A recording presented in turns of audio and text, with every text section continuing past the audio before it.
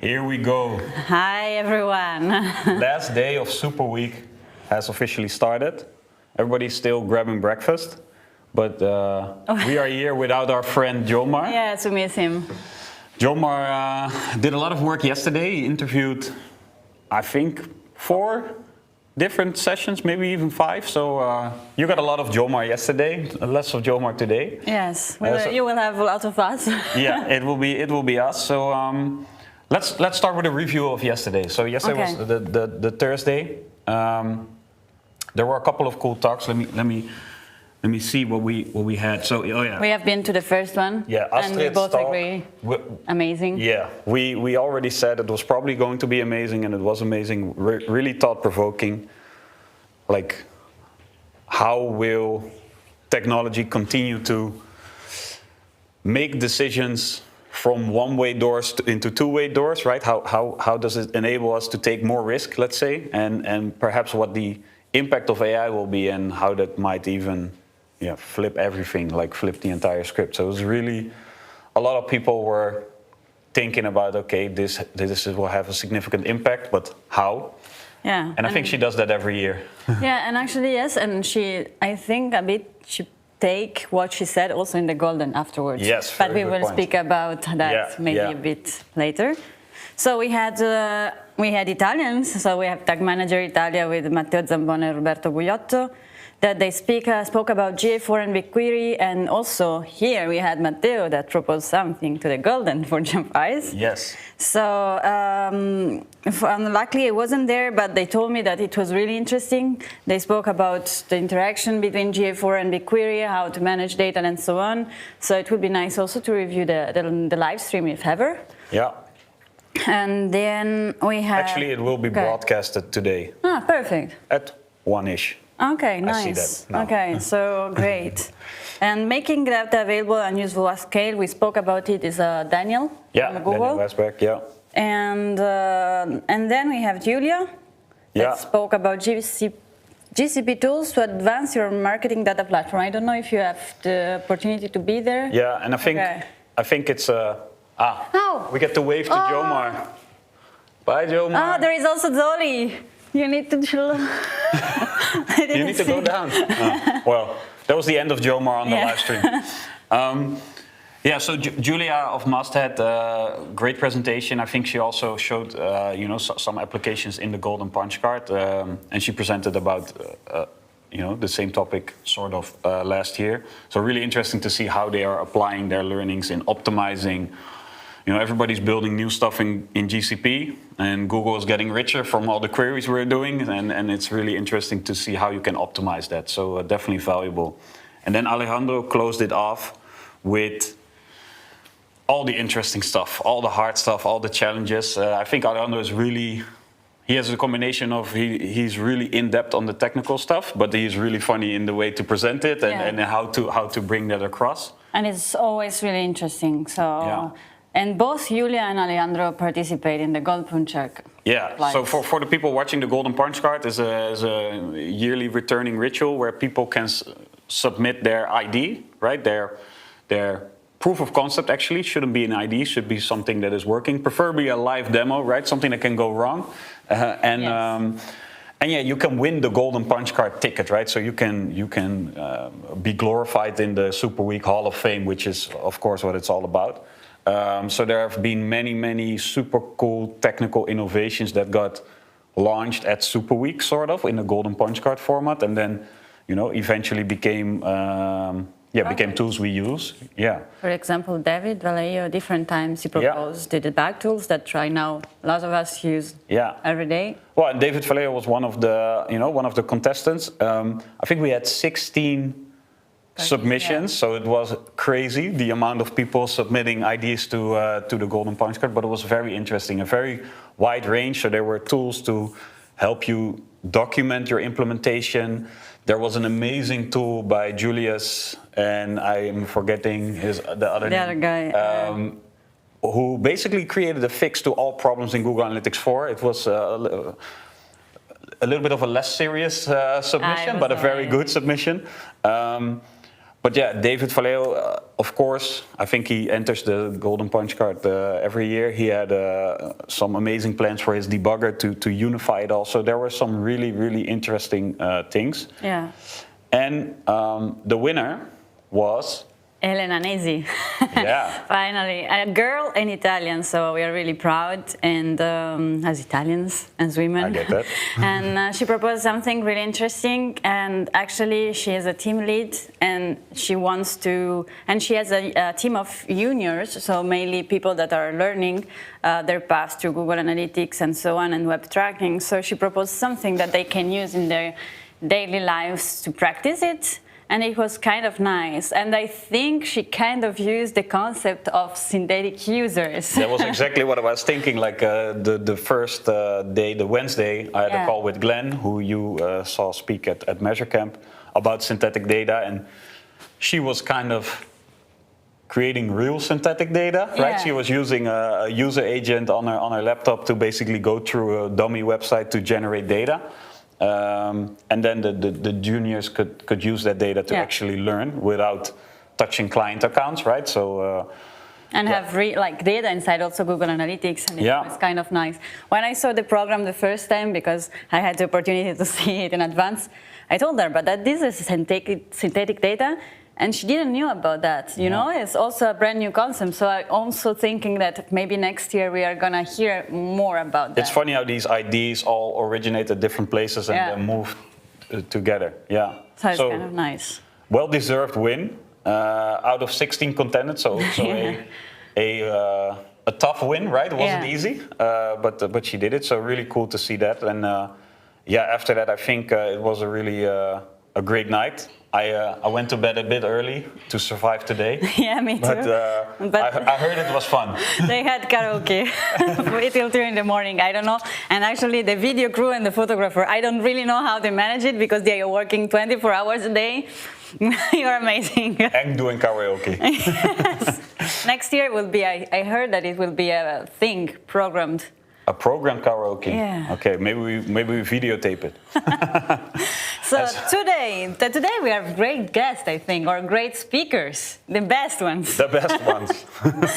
We are gonna speak. Yes, we are both gonna have a talk. So right now we are David that is speaking. Yeah. Just right now about the art of debugging. Yeah. And I really think it will be something to catch, as usual. Really interesting talks. David is the man, the debug man. Yeah. You know, it will probably be interesting. Probably half of it you won't understand. Only after a year you'll be like, oh, now I understood what he was doing. But and important, it works. Yes. Sometimes it's that the beauty. And then we have Jentis from Antwerp, Belgium, Stitched. Yeah. I really love his speeches because they are really insightful. This time is about attribution, but every time it's about attribution in a breadless world. Yes. So it will be the last breadless talk, I think, of Superweek. So yes. Yes, because I think after that we go into different kind of topics. Yes, definitely. Yeah, you're right. Yeah. But yes, Jentis, I think, is really enlightening when he speaks because it's always something that, for me, is new. Yeah. So I'm kind of really interested in what he's going to speak. But afterwards, we have something really, really interesting. And actually, I think we are trying something new also here. Yes. Because you are gonna speak. Yes. So you're gonna speak about poker strategy for data-driven marketing. Yes, I am. It's Friday. We're done with analytics. We're gonna play a game. So we're gonna talk about poker, and I'm also challenging the technical team. So we're gonna try to broadcast it live and also broadcast it live to LinkedIn. So we'll see what happens. Probably, might fail, might not fail, but we'll see. So please let us know. 11:20. Be connected on LinkedIn and let us know if everything works fine. It could be nice also to receive some thumbs comments. Up. Exactly. So a big shout to the crew that actually make that possible. Let's see if it works, but. We're positive. Yeah, should be fun for next year if it does work. Exactly. Then we have Marta and Robert from H Nordic. Yeah, they're going to have an interesting talk. So they have a internal product they have developed to help you navigate the privacy regulation landscape and still collect a lot of your data. And they're not actually going to talk about that product, which is also really interesting, but they're going to talk about the challenges of developing a product within an agency. And if you've ever been in this situation, you might understand that an agency is really focused on its clients and the work stream is really focused on the clients. And it is really hard to have a product mindset within an agency to get stuff done. So they're going to walk through the troubles and, you know, like all the struggle they had to overcome to make that work, and their learnings basically, and they're still learning. But yeah, they kind of shared some insights with me already, and I think it will be really interesting, especially if a lot of agencies have product ideas, right? They have some internal technology, and they're like, it could be a product, but then always your most important client calls, and there's panic, and then you have to focus on that again, right? So how do you navigate that? And I think a lot of people will be interested in that talk. Yeah, and I think that the majority of businesses like start like that. Yeah, yeah. So it's kind of definitely interesting. And then we have another Golden Puncher person that participated, which is Vlad Flux von Ovax. Yeah. How to supercharge Google Sheets and make your managers delighted. Yeah, they had an interesting solution of basically exporting BigQuery to Google Sheets with an extension, and it looked really smooth. He demoed it, so that should be interesting. I think a lot of people will like to use a solution like that. So yeah, curious to see. Super nice. And last, we are gonna finish, me and Elena, so I'm quite happy because I can say I will speak with the Golden Puncher Prize winner. Yeah, exactly, yeah. And as for you, Rick, also our idea was to keep it light. So we are gonna speak about something we both work on. We are both leaders, so we have done 1 year of research because we met last year, Superweek, and we are gonna speak how we handle our teams and how we make the path maybe easier or the struggles we had. And it's kind of nice. It would be also a start for other conversations. Yeah. Pretty cool that you met at Superweek last year and that you're doing a talk this year. Yeah, it's amazing. Yeah, that's crazy. And actually, the concept that we are gonna speak about they came out during these days quite a lot. Burnout, or burnout is like a hashtag. Yeah, hashtag burnout. Yeah. So it's quite. We are quite happy. Elena, not so much. At some point, she said like, okay, on Wednesday they actually spoke about our presentation. Yeah. But it's kind of nice to see that it's a topic that is quite like at heart for everyone. Yeah. I think it's worth talking about twice. Yeah. And so then, you have some interviews scheduled, right? Yeah, I have 3 interviews. Right after, we are going to speak with a kind of young guys. I think that I just decided that below 40 years old is young. That's perfect. And we are going to speak a bit about burnout as well, a struggle, an issue that we have in our work.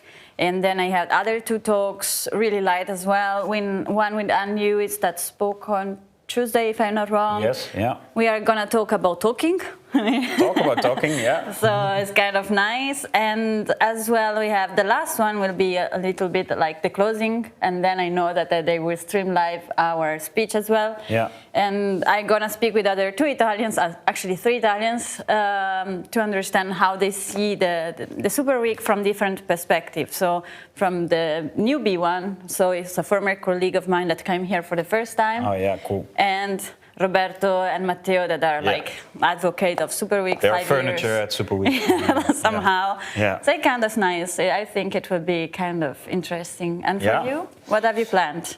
I have planned not so much. I have planned this talk with you, and then my talk will be live streamed at 11:20. And after that, unfortunately, I also have to grab the shuttle to the airport. So I will be the only one here today. It will be an Italian party with Fosca on the live stream. But I do think there are some interesting talks being broadcasted in the afternoon. So if I look at the schedule here, the talk from Miroslav will be broadcasted. Okay. AI old news, and I think that was a really interesting, really fun talk. Like his perspective on all the hype, right? And bringing a lot of nuance to the hype, I would say. Obviously, your talk will be live broadcasted. Then Jordan's talk, Jordan from Snowplow, about approaches to modeling your data. Timo Aden, the original founder of Tracken. And his view on the future of tracking will also be broadcasted. And Matt Gershoff on privacy engineering. Yeah. So it's definitely a worthwhile program to stay tuned in. Yeah, and then really interesting. It's kind of nice. People also ask me, it's possible to see the streaming live? And they told me, we saw your face a lot, but not a lot of speeches. So actually this afternoon will be the right time for you also to dive a little bit into what Superweek is. And kind of great. Also, Matt, we spoke with him yesterday. We had an interview, so it's kind of nice to see what he spoke about and connect a bit the dots and everything. Yeah. So let's do a short recap, right? What are your main takeaways besides breadless tracking? Yeah, we know that. Actually.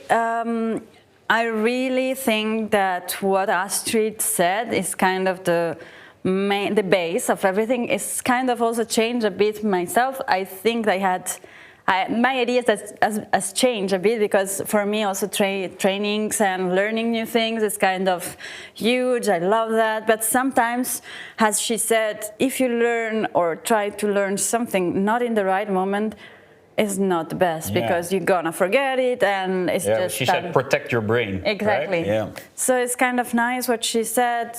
We have AI right now. Why don't we use it for our purposes and try to exploit it the best we can and like try to think a bit more strategic than like monkey. Yeah, there's no reason I think she said there's no reason to read the wash machine manual. Exactly. Right? Like probably you can even take a picture of the wash machine when it gives an error, and the AI can tell you what the error means, right? Yeah. So there, the tactical how-to knowledge. Yeah. A lot of that AI can at least assist you with it. Let's put it like that. And perhaps if we extrapolate this a couple of years further, then how good will it be? So that does mean our roles will shift. Yeah. Right? Exactly. Yeah. And for you, Rick, what you learn? I think more or less on that we are on the same page. But Yeah. So I think the role of AI and also the nuance of AI, right? So currently how it's being applied is often a little bit of a gimmick, but we do see what the potential impact can be.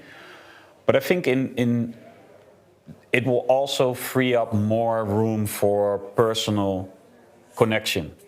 And I think it was either Julius or Joshua. I think it was Joshua during the panel who said AI needs to train on human input, right? Like people still need to create that valuable content. Like currently, if you ask AI to implement a server-side tag manager tag for you, it will give you an answer that is related to client-side tag manager because it doesn't know about server-side tag manager yet, or it doesn't know the nuance, right?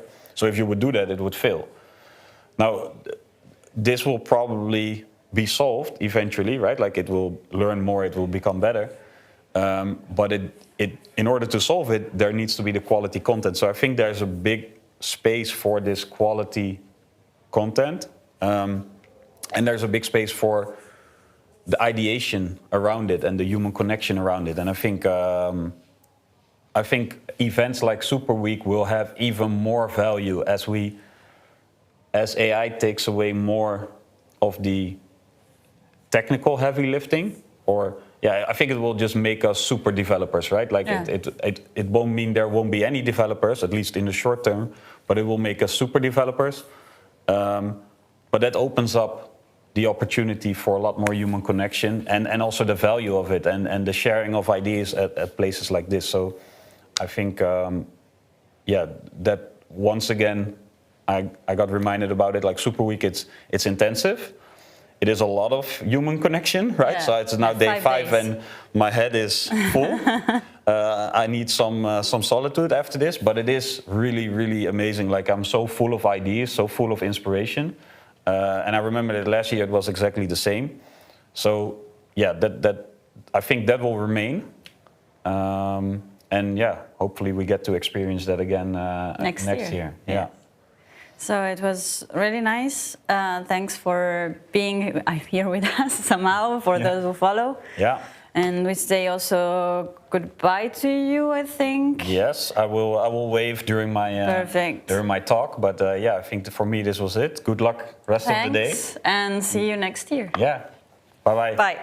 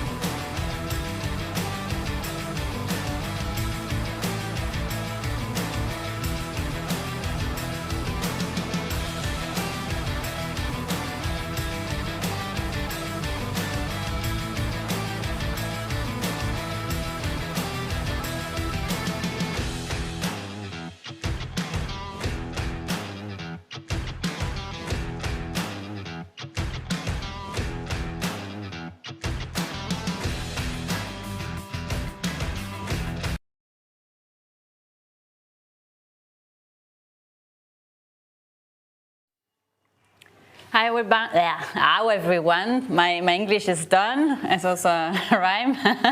We began really nicely. We are back again.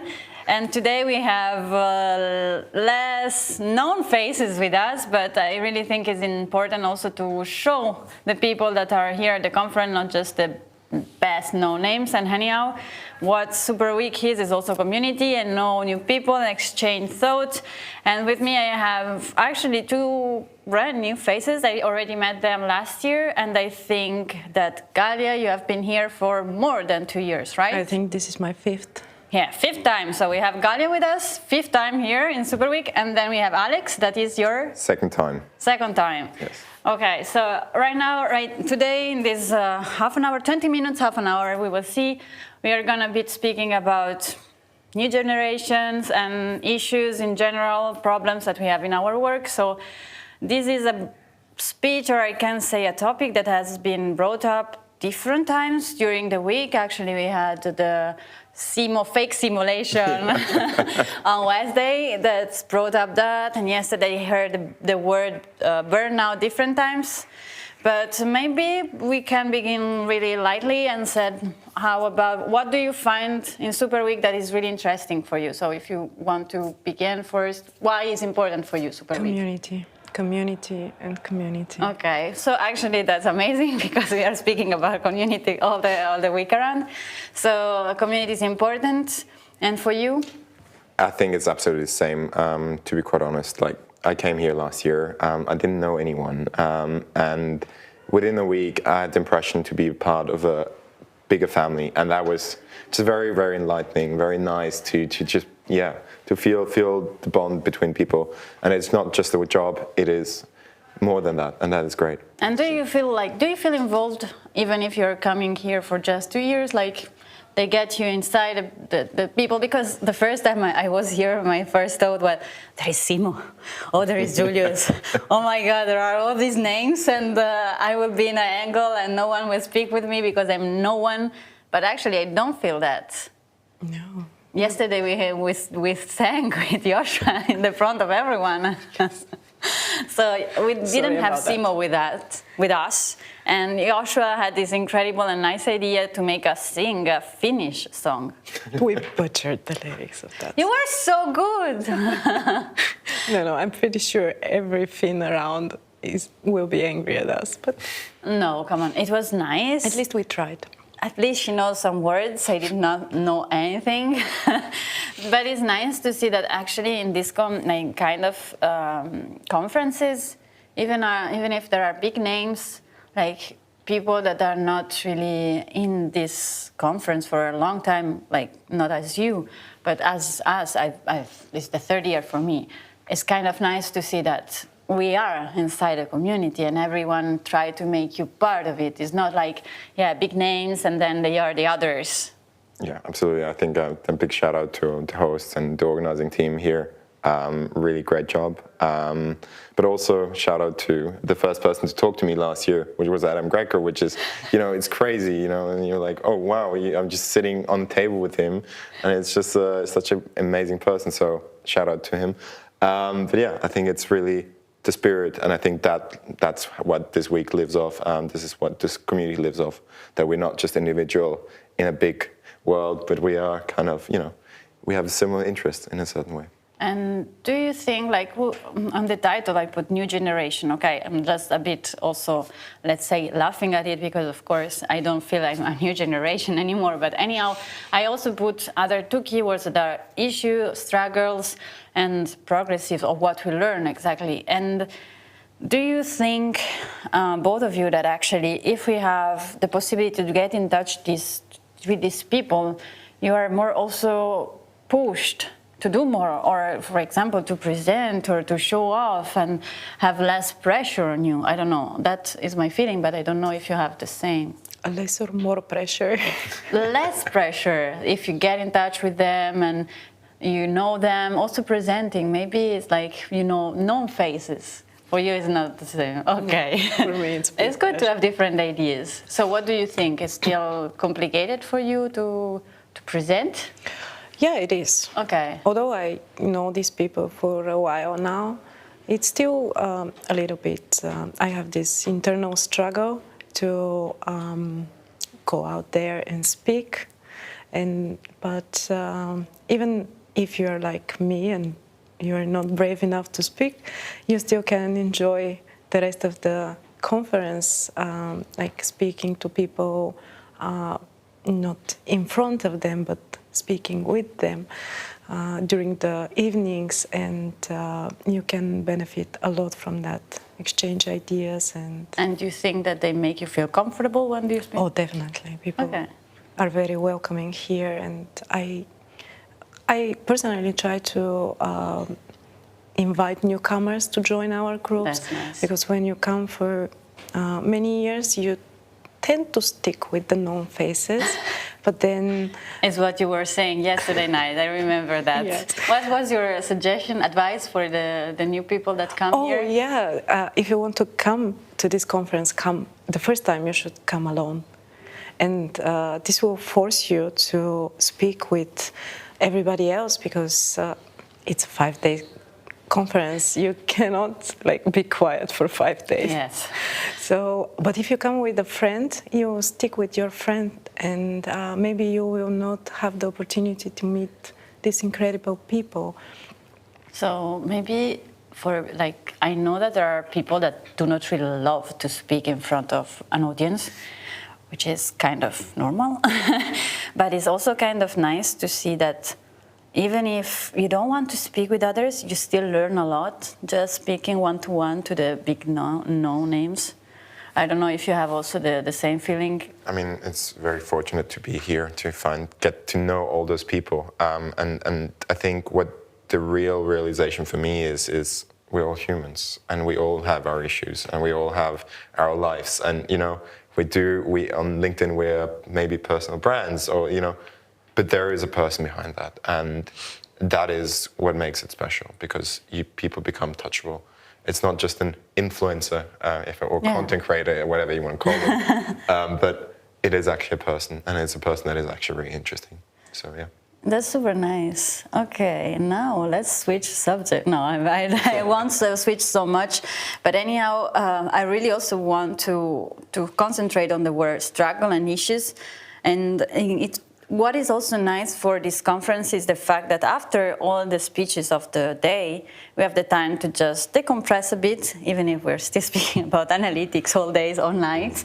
But anyhow, not just analytics, but people. So we don't just speak about the mere technology, but also feelings and health, being and mental health struggles. And yesterday night we just catch up a bit, also due to the fact it was the first time you speak on the live stream TV, so we had a bit of time to understand what to talk about. And actually we began the interview directly yesterday night, which is kind of nice, so we have a bit rehearsed. But what I really understood is we have these issues at work that is difficult to speak out, to have safe spaces where to make ourselves understood and so on. And yesterday night, or also in the evening for the simulation where Simo wasn't there, but we have Doug that take out really interest topics. As we already said, we can speak about them in particular, but anyhow, burnout was one of the work we heard a lot. And yesterday we were speaking about that, and what stick to my mind is that it's not just for Italy or other countries, but also for your country, it's difficult to speak about that. Oh, yes. Difficult is not even a word that can express this well enough. You can't. You can't. It's considered, I don't know, something that you're not supposed to have burnout, then this is not existent in Bulgaria. You are either lazy or productive, but burnout, no.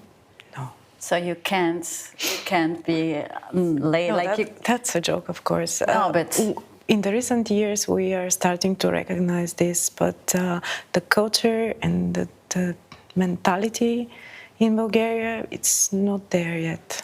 I think that more or less is similar in Italy, but we are beginning to change, of course. There is a lot more the keyword mental health coming out, and there are businesses, and you look for that also when you apply for a job right now. I don't know also if for you it's the same. Absolutely, I think yes, but I think often it's a buzzword more than actually a meaning behind it. I mean, going to the topic, I mean, we are very fortunate. I think we're in a community that is very small, very specialized, very great specialization, and I think we're fortunate. I think this is something that has to be said as well. But also, we live in an industry that is so fast moving. We talked before that, for instance, your mother had 2 jobs, and in her entire career. And I mean, two same jobs. She had to move from one city to the other. Not at the same time, one after the other, exactly. but just 2 positions. Two positions. She's yes, as my teacher. mom. Yes, and for her, changing jobs is something unthinkable, almost. And every time I changed my job, she was like, again? What went wrong with the first one? Like, did they not like you? Or did they fire you? Or like her mind immediately goes to this place like you were not good enough, maybe. Yeah, it's not the opposite. I mean, that's the thing. And, we I think in this fast-pacing world, I think our mental health is something that we are struggling with because we have to constantly adapt. And I mean, yes, my parents, for instance, they when they were like, burnout, that's a thing that happens just people that are too weak. And it's nothing, that change also for them, the perception. But I think that is, it's two forces, very fast moving industry, but in the same time, we're still humans, and we want to perform well, and we want to achieve it, and we I don't think we otherwise will be here, and want to talk about data because we actually love this topic, Yeah, no, it's nice. While you were speaking, it's just a lot of other talks I heard and interviews we made. There is always this recurring thing, or 2 weeks of not illness. Yes, illness. I asked to have 2 weeks for me, for my health and so on, because I had like kind of burnout and so on. And our parents just told us 2 weeks, but it's not a lot. You're going to leave your job for too long. You're sure about that?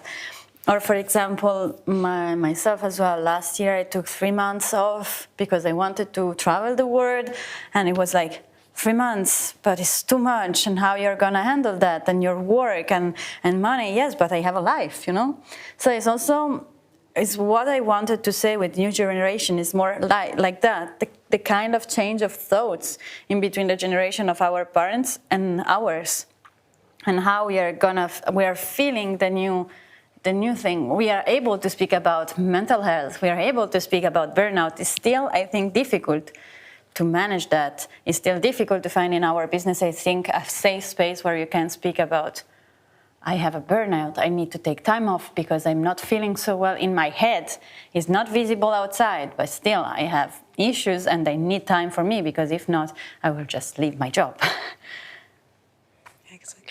I think it's very important to notice the early signs of everything, of the burnout, because you don't wake up one day and think, maybe I burned out. So we have to talk more about the early signs, like you're getting more tired and you're getting less productive, and maybe also the little tricks we have to do to overcome sometimes these little bumps around on the road. That's super nice. Yes, as an advice as well, trying to understand better what a burnout is and how we can manage it. I don't know if you have already had a burnout. We spoke about it. And he's young. He's a Generation Z, right? Okay. So. I think, you're right. You have to look at the signs. But for me, it was so hard actually to look at the signs because I didn't know what the signs were. I just felt day by day I was getting more tired, more exhausted, more, not able to work. And I think actually your talk as one of the measure camps was actually really, for me, eye-opening, saying, hey, I think I actually burned out there. I was in a place that I didn't want to be. And this is now not a constant fear, but like now I know the signs, now I know what to look. Now I'm trying to, you know, get the things, and honestly, my company is very helpful, having coaching and, you know, really looking up after us. And I think it's mandatory. I mean, yes, we had a lot of people being laid off this year, but still, the industry is growing and you need specialists. And if you don't take care of the people you have, you're going to lose them and your company will not be successful. I'm so happy you just said that, because me and Elena, we are going to speak about retention in our team, so that is a really nice kick. We didn't prepare that. I didn't pay him for that. Actually, maybe afterward I can offer you, we have this money. I still have the money. I can offer you something. But anyhow, it's kind of nice what you said, and it's a thing that for me is quite important, because I had burnout. Like before leaving for my trip for 3 months, I really like the fine line, and I understood that I had that. So it's kind of also nice to speak out and understand which are the signs, but also find the place where to speak about that, because if you speak in between us, okay, we are live stream, but anyhow, we are 3 of us, we have our boss, and actually he is from Jentis. If anyone wants to find a new job, that is nice, actually, maybe you can reach out. But it's kind of nice to also find the safe space where to speak about that, because it's not always easy. As you said, in Bulgaria, right, is a kind of a word that you can pronounce lightly, but do you find that it's easier right now to speak about it, or still? A little bit easier, and it depending on your social circles, I guess. For some people, it's still very, very hard to talk about it. And the most important thing is that you have to tell somebody that you're not feeling okay, you're feeling tired, and if you're fortunate, maybe your family will understand you. I was very fortunate that my husband understood me when I was like starting to burning out, but it's not the case. And if you can't find it at home, find it somewhere else. Colleagues, maybe speak with colleagues, or find some sort of support groups. Yeah, because it is very important, especially as he mentioned, the first time you don't know the signs, you just feel like unproductive, and you're starting to feel bad because you want to be productive and you want to do these great things that you're supposed to do at work. You feel also somehow guilty, Maya. So it is kind of adding up additionally, like you put yourself to additional stress just because you expect that you will be productive, to keep the same level the entire year, let's say. But it's not like that. It's more like yeah. Do you feel, actually I have a question, maybe Alex you can answer me, and due to the fact you were able to understand it and you had your husband, but you left your job when you had the burnout, or? I actually stayed, I continued because I was fortunate it was a bit lower time, so I actually could take time to recover. I had the support from the company through a coach, which really is an ongoing thing now for like 2 years, and it's really helpful to like really, to talk about what things are happening, to have the mirror around you, and as well, friends, family. I'm very fortunate. My best friend is becoming a psychiatrist. Wow. That is helpful to when you have such problems. But I think, you have to talk to people. I think that is what I've learned also in this year. It's not a shame. It's just something that can happen and will happen if you are a high performer, and that's the dark sides of high performing. Okay, what I feel right now as a lead, the problem I have, and maybe it's also my one of my faults, is maybe do not speak out. If I'm having some stress, or if have a really high load of work, I just try to go on and give a good example, while maybe the good example... Push through it. Yeah, exactly. When maybe the good example is the other way around, to just raise my hand I don't know. Maybe you can give me also some advice. I mean, that's always like people. That's what I always hear. A job is just a job. You know, you have to just take it easier. But I think at least I'm so involved in my job, and I think when we love what we're doing, it's hard to say, hey, look, I'm just going to turn off my computer, my phone. I'm not going to think about all of this until next week, you know? Yeah. And I think that's what we're struggling is just like, it's constant change, it's constant progression, and we need to stay ahead, at least for ourselves. Yeah. We believe we need to. And I think that's growing, you know, we have to grow and get a bit more resilient and say, okay, this is my time now, and this is now work, and then let's try to split apart and look after ourselves, because otherwise our job is not going to go well. Yeah, good. You have also something? Yeah, I think that it is important that we also not only talk about it, but do something about it, like exercise or do things that can help us manage or prevent the burnout. Like our mind is part of our body, and we do fitness and other stuff to exercise our body, but we don't do enough to exercise our brains or our sanity, let's say. So I think it's also important to talk about the things that you can do in order to manage the stress or relax from time to time. Learn how to. With Matt, we had this nice talk, and he spoke about mindfulness. Yes, I personally discovered meditation. Oh, shocker! And oh, shocker, it works. Okay. So I don't know what it is. Oh, shocker is an application. No. It's like shockingly. Okay. Sorry, my fault. It's like also my brain is kind of lazy now. It's a fifth day. It's okay. But it really works, and it really helps to understand a lot of things around your mind and learn tactics to handle different situations when you're like spiraling in a topic, like you had a bad day and you went home, and instead of starting to relax after this bad day, you're spiraling about what happened, and you go even further to this negative kind of space, and you don't have the tactics to return back from this.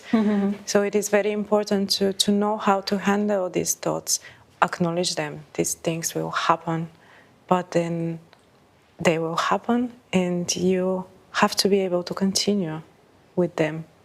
So meditation helps a lot, I think, in this area. I totally agree. I think you need to find what helps you to get the stress away. But I think also it's titled New Generation. And I think what we can do in being here is being aware, helping our colleagues because we are aware, but also showing this leadership when we are in position where we will manage or should manage people.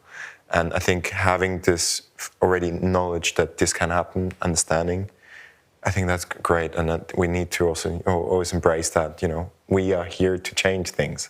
We can change it, and so we should change it. Okay, so I'm so happy of this conversation. I think for me, it's one of the best I had. I'm sorry for the others, but I really love this topic. It's something that I'm really struggling myself to understand better, because right now I'm a lead.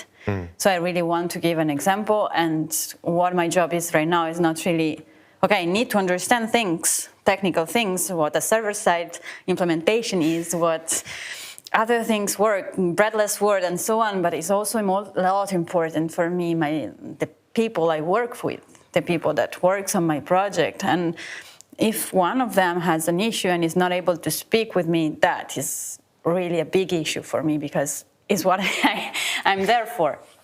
So I want just to wrap up a bit, and I really think that Superweeks or conference like that really allows us not just to have an insight of what the world of analytics is offering us as a new year, but also having the opportunity to understand and be on a physical level with other people and share the struggles we have in our day-to-day job, and maybe also with new generation, we are also more able to speak out.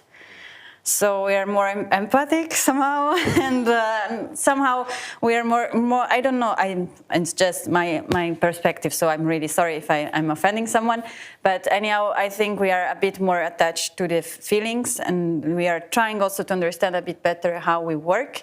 So it's kind of nice to listen to the new generation and just not focus on ourselves and new generation, and don't mean myself, but younger people.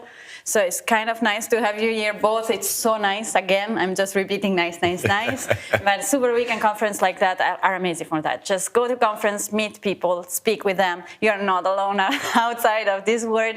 And with the remote work, it's even more difficult to get that. So really try to come here next year. So I'm just also doing some advertising. But yes, it's great. In the part of updating yourself, you can also have a safe space where to speak and exchange thoughts. So thanks again. Thanks Galya and Alex to be here. It was so nice, and you did the great job. So they were a bit excited, but it was amazing. And see you afterwards. And we have Rick live in a half an hour or 1 hour. So thanks a lot again, and thanks to the crew, and see you later.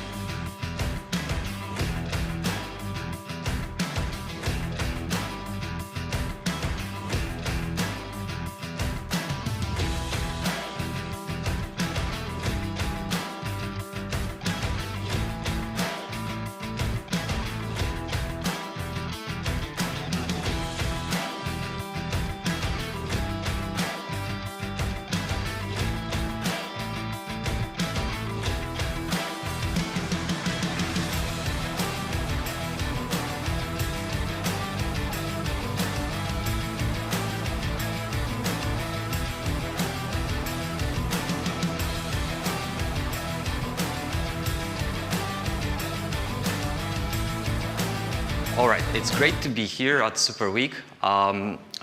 Today, we're going to talk about some of the past events that happened a couple of quarters back. I won't take you too far away. And we'll try to do some analyst work, so we will try to draw conclusions from past events. We'll see how it works. I left the AI and machine learning things out of the scope of this presentation. I just believe that it was covered very, very well by all other prior speakers and probably will be covered way better on the corridors of Superweek. So forgive me for not speaking about that too much, apart from this intro. So for those who don't know me, my name is Piotr Korzeniowski. I'm the Chief Executive Officer at Piwik Pro. We're a 200 people strong company based out of Poland. My background, for those who don't know me, I ran a company in the past that built advertising technology, and then I turned into to building analytics product in a more privacy scope. I have some technical background, but for the last couple of weeks, years I'm focused on building a business-to-business SaaS company. So this is where I'm strong, and maybe you will find that this update is more of a business-related than tech-related, but it is what it is. Now, to start off, let's talk about the market itself. For those of you who run your own consultancies and agencies, you probably had a tremendously good 2023, for which I congratulate you for. But some of the stats that I will be kind of trying to throw in here to the audience is based on the CMO survey. And last year, only like a quarter of CMOs were optimistic about the market. And obviously, there was a risk of recession in the US and Europe. Obviously, we know all that, and this has changed. Recently, the recent survey says that almost half of the CMOs are optimistic about what the following quarters are going to bring, which is great because this means more spending, this means more consultancy hours, and everything around. And obviously, the market recovery is just a part of natural cycles. In general, I just feel hopeful. At the same time, from the a vendor perspective, we should see that the spending on tools will double in between 2022 and 2025, which is great for my business. But it is also great for consultants, for people employed in the industry, because on average, $1 spent on tools means around $4 to $5 spent on people training. That means development, and that means higher salaries, etc. So that's just a helicopter view on what's going on in the market, and let's now break it down into different parts that I've chosen where I feel comfortable talking about. And first one is privacy. Privacy matters, and this was big in 2023. There are two sides of privacy when it comes to digital analytics. There was a term coined by Brian Clifton called benign analytics, and that's one side of the coin, and the other is everything is a cookie, or something that some people will say no consent, no tracking kind of approach to digital analytics. And I will just try to break down those two concepts for you real quick. So benign analytics basically stems out of the European Data Protection Board's opinion of 2012, so quite old, 10 years ago, where they basically said that first-party analytics has little to no negative impact on visitors, on users who join the website. And based on that opinion, some data protection authorities in Europe have developed different programs. For instance, French data protection authority CNIL has created this exemption program for analytics tools, where if you collect limited amount of data and don't use it for activation, you're fine doing your base statistics on that data set, on 100% of those 100% of that data set that you collect on the website, without really blocking it with a consent management tool in the first place. So that's the premise of that concept, and it has been widely adopted across Europe. And the other one, which is backed, so that everything is a cookie concept, which is quite recently backed because in December last year, European Data Protection Board has given guidelines to e-privacy directive, basically saying that probably like every cookie and every other technology similar to cookies that could be used for tracking is something that requires consent.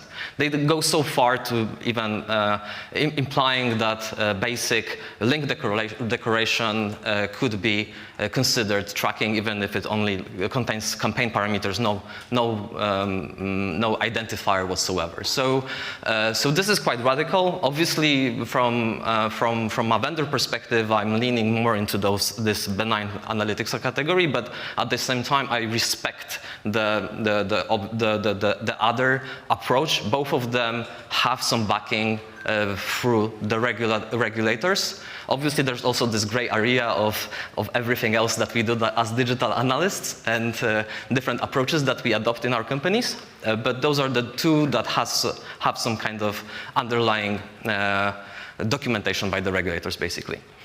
And since we're on the regulatory turf of Europe, I'm going to also I would like to elevate the Digital Markets Act. Not sure if it has been mentioned too many times over here already, but together with the Digital Markets Act, we're seeing the Digital Services Act being elected by European Union, and it is a specific regulation that is aimed at very large online platforms, and if you don't know which platforms they are, you should think Facebook, you should think Twitter, you should think even Pornhub and Google, and I will kind of only focus on the last one.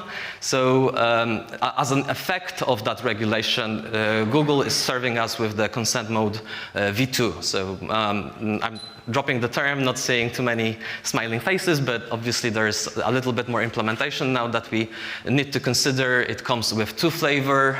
We have to think about the privacy implications of basic consent mode V2, which has a premise of not really being invasive on privacy, because it blocks everything from sending it back to Google or being used by Google, which is good. And we have the advanced mode, which has embedded some cookieless pings, which probably doesn't really agree very well with the European Data Protection Board guidelines to e-privacy, which I mentioned before. So yeah, it has an effect. The regulator is moving fast. For the Digital Services Act alone, they already posted a couple of dozen job positions just for lawyers to kind of enforce. So this is quite interesting. So everybody is lawyering up, and we'll see the effect quite soon. I would like to move a little bit from Europe into the US, but not entirely. So there was the obvious thing that impacted marketing teams last year, which was SCHREMS 2 and the lack of the EU-US data transfer mechanism or framework. And obviously it has been adopted. The data privacy framework has been adopted in Q3 last year. And there are first attempts to challenge this particular framework, and we'll just probably have SCHREMS 3 or whoever will kind of combat it. So it's all over again, another cycle in that battle. What is really sad about that specific thing that is if it actually invalidates the data transfer, it means that the last 20 years of data transfers are actually something that has been transferred unlawfully, and this is crazy. This is absolutely crazy. And moving to the US entirely now, I really would like to elevate one particular thing, which is the US Department of Health bulletin that has been issued in Q1 2023, basically explaining the risks associated with online tracking technologies And the vendors have moved tremendously fast. So it took only like 2 or 3 weeks for Google to put a support page saying that if you're a healthcare company, you probably shouldn't be using Google Analytics. Similarly, Adobe has issued a list of services that are working in line with the regulation in the US, which is HIPAA. Basically, for those who don't know, it goes to a length where basically a simple IP address, name of a doctor, name of the disease that could be tracked in the URL is considered protected healthcare information, and thus HIPAA apply, and it kind of creates a lot of pressure both on the healthcare company and the vendor who needs to protect it. So this is quite strong, and it pushed the vendors out of that industry a lot, creating a gap, which brings me to talk about the market shape. And this will be the most controversial part of my presentation, probably. And this is this big disclaimer that I would like to put, and I will not explain myself too much, hopefully, going forward. So I have a chart for you, and this is my chart. And if you have some unhappy feedback that you would like to share, you can do it like right after the presentation. We can talk about that, or somewhere during the Super Week later on.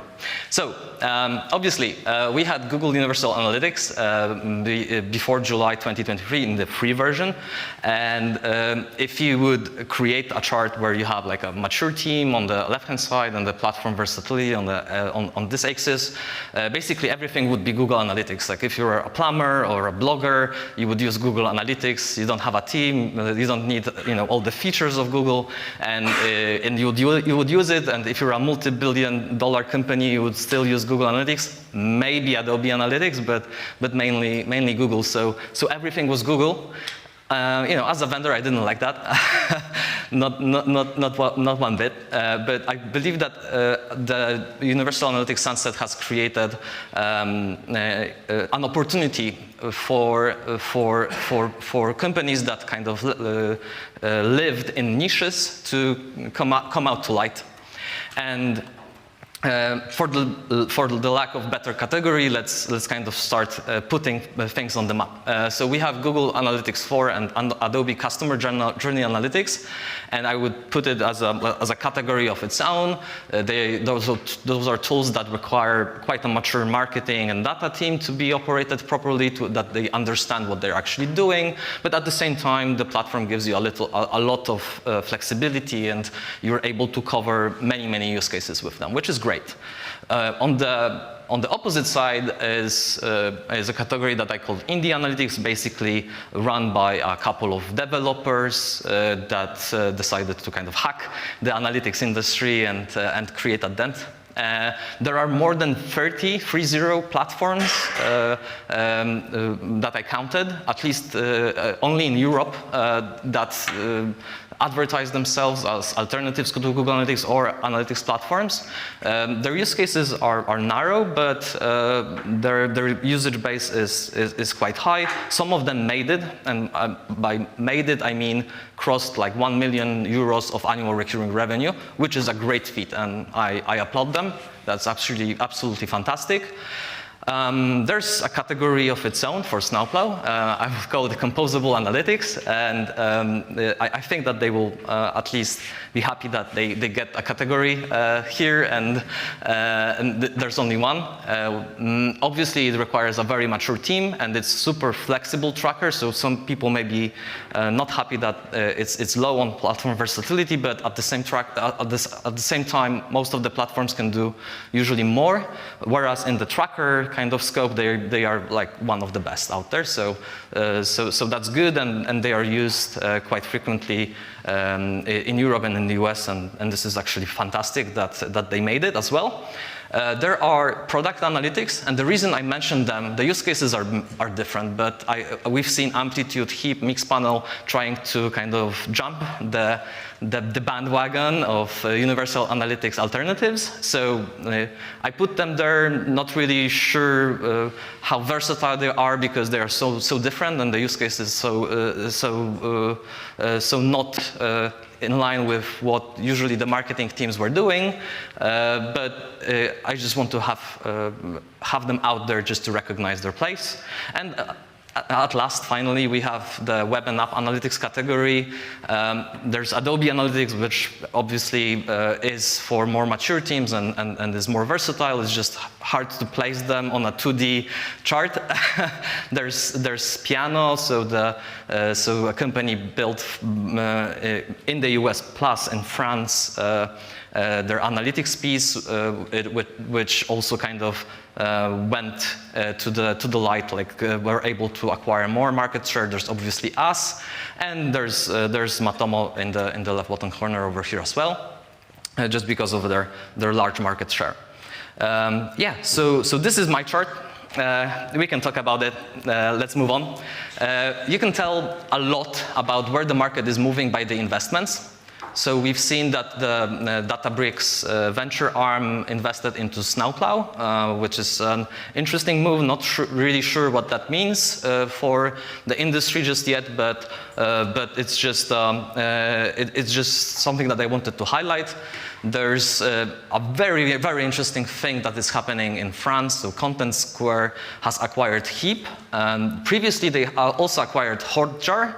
And I believe that their kind of value proposition is quite unique right now. For those of you who never used or don't know what Heap is it was a unique analytics platform in a way that it collected all the events, and then you have to kind of pick and choose what you don't want to track, which is quite like in line with what Content Square was doing anyway with Hotjar, that there's this kind of track it all mentality, and then you pick and choose what you want. So it kind of makes a lot of sense to me.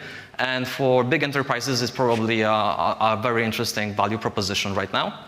Lastly, so Piwik Pro merged with Cookie Information. Cookie Information is a content management platform out of Denmark, so we wanted to double down on a content management that actually made it to the big league of content management and increase our privacy footprint.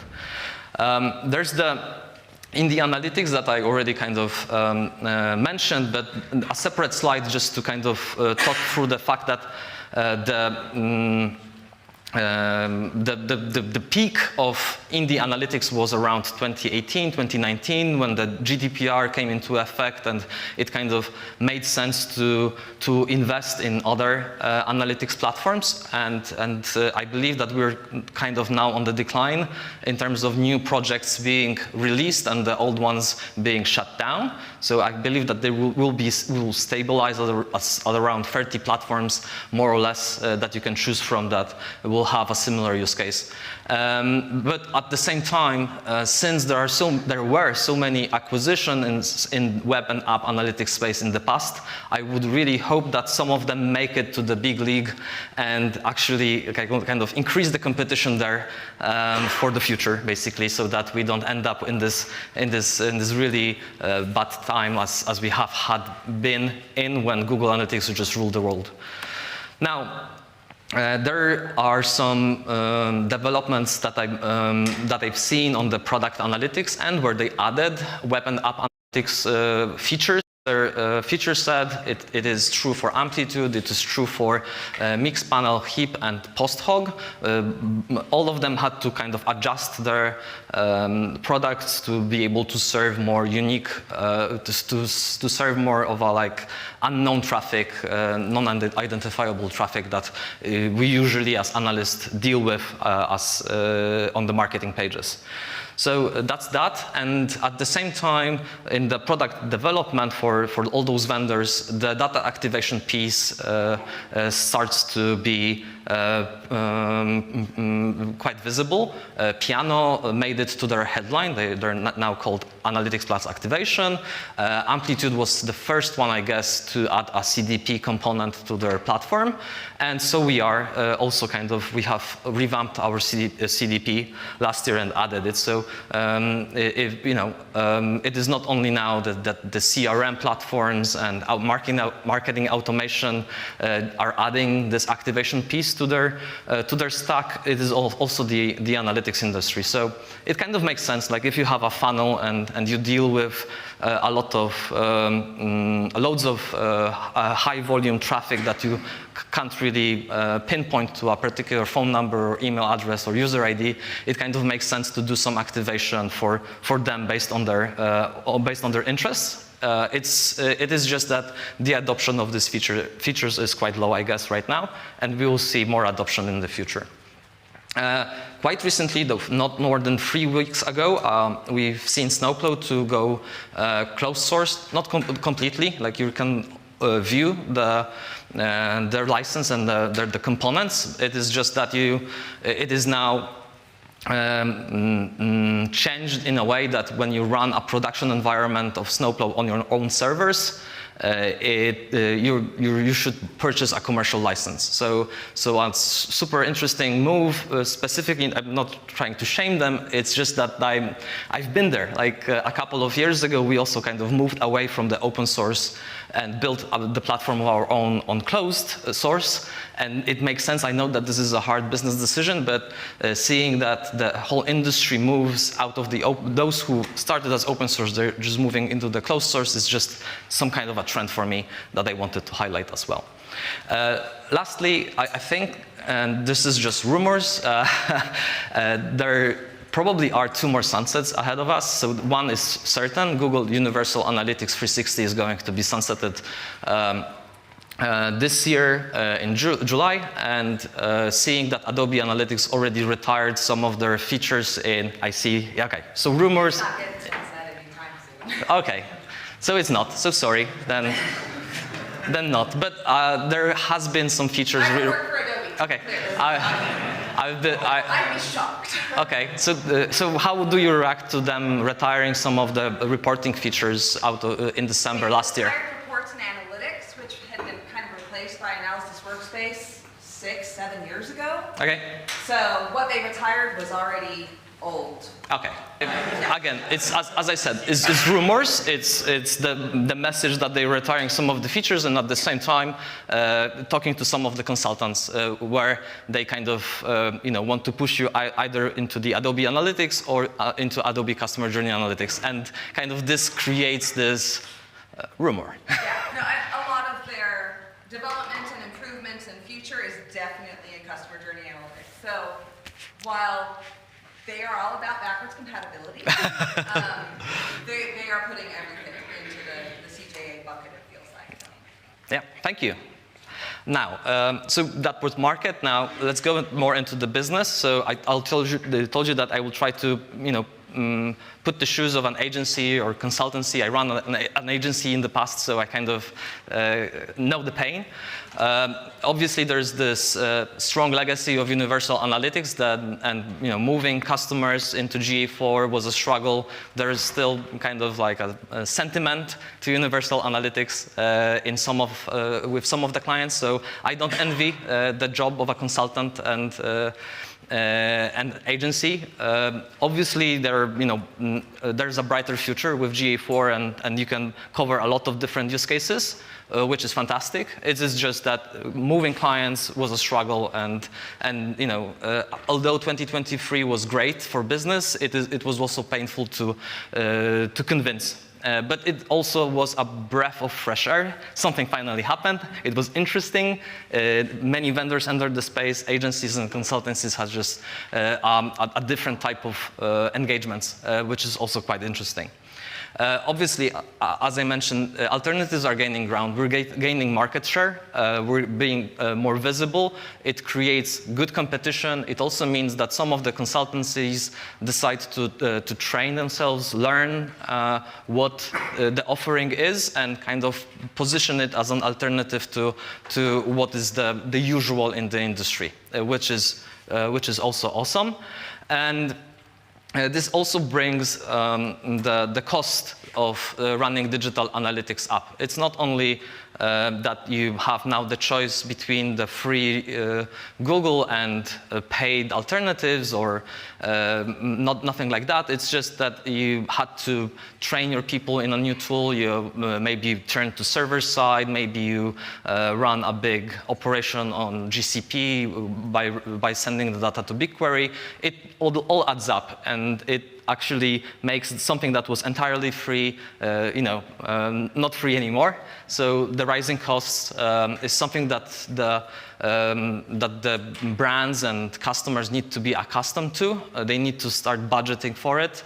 So in that sense, 2023 was super painful, and 2024 will be easier because you already did the job there. So that's good. Okay, so what's next? Well, let's start with this personalized approach. I mentioned since there is just more place on the market, you can pick and choose the technologies that you're going to pitch. There are all the different options now. You can maybe pitch mid to enterprise customers with completely a server-side approach. Maybe your small and medium customers will be entirely on the client side for the cost sake. Maybe you'll adopt some kind of hybrid approach, and some of the technologies will be run on the client side, and maybe the advertising piece will be server to server, which is something that is being pushed by the vendors that adopt the activation piece within some of their marketing products, right? So I'm a true believer in this, the last one, this hybrid approach, but the time will tell whether this will be actually the case or not. I believe that we kind of made a full cycle now, that the marketing operations haven't been IT-led for quite some time, but before tag management, marketing and IT worked hand in hand, and it was super painful. I know, I may be young, but I still remember the pain to actually get things implemented and get things working, and it kind of increases the cycle of getting things done within the companies. I'm not sure whether we're going to fix it just because we'll add some automation, or it's just going to be like that, that we're going to push everybody into more technical marketing roles going forward. And with that, I wanted to kind of highlight that although there is a lot of content on the web right now, that you should be more technical, you should learn how to use BigQuery, how to use other data lakes or technologies, how to go server side, or how to do SQL queries or whatever. You don't have to. There's a lot of other work in marketing. There's still just plain old reporting. There's analytics, there's social ads, there's content, there's SEO, search advertising, and everything. It is not something that is being kind of advertised, or there's not much content created around it, but since the whole market is developing and we're creating more jobs, there is still a lot of demand to be just great at that. You don't have to be a technical marketer. You don't have to be super into data analytics on the technical side of it to have a successful career. That's what I'm saying.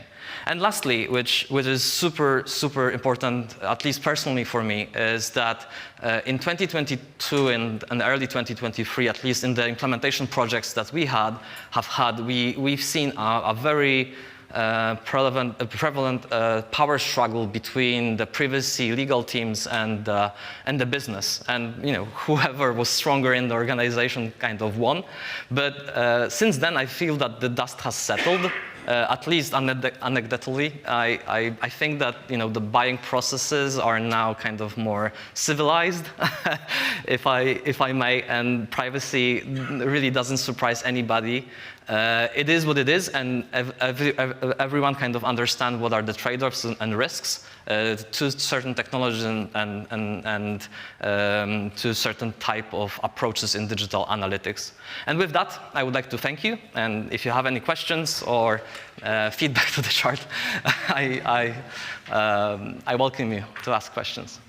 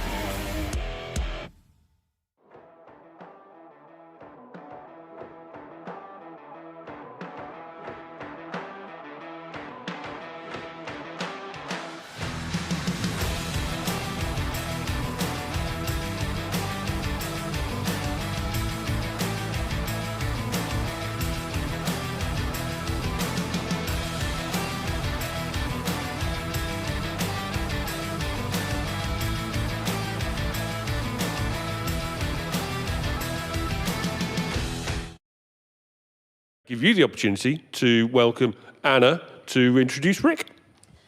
Thank you very much.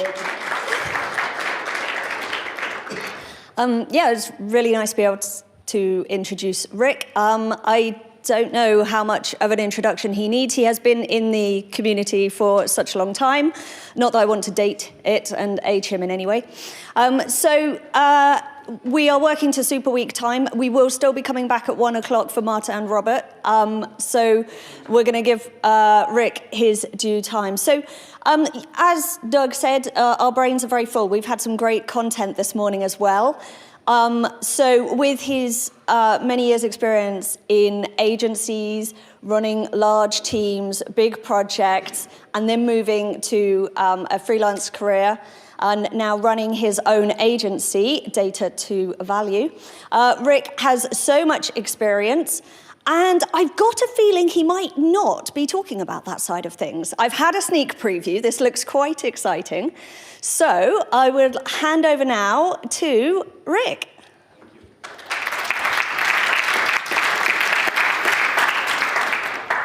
So I realize I'm in between you and lunch. I'm also in between myself and my shuttle to the airport, but we should make it. So this is the talk as it's in the book, which is very descriptive, very boring also. So I realized that I need a new title.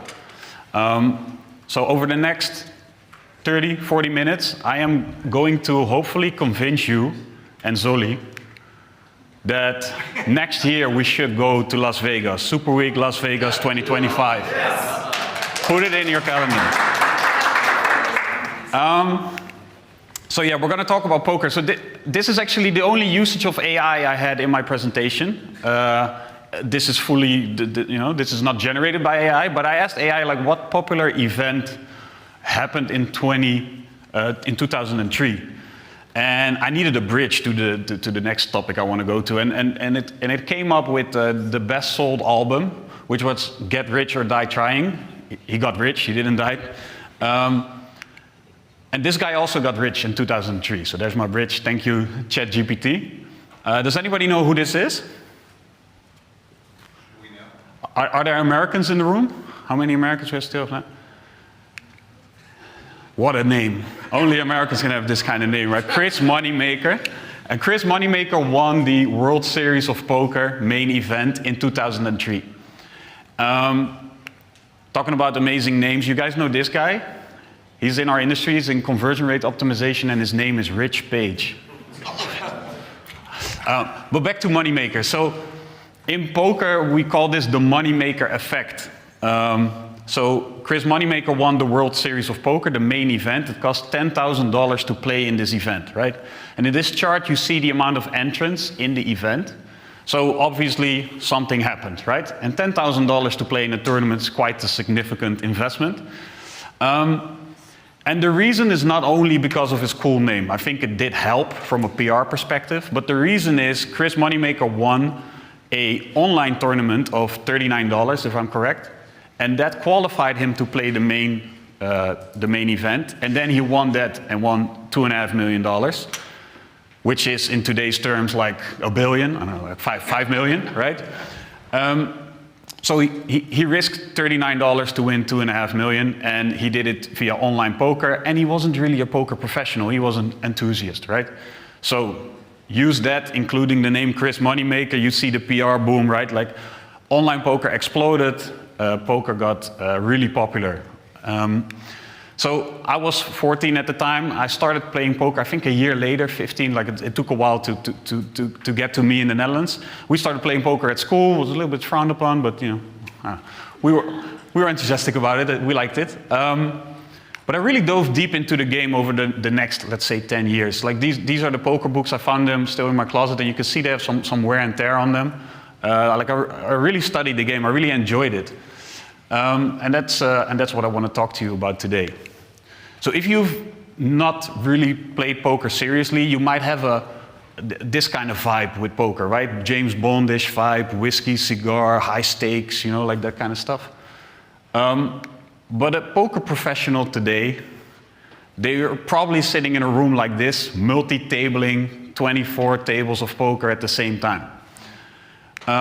And they're probably also in tools like this. This is a poker solver. This helps you estimate or calculate the game theory optimal play based on the information you have in your hand. So I see people like, okay, this is interesting, right? We're analytics nerds, we like this kind of stuff. So yeah, this is me, and I am a former poker enthusiast. And last year I started playing poker again recreationally with my friends, and I figured I'd get the book out of the closet, right? Because obviously I want to win for my friends.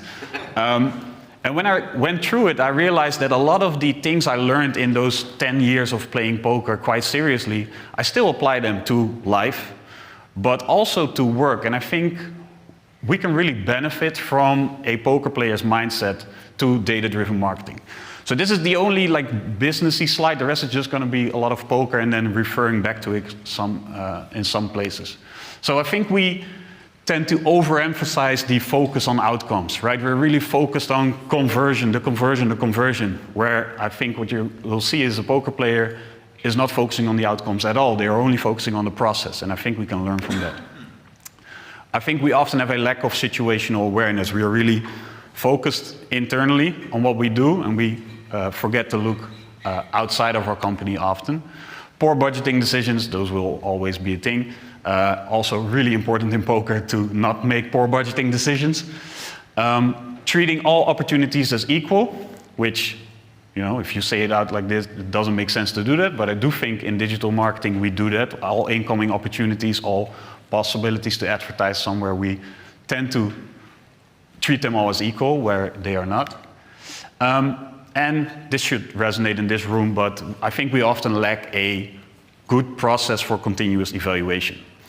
And what I'm saying is a poker player is really good at solving these challenges, and I think we can all learn from that. So I'm hopefully going to get you enthused about this, to adopt this mindset. So challenge number one, prioritizing the outcomes over the process. In poker, it is a sin to result. When you are resulting, this is actually a good, tell for you. Like if you want to become good at poker, like you need to spot the players who are resulting because they are bad players. So what resulting means is it is the player who explains hands with their outcome, right? So I lost when I had the best hand, and then I lost from somebody who had a worse hand, right? Or I played this hand and then I won, must have been a good play, right? They're overemphasizing what happened, like the eventual outcome, like the money won or lost in the hand, and they are actually disregarding the path that got them there. What you will notice is poker professionals never discuss the outcome of a hand. They will only discuss the process and then the decision they were faced with, and they never discuss what actually happened. And the reason is really simple. Poker is a game of skill, but there's a lot of luck in poker. And there should be a lot of luck in poker because for the poker dynamics to work, a novice player should be able to win from expert players, right? If it was totally a game of perfect information without luck, the novices would be pushed out. And since it's a game of investing money, right? Poker professionals want novice players to be able to win. But over the long term, poker professionals should be able to come out on top, right? So this luck aspect is really important. But it does mean that a professional should be able to distance themselves from the luck. You are not in control of the cards that will be dealt, right? Or if you're cheating if you are, right? So you shouldn't be. So you should not even think about the end result of the hand. Actually, if you go all in with the best hand, somebody calls you with a worse hand, and they win. They take all your money. What do you feel? What do you feel when somebody takes all your money? Actually, you should be happy. A poker professional is going to be happy. You know why? If this behavior is repeated endlessly, you going all in with the best hand and they calling you with the worst hand, you are the winner, right? So you are disconnecting yourself from the outcome in that moment. You should only focus on the process. Now, obviously, you see poker professionals on TV shouting and being mad and whatever, right? Everybody's human, but they all know that they have to distance themselves from the outcome. So a poker player who's talking about the results, who is resulting, is a bad poker player. So that's a good tell to spot a bad poker player. Another thing that is important in this context is EV. So poker players have been talking about EV way before electric vehicles. What they are talking about is plus EV and minus EV, plus expected value, minus expected value. So everything you do in poker is approached through the lens of infinity, right? What if we made this decision right now and we ran it in a simulator an infinite amount of times? What would happen? If it is positive to you 51 or more % of times, it is plus EV, and if it is negative, then it is minus EV. And every single decision is evaluated through this lens. And you even notice that poker players talk to each other in this weird lingo, and plus EV, minus EV is part of that. And they'll like be discussing their lunch, whether their lunch is plus EV on their life or their sleeping habit is plus EV, right? So they start to like extrapolate it to everything. But I think it's a really important part. And it's also why resulting is such a bad thing, right? Once you look at it through the lens of infinity, the end result of the specific hand don't matter anymore. It is about the process you apply, not about the outcome of the specific hand.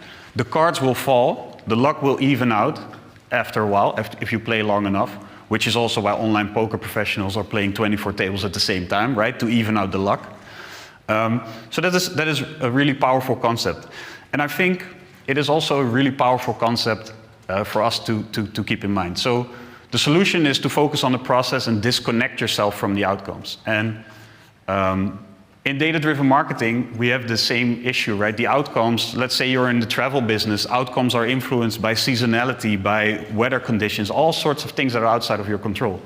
You can control how you're setting up your campaigns, how you're evaluating them, what incremental changes you make, but you cannot necessarily control the eventual outcomes, right? How humans interact with your brand, with your conversion pages, whatever.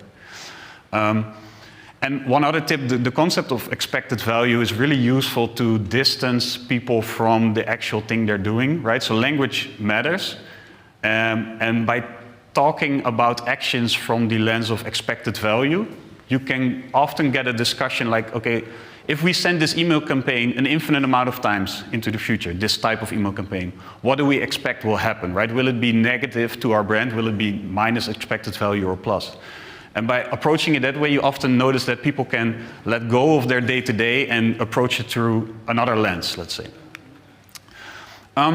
So the second challenge is the lack of situational awareness. So in poker, situational awareness is everything. The first part of it is about the table itself. So here you see players at a table. And like with every game, somebody has to act first, which also means somebody gets to act last. And there's this concept of information asymmetry, right? The first person who does something, does an action, has less information than the last person, right? Because the last person knows, okay, this first person put money in, then the third person also put money in, and 2 players are out. I have more information than where I was to open it, right? So that concept called position in poker is essential. What a novice player will do is they will look at their hand and they will play the same hand the same way, regardless of their position, whereas a professional player will play way more hands in late position because they have flexibility, right? They have more information and they always are last to act, so they can always adjust to what the others are doing. And then in early position, they will play a tighter range of hands. But it's not only about your position at the table, it's also about deciding where to play. So there's a quote which is, if you can't spot the sucker at the table in the first 30 minutes, you are the sucker. It's from a great movie, Rounders, about poker. It's a very accurate movie, actually. And poker players often talk about sharks and fish. I don't think I need to explain this analogy to you, but some players at the table are sharks and some players at the table are fish. And the sharks are looking for wealthy fish, right?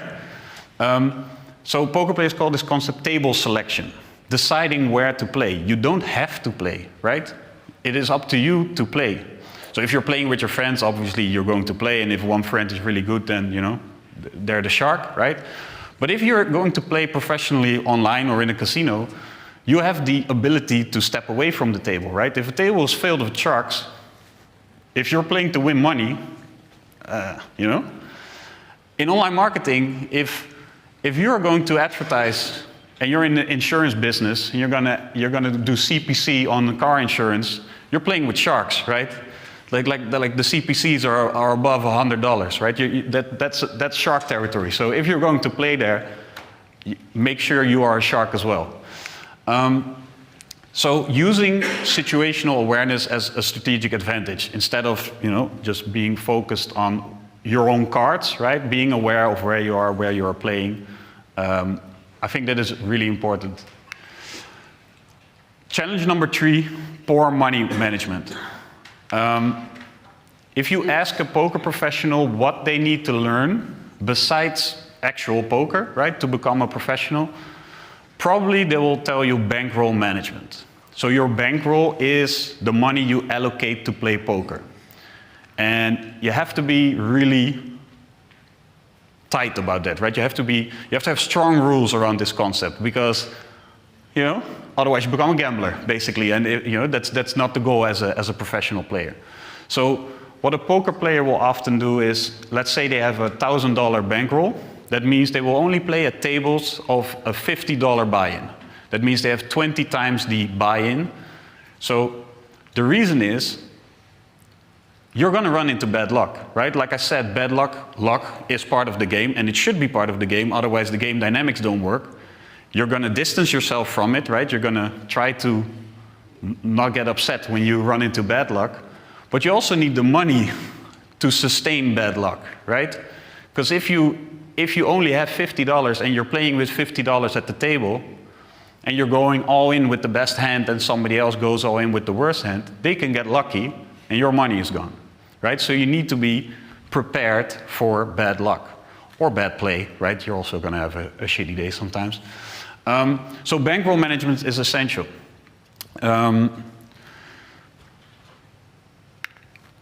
And that ties into the next concept, which is the commitment to the pot and pot control. So let's assume you're playing a game of poker and you already have half of the money you have is already invested in the pot, right?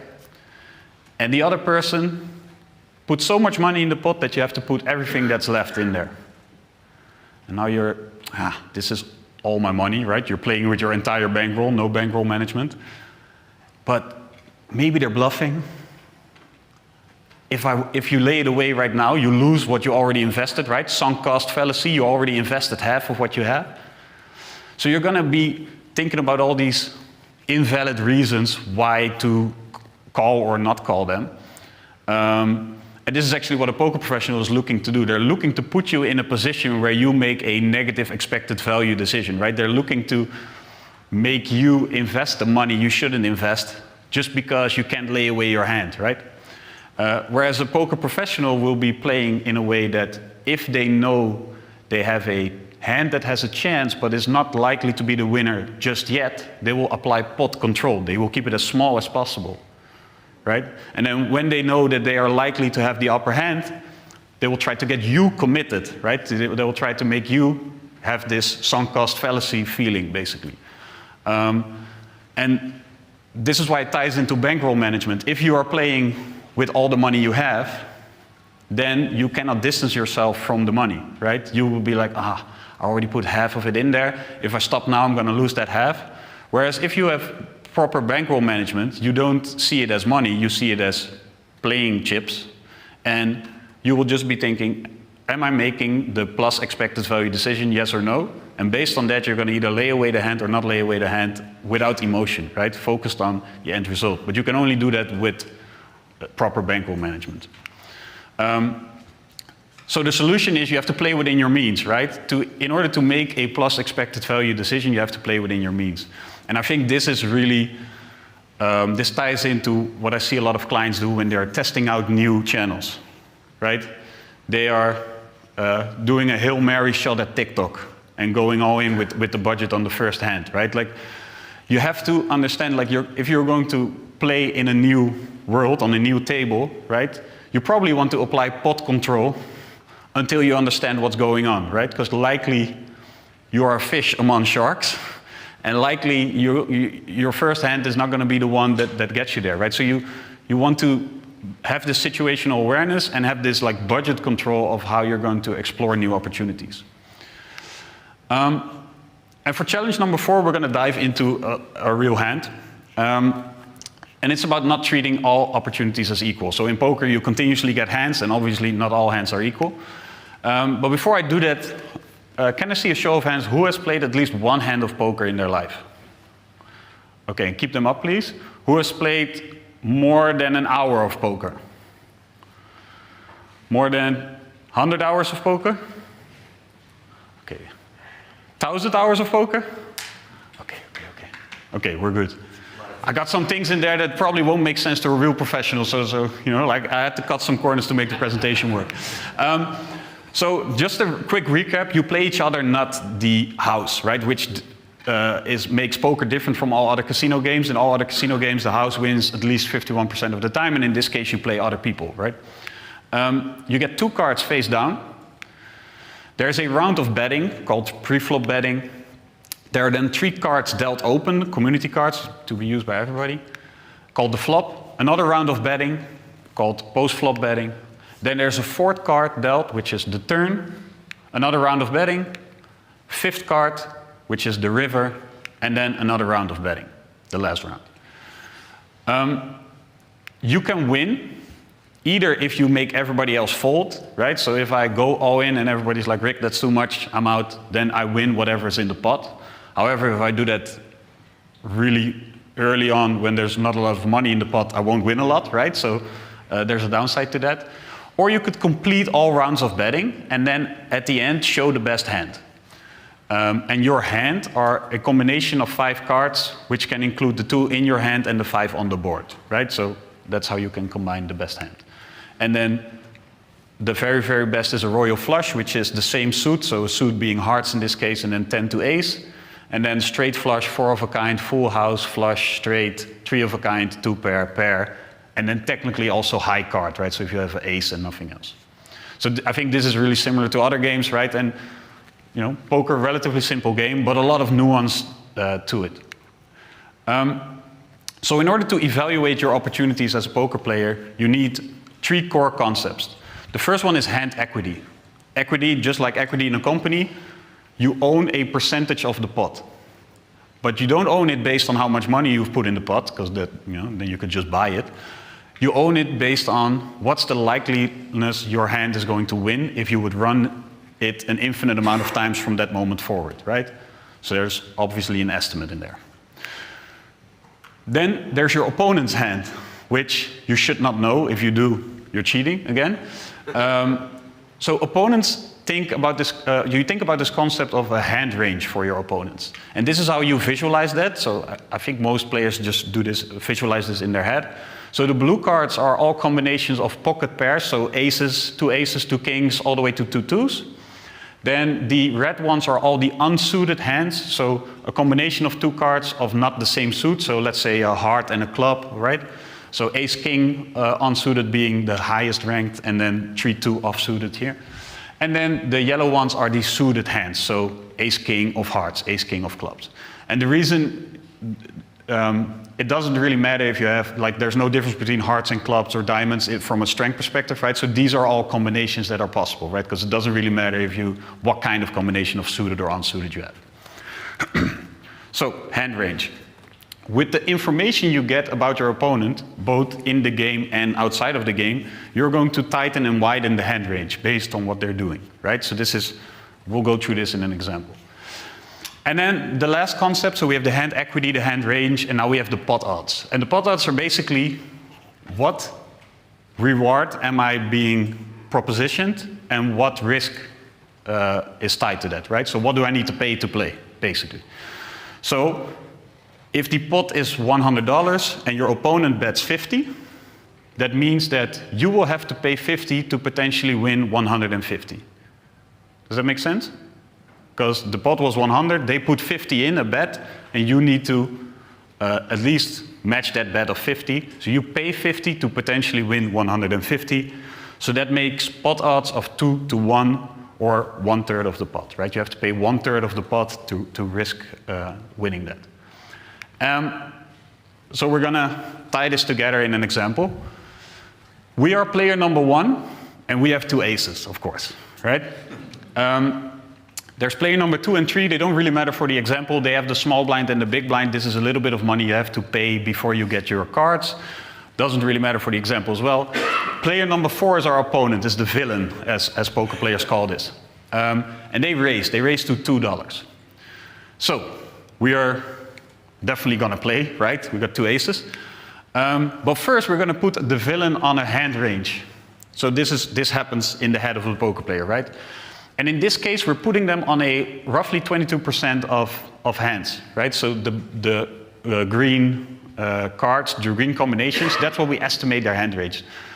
And this is influenced by, in this case, the fact that they are in an early position, so they are in an informational disadvantage, right, compared to us. We are in the late position. We are actually in the best position in this case. So yeah, this is the range we're putting them on, right? And let's say we would have more information about this player because we played them for years. Maybe this would be a wider range or a tighter range, right? So based on your experience with this player, this might vary. Now, we obviously know our hand, which makes the calculation a bit different. So right now, our hand equity or our win rate is like 85%, and theirs is like 50%, based on the estimate hand range of like 22% we put them on.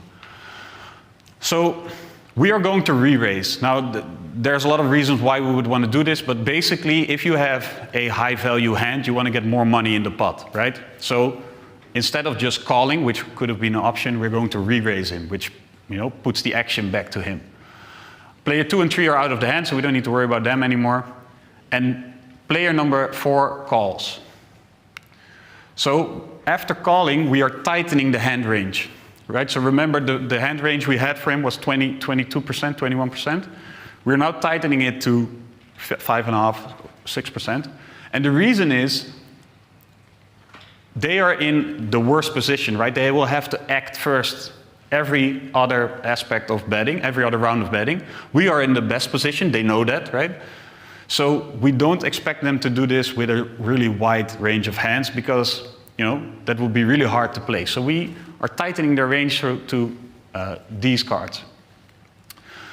So you see our win rate already dropped a little bit, but not that much, right? We went from 80, let's call it 85% to 82%. Now the flop is dealt, so there's a queen of diamonds, a 10 of diamonds, and a 9 of spades. Now, there's my girlfriend asking how it's going. So this flop is not that good for us. Because you might see that there's a potential flush if somebody has 2 diamonds in their hand, right? They need 1 more diamond to create a flush, which is 5 diamonds in this case. But there's also the potential of a straight, right? Somebody could have king jack perhaps, could already have a straight, but also some combinations that would only need 1 card to create a straight. But there's also, they could have 2 queens, 2 10s, or 2 9s, which give them 3 of a kind. So our win rate dropped significantly, right? Our win rate just dropped significantly just by these cards being opened up. So we now have hand equity of 56%, let's call it 57. I cut the tie rate off to simplify it because there's also the chance of tying, right? But it doesn't really matter for this example. So obviously we are now less likely to win. We are still the favorite, right? But less likely. So they are raising $8 into a pot of $13.50. So pot odds, reward to risk. We can win 21.5, which is the 13.5 that was in there plus his 8, and we have to pay 8, right? So if you simplify those odds down, and usually, right now it's accurate, usually it's roughly done. The better you get at it, the less mistakes you make. So the pot odds are 2.7 to 1. So we have to calculate what equity do we need to justify this call to make it a plus expected value call, right? Now in this case, it's risk divided by risk plus reward, so we would need 27% hand equity to justify this call for it to be plus expected value. Now we just saw we had 56, something like that, right? So we are well within that range. So we are going to call. Next card. Ooh. This is not good for us. Maybe somebody now has 5 diamonds, right? A flush. But also a straight could be completed with this. Maybe they had 2 kings, now they have 3 kings, right? So there's a bunch of hands in their range that would really, really, really not be beneficial to us. So let's look at what happened here. Yep, there we go. We are no longer the favorite. We are at 37%, they are at roughly 60. And now they are raising the entire size of the pot. Now I did this to make the math work out, but bear with me. So the pot was 29.50 and they raised 29.50. So that means we need to pay 29.50 in order to win roughly 60, right? 559. So we are going to tighten the range again because we think it's very unlikely they are doing this with one of the weaker hands that we still had in their range. So we're tightening the range a bit. So now we're up to 3.6% in the top right, you can see that, of hands left, right? We don't think he's doing that with aces. Also, we have aces, so it's less likely that they will have that hand. But yeah, the 10s, the 9s would give them 3 of a kind, the queens would give them 3 of a kind, the kings would give them 3 of a kind, and then there's a bunch of combinations that give them a straight or give them a flush. So now we drop to 30% equity of the hand. So we're going to calculate. The pot odds are 2 to 1, really simple, right? We need to risk the entire pot to win twice the pot. So we need 33% equity for a plus EV call. So we're going to fold. We're laying away our aces. Our investment is gone. And now I know you're thinking, what did he have? But we're not going to show that because we don't do resulting, right? It's about the process. So this is how a poker player goes through a hand continuously every time, and I'm leaving out a whole bunch of more complex concepts that are also being tied in. Like there's implied odds, there's like what would he think I have, and then reacting to that, right? But the thing I'm trying to show is the process of handling these decisions, right? Continuously incoming hand decisions. Now imagine playing 24 tables at the same time online, right? With continuously having these decisions to be made, and it's obvious if you are going to do that, you need a process, right? And you also need that process to tie into the next challenge, which is continuous learning, right? If you don't have a process to evaluate it all, then you can't learn from your mistakes. So you need to create that process to structurally evaluate incoming opportunities. And I think the same goes for our work, right? If you need to try to evaluate this new opportunity of spending on TikTok with the other opportunities you have out there. And it's going to be harder, right? Because poker, it's standardized, it's a hand format, you know kind of what to expect. But if you don't have a process, it's going to be too hard to compare apples to apples, right? Challenge number 5, no process for continuous evaluation. So this is mostly me showing off how cool poker players are when they do this, because I think you guys will really love this. Like this is a little bit the nerd part. So poker players will talk about plugging their leaks all the time. Actually, a great quote is like, poker is about reducing expensive mistakes, which I really like the concept, right? You're continuously evaluating where you are leaking money, where money is flowing out of your bucket, because that's the easiest way to become a winning player on the long term. So I really like that analogy that they use. This is a poker solver. I think this one is called Deep Solver. Now, the last 5 years, I haven't really played a lot of poker, but this industry evolved a lot. AI, right? They're also on top of this. So they have these interactive trainers, basically, where you can throw every situation at it, and it will help you calculate what the game theory optimal way of playing is, but also calculate different lines of play based on information you can input. So it's super interesting to see. And poker players actually recommend a beginning player to play 50% of the time and study 50% of the time. So with online poker, every hand you play is stored in a text file. Not that efficient, but hey. But then they have this software, Poker Tracker is really popular, where you load in all your hands and you can perform analysis on your play. And that is super, super, super interesting. I really recommend you, if you are interested in this topic, there's a forum called 2+2 Forum. And It's the oldest poker forum, I think. And there you can see how they do hand review. So they will paste their played hand, right? You see hand converted by Poker Tracker, and they just throw it in. It gives you an export for the forum. You throw it in here, no results, right? They don't care about the results. But basically, they're displaying the hand, what happened, and then they're asking the community, how would you play this? What would be a good line to play it? And it's so interesting to see this rigorous approach to analysis and evaluation on, basically improving your play.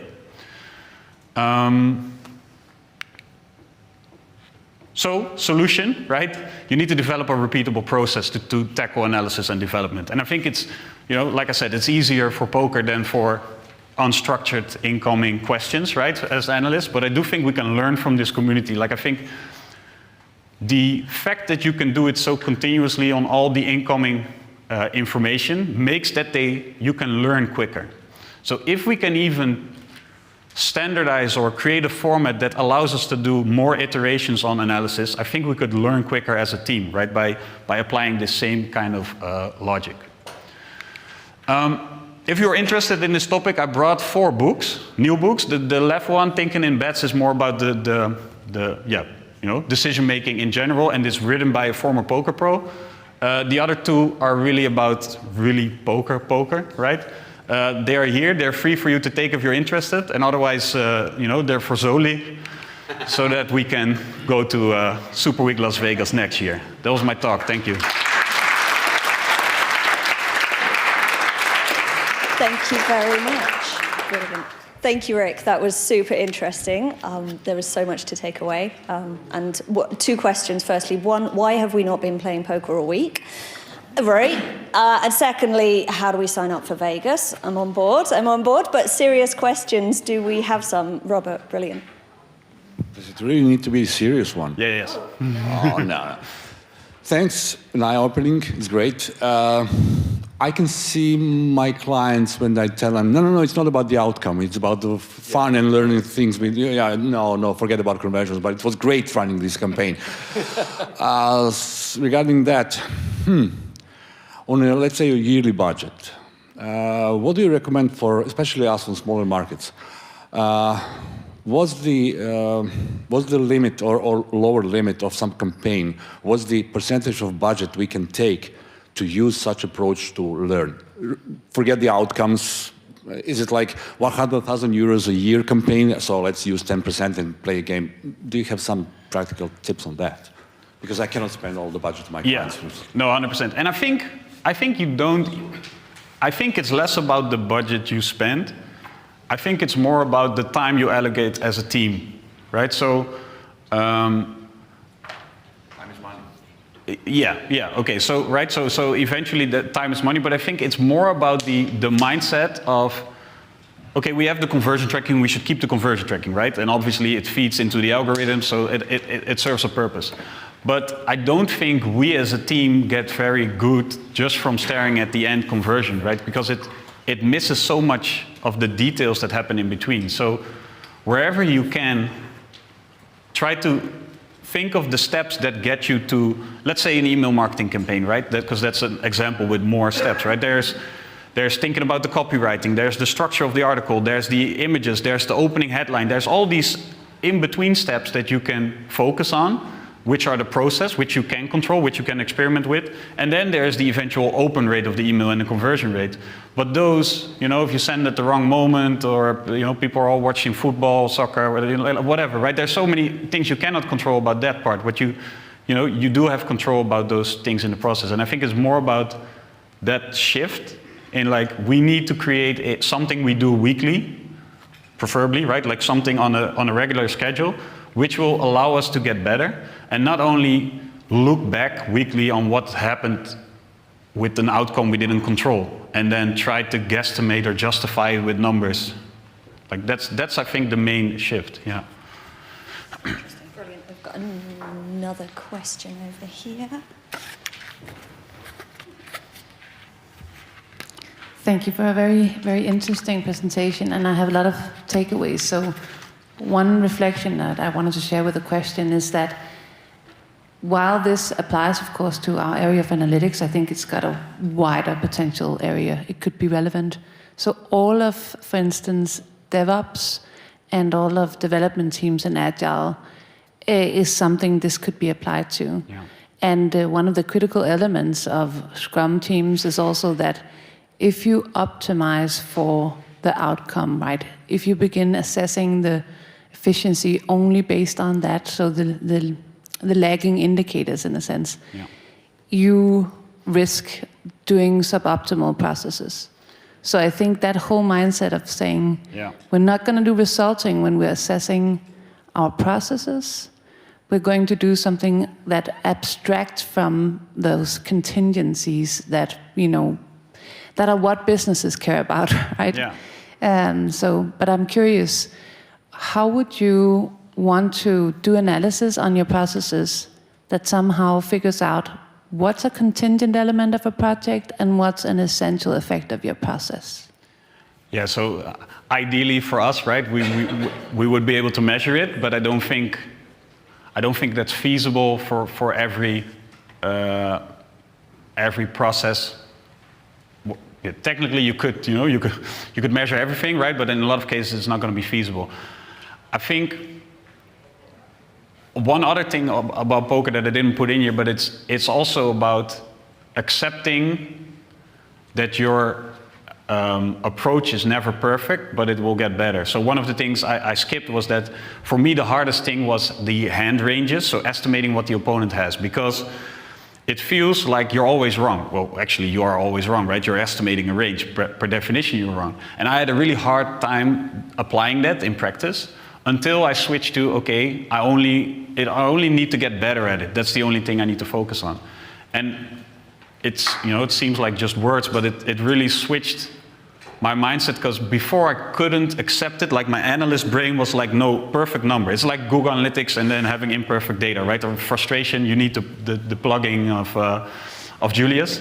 And I think the same applies to processes. Like, it is about just getting better, like looking yourself in the mirror and hopefully we can do better than today or than yesterday, right? That's, I think, in the real world, right? And then that's the only thing that matters.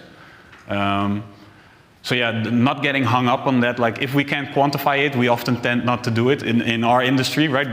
Because you know, we're analysts, we love numbers. But I think that is a limitation sometimes. That's a great note to finish on, actually, is that, you know, we can only focus on continually trying to improve what we have, whether it's poker, whether it's what we're doing, whatever we're working on. So, yeah, thank you very much, Rick. Everybody, we need to try and come back for 1 o'clock if we still can. But thank you very much. Put your hands together for Rick.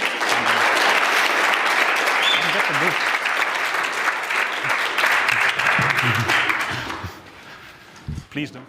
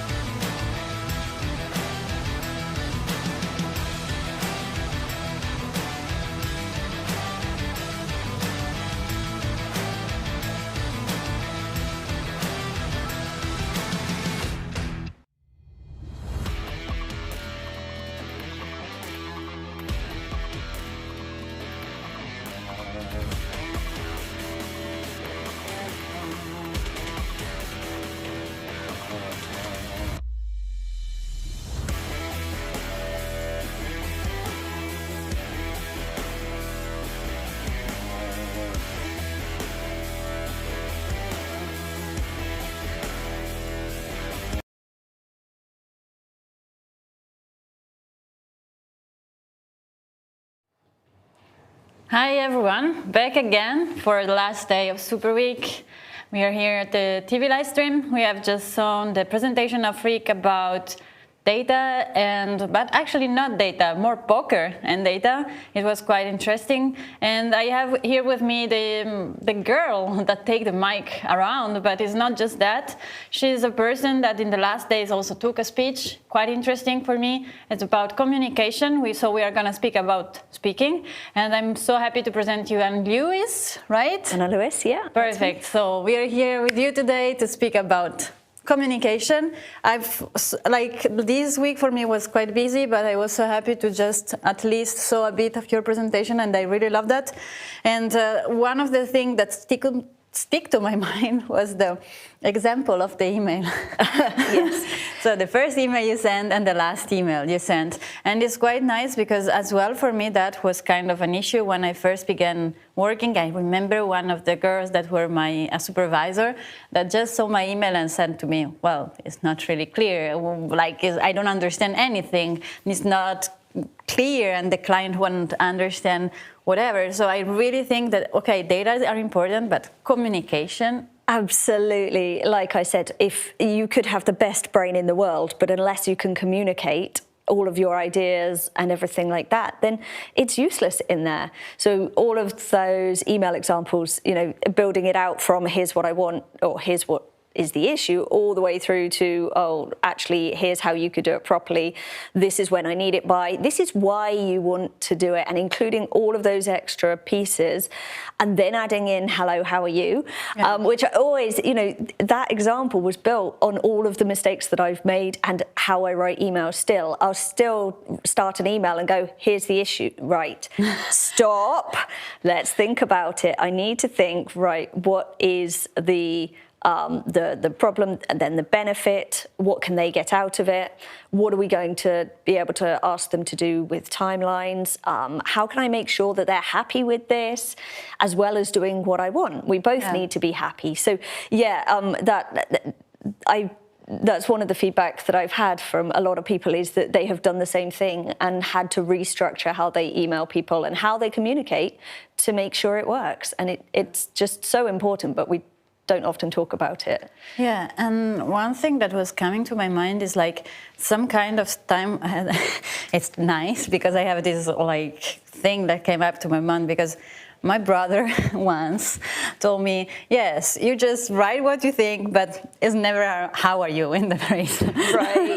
I always forget that bit and add that in at the end. I think that is also some kind let's put it positively, a mindset of a problem solver. You have a problem, you ask me something, so I just want you to give you the answer. Yeah. But sometimes it's not the right way, so. Absolutely. So when I have new people come and work on my team, they'll quite often send me the draft email first, and I'll say, okay, that's great. You're telling the client the answer, but then what? What are they going to think is the next step? Or have you actually given them actually you're a human, let's engage as if I'm not an AI bot, I'm not just here to give you an answer, I'm actually going to be a human and say, oh, that's a really interesting question, or thank you for that. So yeah, we really found we have to train people up on the softer skills. The greatest brains just need a little bit of molding to remember that we are emailing people, we're not just a bot replying, and in some situations you can have that relationship with people where it's just here's the information, but predominantly if you want to ever actually be successful in what you're doing, you have to build that relationship better, stronger, with the reasons why it's important to them, and caring about them. And if you care about them, they're more likely to care about you, and you can work together much better, whether it's family or clients. Yes, exactly. And when you were speaking, actually a lot of questions pop up in my mind, because there are so many things, and actually I was so happy when you speak about AI, We have this kind of conversation right now about, breadless world and artificial intelligence, but it's the main topic this year, I think.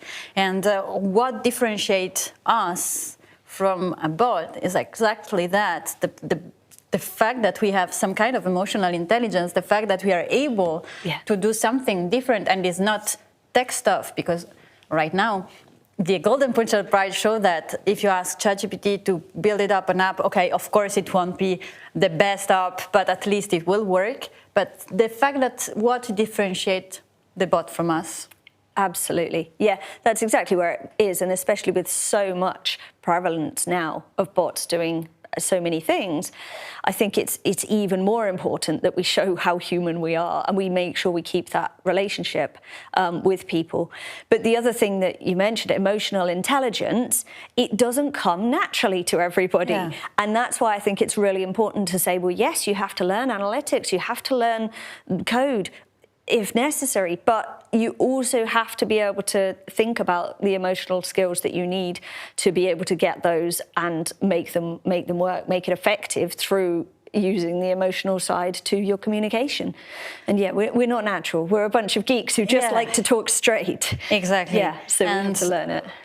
Somehow I can also feel maybe people that can say, yes, but it's not always useful to be so, like, ask people how they are. I also think that maybe communication depends on the matter, because also on the title I said, okay, communication, why is it so important?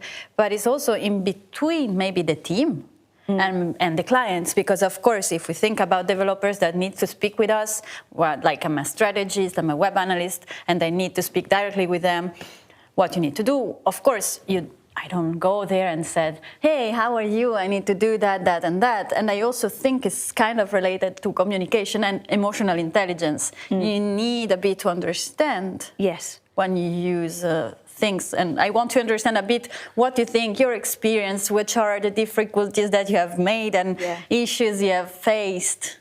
Sure. So one of the strategies I had to learn quite early on, I was working in-house at an e-commerce business. They had a team of developers, they had the product teams, the content teams, the customer service teams, the workshop team, all of these different teams. And I was the first person to come in and actually take a role that had anything to do with analytics. It was just analytics. And previously, different people had to go a few different things. And we had to re-platform, move everything over to GTM and implement some UA enhanced e-commerce. So one of the things I was told by the marketing team is, oh, the developers aren't going to want to do that. No, you're never going to get the developers doing this. You're not going to get the developers on side. So that was something I realized early on, is I've got to go and just talk to the developers and think, right, developer, how do you work? How can I follow your processes, talk your language? What do I need to do? And they explained, if you need to do the ticket, this is the process. No, don't put that fluffy language in, put exactly this, but you've got to put this context and you've got to give it this information and t-shirt sizes and all these things. So I had to go and learn the development language. And in doing that, I could build a relationship with them as well. Okay. So then they knew that I was human enough that they could come and ask me questions. That's good. And we could do that sort of thing. So everybody else would just be like, well, here's my issue, fix it, or whatever it would be. So taking that time to work with the developers more closely just meant that I could write a ticket and it would work. So they would actually implement what we needed. No, that's great, because I really feel that sometimes you have these issues with people, and I have the impression sometimes, and I think that is because of the different people that get in touch with the developers or other people, but you really feel some kind of walls. Yes. Because they are always asked to do things, maybe impolitely, and also they don't really want to explain what they are doing, because it's the, I don't know, 100 times they say the same thing, or they explain why you can't do that. And I really think that, of course, after a while you get unsatisfied and bored, and everyone asks you the same question. So it's also maybe difficult for you to get in touch with the empathic part of this kind of people, and of course. Yeah, and they're very limited for time generally as well. So that's an interesting one. So you have to get quite good at building a relationship quickly and nicely and on their level. So when I'm meeting people, whatever role they have, I sort of try and work out, how do they like to communicate best? What sort of person are they? Are they very serious? Do we just talk shop, or can we talk about something funny? Is it okay for me to just go in and make jokes? Which I do quite often, even though I misframe them sometimes and end up accidentally insulting people sometimes. You know, actually, maybe that's part of the thing, is just to show them that we're human, have that interesting conversation with them. But yeah, understand what's going to be important to them. And the sooner you can work that out, the sooner you can actually work together better. That's super nice. And it's kind of interesting how this conversation came out also in these technical environments, because we are not here. And it's kind of interesting for me because we are going to speak afterwards about emotional intelligence and the things that we have try to put in place in our teams, me and Elena. So it's kind of nice to see that it's important.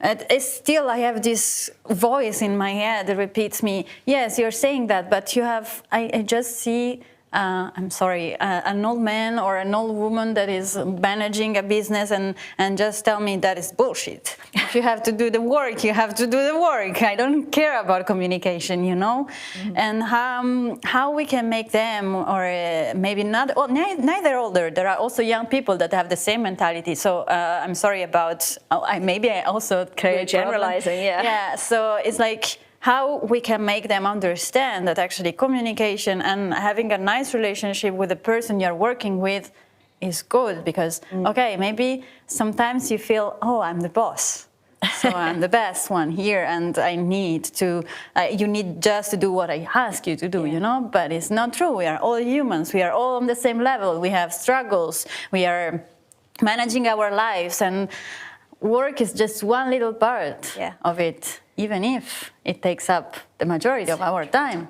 Yeah, yeah. So I think what's really interesting to think about there is that it's really whoever you are and whoever you're working with, it's important to try and do two things.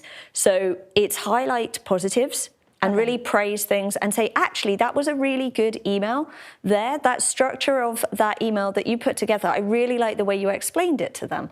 So you can take that and you can put the information in a way that everybody suddenly knows, oh, okay, that's a great example. I can refer back to that and I can do that myself.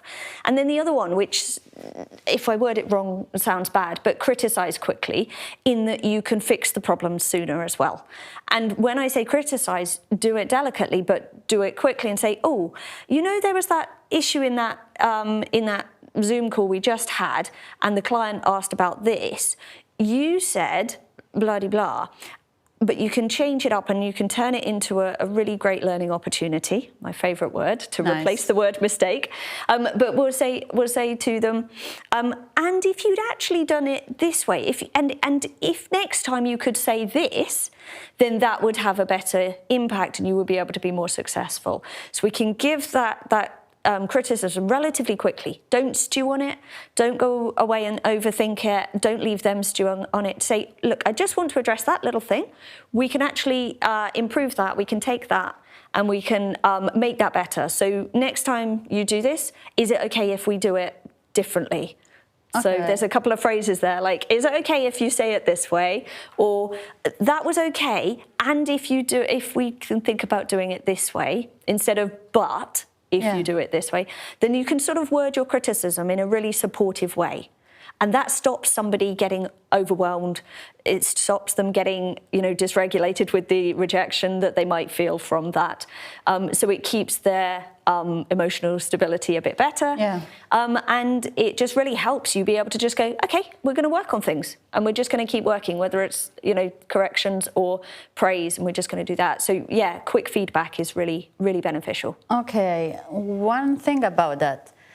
I'm just taking your brain here because I'm a person that usually don't think too much. Just you tell me something and then I reply. But I actually think that sometimes it's not the best way to do that, because of course maybe, for example, you can go, okay, we spoke about burnout, but just you see a nice opportunity and you said, yes, I can do that. And then you just reply, yes, yes, and that. And then at the end, you just are also overwhelmed. Also with emails, in that case, I'm sorry, I just drove a bit on the side. But if there is an error and you reply immediately, maybe if it's not you that actually have experience, can you give another advice to people? I get what you mean. Yeah. So by quickly, it doesn't have to be instant at all. Okay. And I'm very much trying to make everybody on the team less reactive.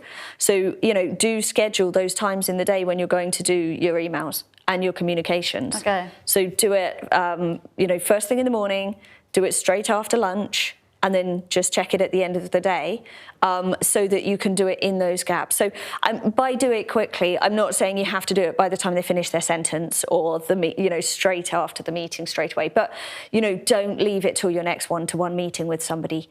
Don't leave it a couple of more than a couple of days. So do try and just keep the momentum. But I totally get you on too many emails, too many things to deal with. It's just another thing. So pace your communications as well. And I'm just like you. I will definitely speak before I think. So that's something where I try, and I've put into practice having some lines that I can use to stop myself overcommitting straight away. And I'll say, okay, that sounds super.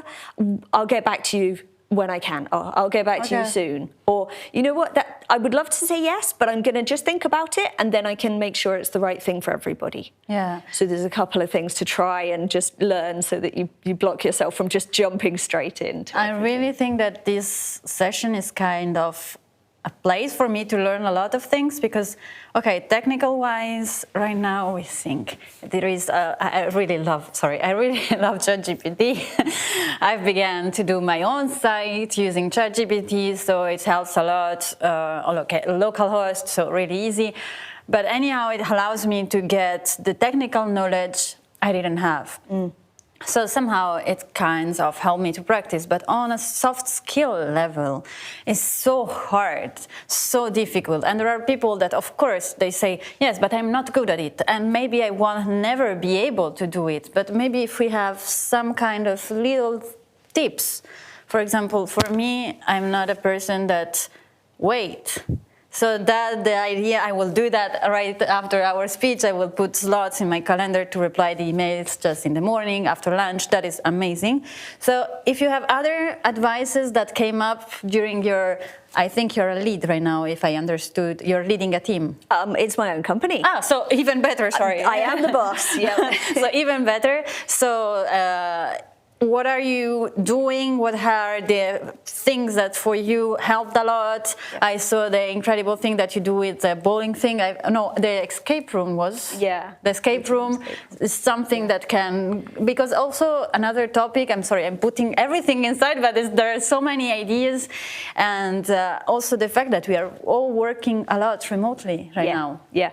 So, my talk covered all of these things. Yeah. So definitely, if once that's live, watching that back, but stop it every few, watch it in small chunks maybe, and then go away and try and implement a little bit at a time might be helpful to make it bite-sized and manageable.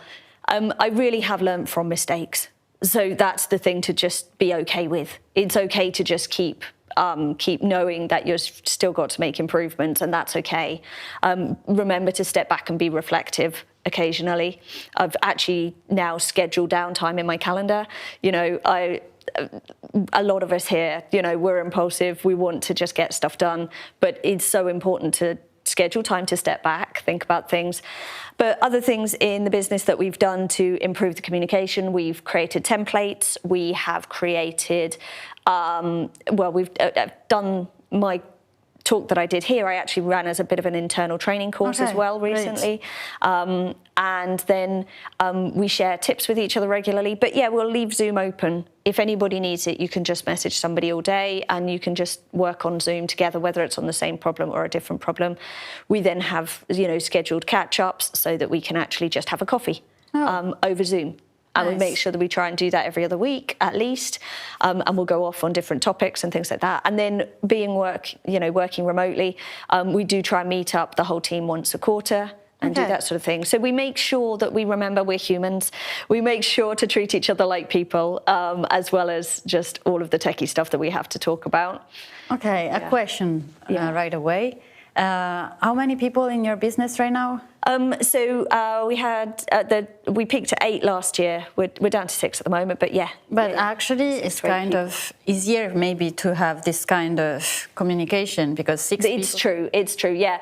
Actually, having those coffee catch-ups, it's easier now. There's less of us because when there was more of us, we had to split up. So there's a couple of apps you can use, actually.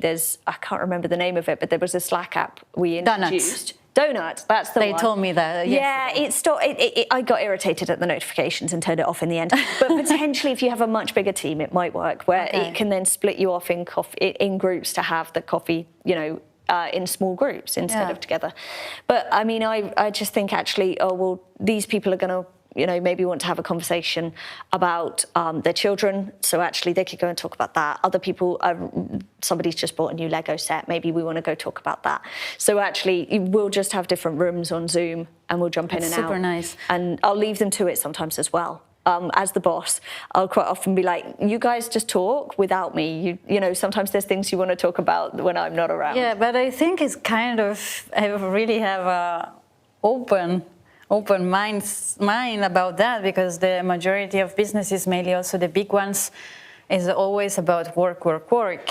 It's such a hard balance. Yeah, we're trying to track how much time we're spending on clients, how much time we're spending in meetings, how much time is, untrackable or unbillable, where those utilization numbers are going. And it's a really difficult one, because as well as the client work, you want to do the additional learning and keep training and sort of do all these courses.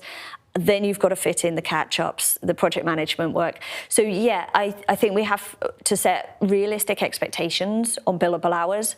And at the moment, we don't really aim for more than 60% per person, which for some people might be low. But I feel like there's got to be a balance. You've got to be able to continue and function as a person, to be able to do the best work, and you've got to be able to keep learning. So, do you have openings? Well, yeah. I mean, if we find the right person, I'm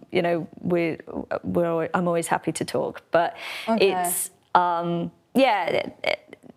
because actually, what I feel is like, more and more people, I'm sorry, but it's really related to what I'm gonna speak afterwards, so I'm really going to say a bit about it. But what we discovered out with Elena is a lot of people are leaving their work because they do not find a safe space to stay. They have burnouts. They want to find a place where they feel at ease, and there are a lot of businesses that are raising about the best place to work. Exactly. Right. I mean, I've come from a place where I've had very strict working environments in the past, where you weren't allowed to talk, you couldn't eat at your desk, you were very time limited on clock watched at all times.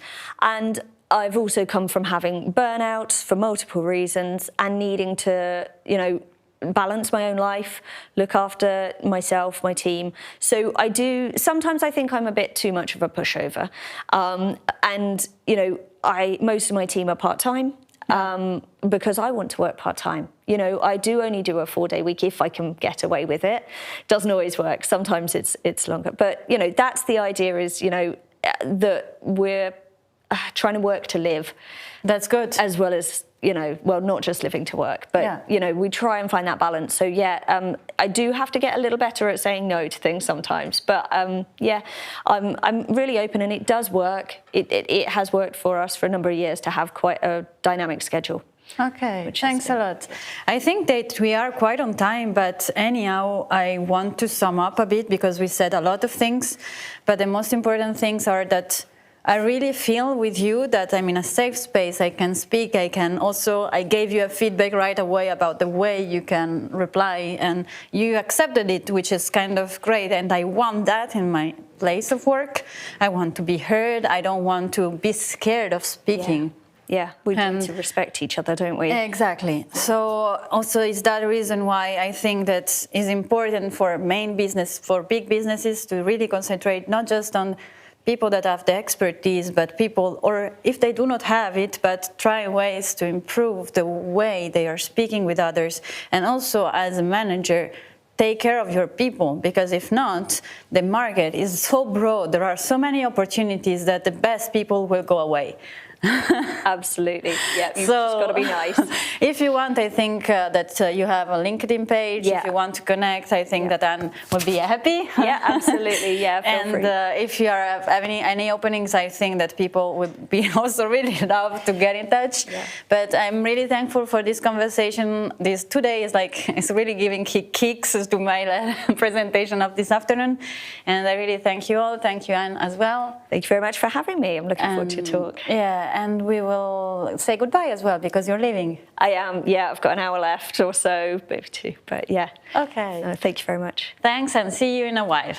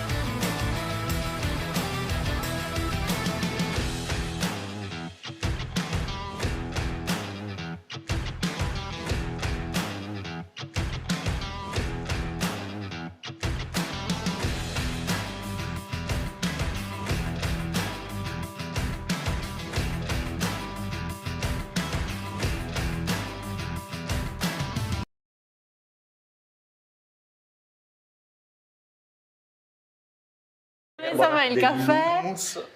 Ma scusate, ma davvero? No, è impossibile. Ma il pranzo? Spaghetti alla carbonara fatta da... La pizza? Il caffè? L'hai Siamo fatto andati tu? da basso, è tutto di una lasagna quando fai i piatti in Ungheria, no? Si riesce a mangiare una zuppa. È tutta una zuppa. Per fortuna abbiamo portato la nostra ricetta con la spaghetti alla carbonara che ce l'hanno fatta. Formaggio Oh, ma sei live! Hi, sorry, we are Italians. We were speaking about food.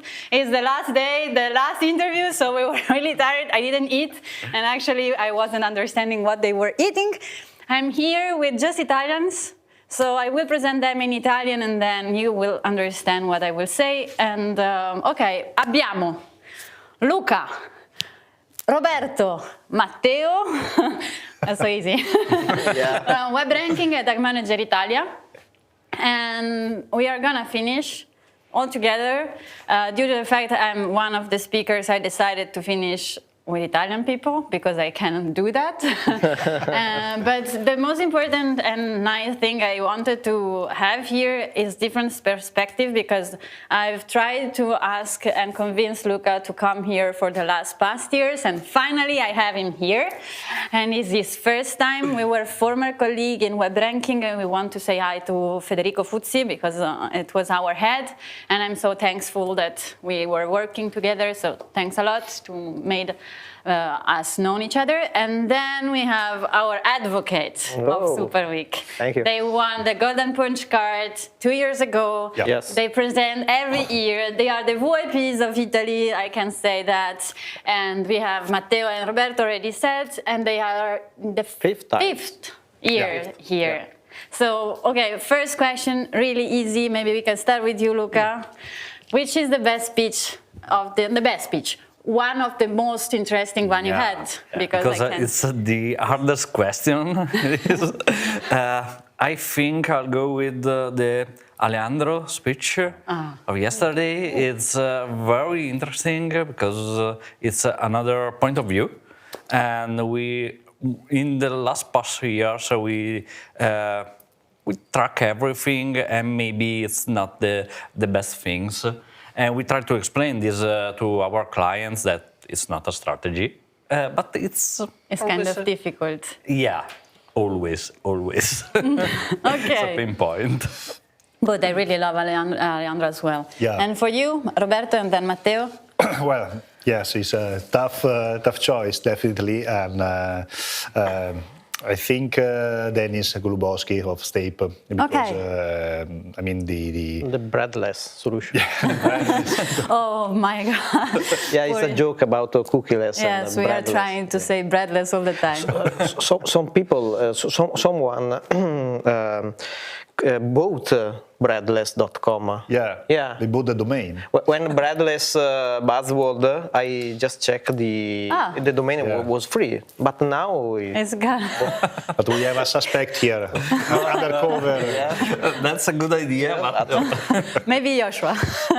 So the one from Stape about breadless. It's close because also Steen was very interesting, and also of course David Valeo, which is the nerdest guy for the nerd guy that I want to do, and I want to say something. He's actually, amazing. He's amazing. They are just saying names of people that will be at the next Measure Camp in Italy that I'm organizing with him, and they are sponsors as well. So just be there. So I close that because, of course, but it's nice because we can see how all these people are also gathering up in other conferences, and I think that Superweek is one of the best.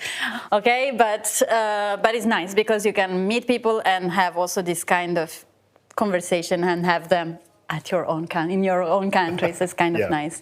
And for you, Matteo, which is the best or best one? Yeah, for me, one of the favorites. It was Ibrahim. Because it was about the interpretation of the data. Because data, something always the truth. It's not so real because you can interpret that data in different way. So it's a great tool. Okay. So absolutely amazing for me. Data is not reality, right? Yeah. Data. Yeah. The thing is, correlation is not the causation. Yeah. Okay. So I'm learning that from you because for the majority of speeches I wasn't able to do. I'm waiting for the next week, as Dolly said, that for him Super Week will be next week, where he can review all the speeches. I will do that as well. And but it's nice. Very inspirational. But it's definitely a nice line to keep in mind. And right now I want to focus on something different because, of course, we have two different expertise right now. Yeah. We have, let's say bye to Rick. He's going home. Bye-bye. Thanks, Rick. So nice to see him. Was another one of the costs, but you know that. And he also had a speech recorded and live, so okay. And okay, let's return back to us. So we have 5 years of Super Week's experience compared to a newbie. Actually, for me, Doug, I call him Doug because we call that like that. But Luca, for me, was one of the most tech expert when I was in the business. So I was one of the person you go with to ask all the technical details, tag manager implementation and BigQuery and whatever related a bit to the development environment because it's your background. Yeah. So it's also nice to have you here because you have also this kind of perspective, a little bit more tech, and I want to understand with you if this conference gave you what you expected from that. Also because due to the fact I was the one sponsoring it, I kind of feel the pressure now. I expect a lot of things and nothing because there is a lot of people here that I follow on LinkedIn and maybe on their blogs, and I wanted to listen their speech, but the part I loved more is the networking and to talk to a lot of different persons. I'm a shy person, so it's hard for me and to be here and talk and listen a lot of stories and to understand different point of views. It's very interesting for me and gave me a lot of things to elaborate and so a second week for you, Super Week next week as well. Maybe. That's super nice. I also think the same. We had also an interview a few moments ago with Galya, and that you met as well. And she told me the advice: you need to come the first time without knowing no one, because like that you're obliged to speak to other people, and it's what you're doing. And I totally agree with you. You're not the best extrovert person, but it's amazing. I arrived on Tuesday and you already told me, yes, I've already met a lot of people. So it was kind of nice. I was really happy because, of course, being in a place, for me I didn't come here alone the first time, so it was easier for me to get in touch. But anyhow, I get to know new people. The first time I met you, we were really few Italians 2 years ago. So Yes. we were just 3 or 4. Yes, we start 5 years ago, and we were the only Italian. For 3 times we only the only Italian. Yeah, for 3 years. Yeah. And so we ask we said to all, we told to all community, all Italian community to please go to Super Week because it's amazing. It's amazing event for networking, absolutely for networking. Join us and the easy way to not be shy is drink in the bar. So I don't know. Because after some drink you can talk with anyone, so no problem. Actually, you were there yesterday night at the karaoke? Karaoke. They made the karaoke yesterday night. Who made the karaoke? Them. Oh, the really? TV crew. Really?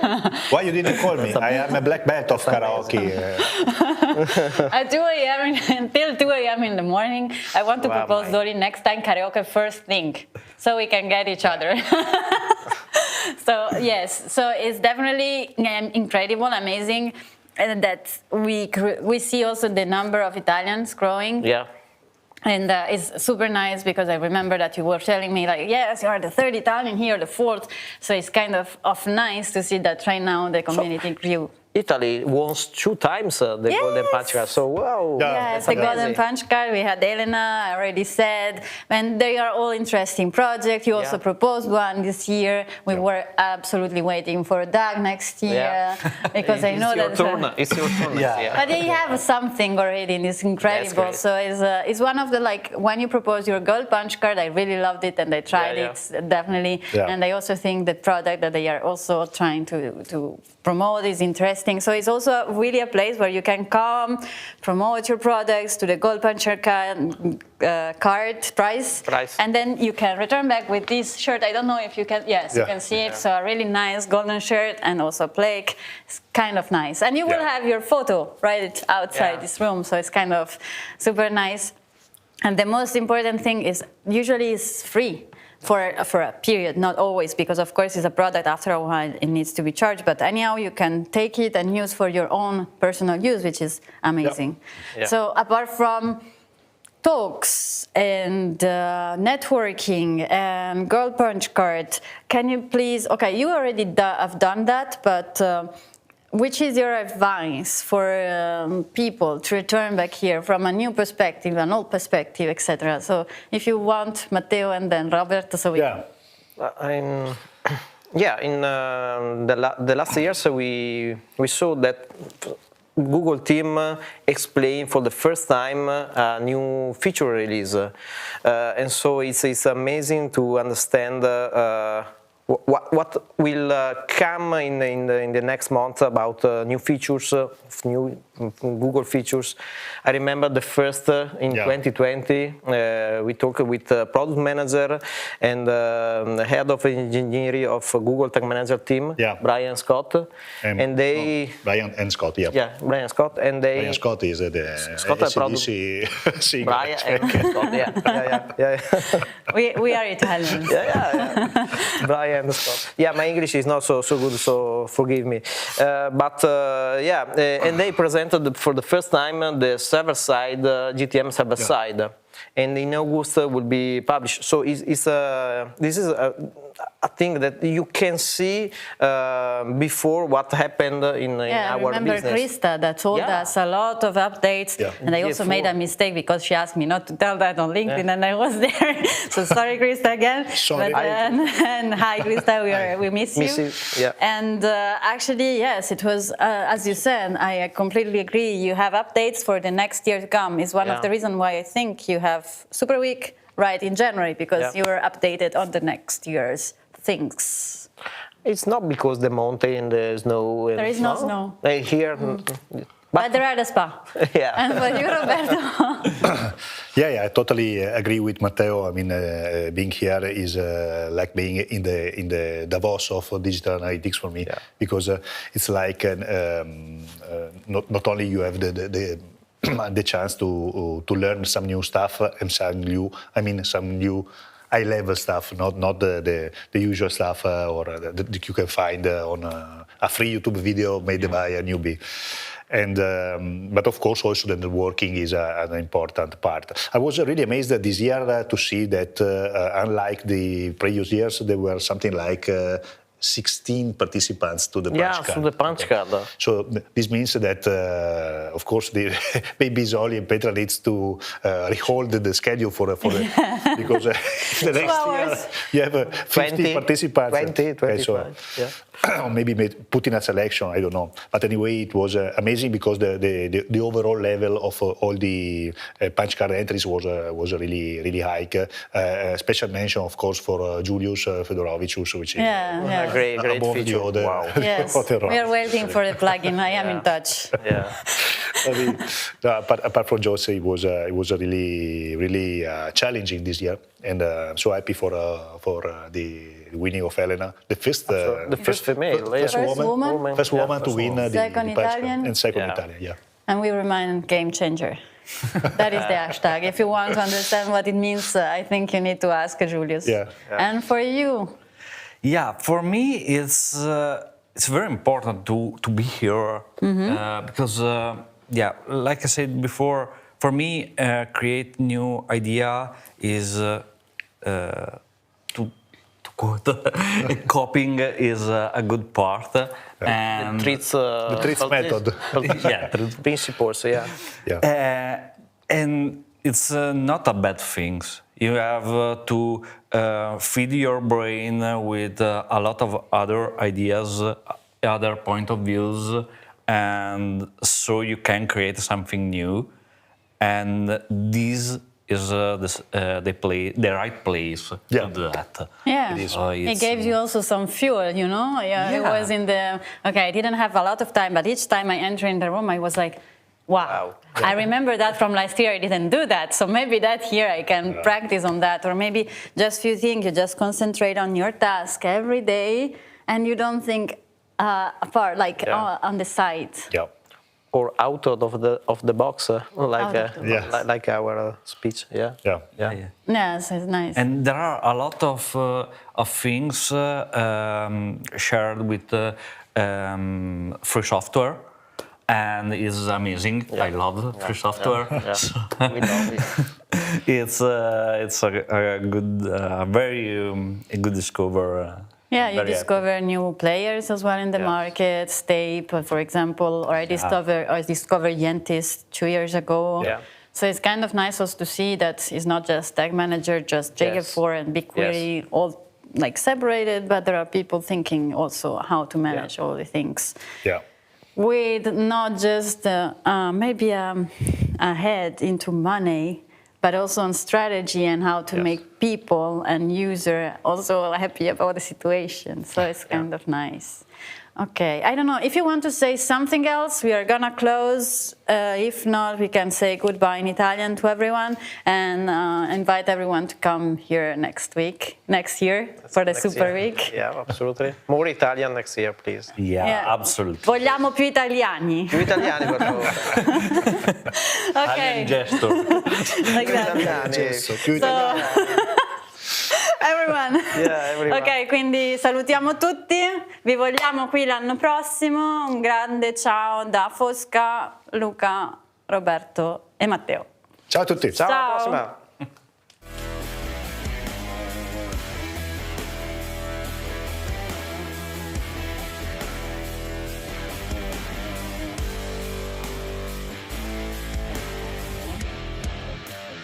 I was so confused when I finished my presentation today after lunch that I put some Croatian slides, but don't worry, it's anyway rubbish on them. I have a good friend, his name is Zoli. He put me at the end of the day when everybody is exhausted, nervous, hungry, want to go anywhere but not being here. So with friends like Zoli, you don't need enemies. To be honest, I'm probably the oldest one here. Yesterday I heard a joke how to distinguish between young and old people. Old people are the one that sees the photograph of President Clinton smiling at the table, and old people see two persons on the picture. So that's the difference. Young people should not be in any way unhappy if they didn't understand this joke, because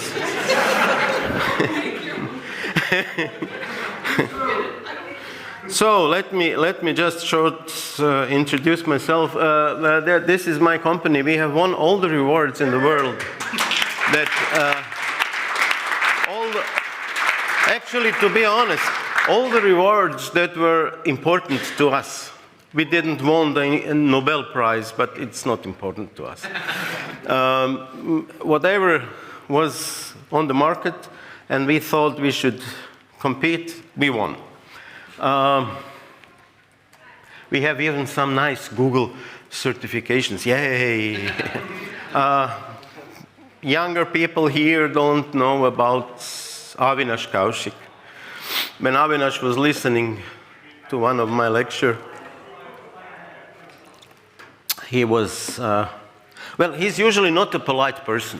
When he has a lecture, there are 50 plus times the F word involved. But this time he was very polite. I'm grateful and thankful for that. Later on he translated it. He told me, "You are stupid Balkan idiots. What you are doing, nobody would dare to do. You are so crazy, man. In my wildest dreams, I would not suppose that somebody in the world is doing that." In nice and polite English, it is thanks for the creativity. We are doing stuff completely different. I'm 10 years here on Superweek. This is my 11th year, actually. And this is my first and my last lecture, trust me. Why? The first, because I always thought of Superweek as holidays. And who likes to work on holidays? Be honest. And the last one, because after my today's presentation, I'm not sure I will be allowed even to enter Hungary, not only Superweek. And with the United States, I already have some problems.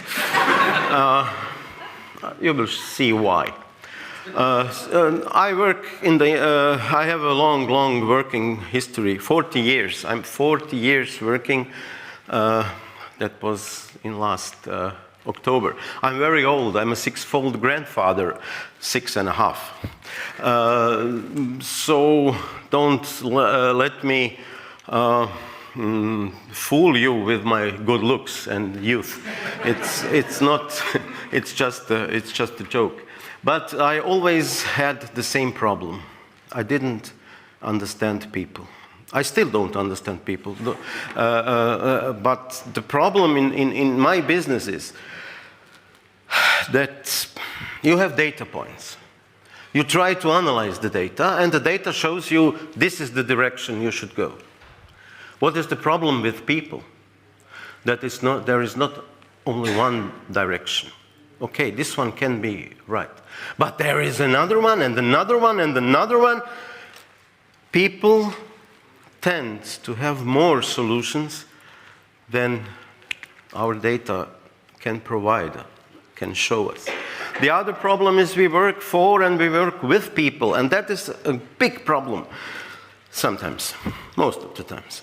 But in my career, at least. And if I can give you an advice, if you're hungry, you can just leave after this advice. Learn about behavior science. Learn about game theory. It is much better describing people than statistics or binary behavior or data analysis. You need some data analysis, but you should not embrace all the results as the only one there. Okay. Look what AI helped me. I wanted to prepare myself visiting the United States, and I asked AI, draw me a typical American criminal. As you can see them, they look a lot like American politicians with a business suit and a red tie. I don't know if any politician in America is wearing a red tie, but AI said this is the looks of a typical American criminal. Yeah. And if you don't know the data, and if you don't know the truth, you have a problem. Because AI tends to give you some answers that can fool you. I'm sure no criminal in America is walking in a business suite with a red tie, with an exception. If he is in a political party, probably he will dress like this. Another nice question I asked, how would you draw the Superweek logo?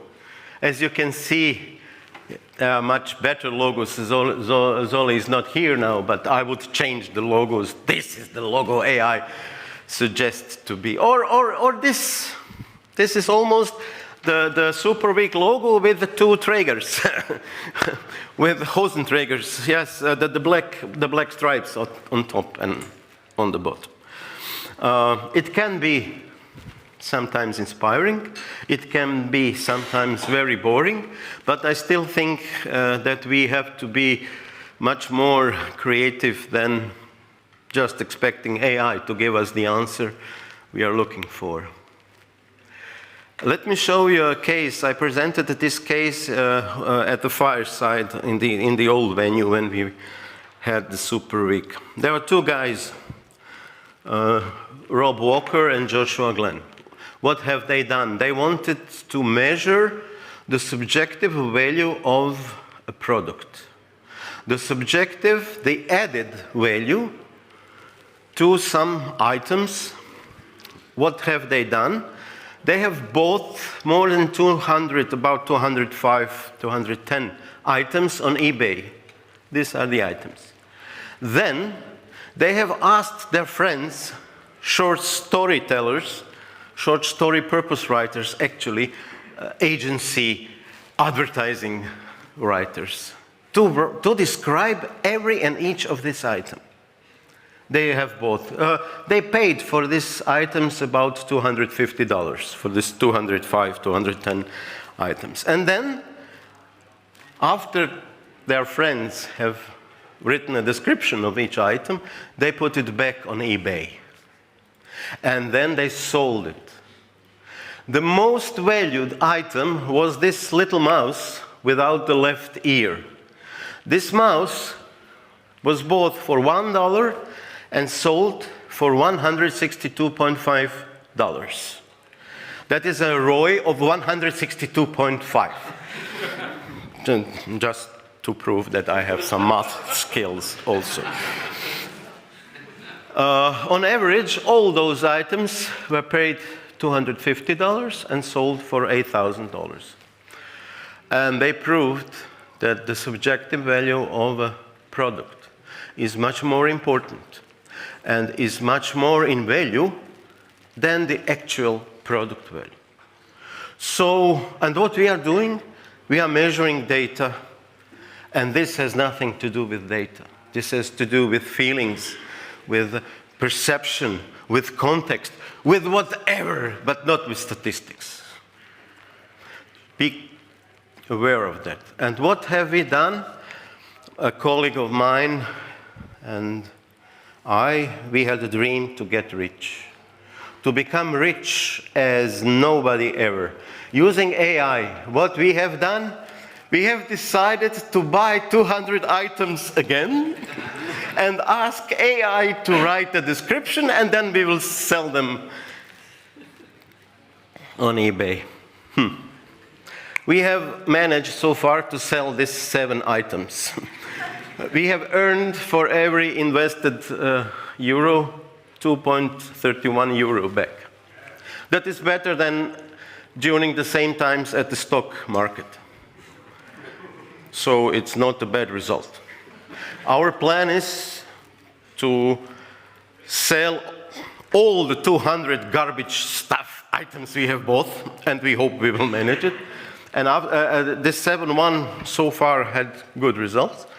And we hope that AI will help us to become shamelessly rich. So AI can be very useful, just to tell you. The next slide is stolen from a presentation of my dear colleague, Brian Clifton. He has proved that 15 touch points, 15 data points, 15 truthful points describing you are enough to find any or each person in the world by name and surname.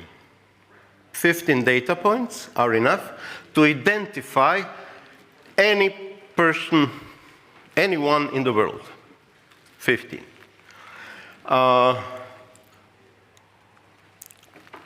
What has Cambridge Analytica done? A little bit earlier.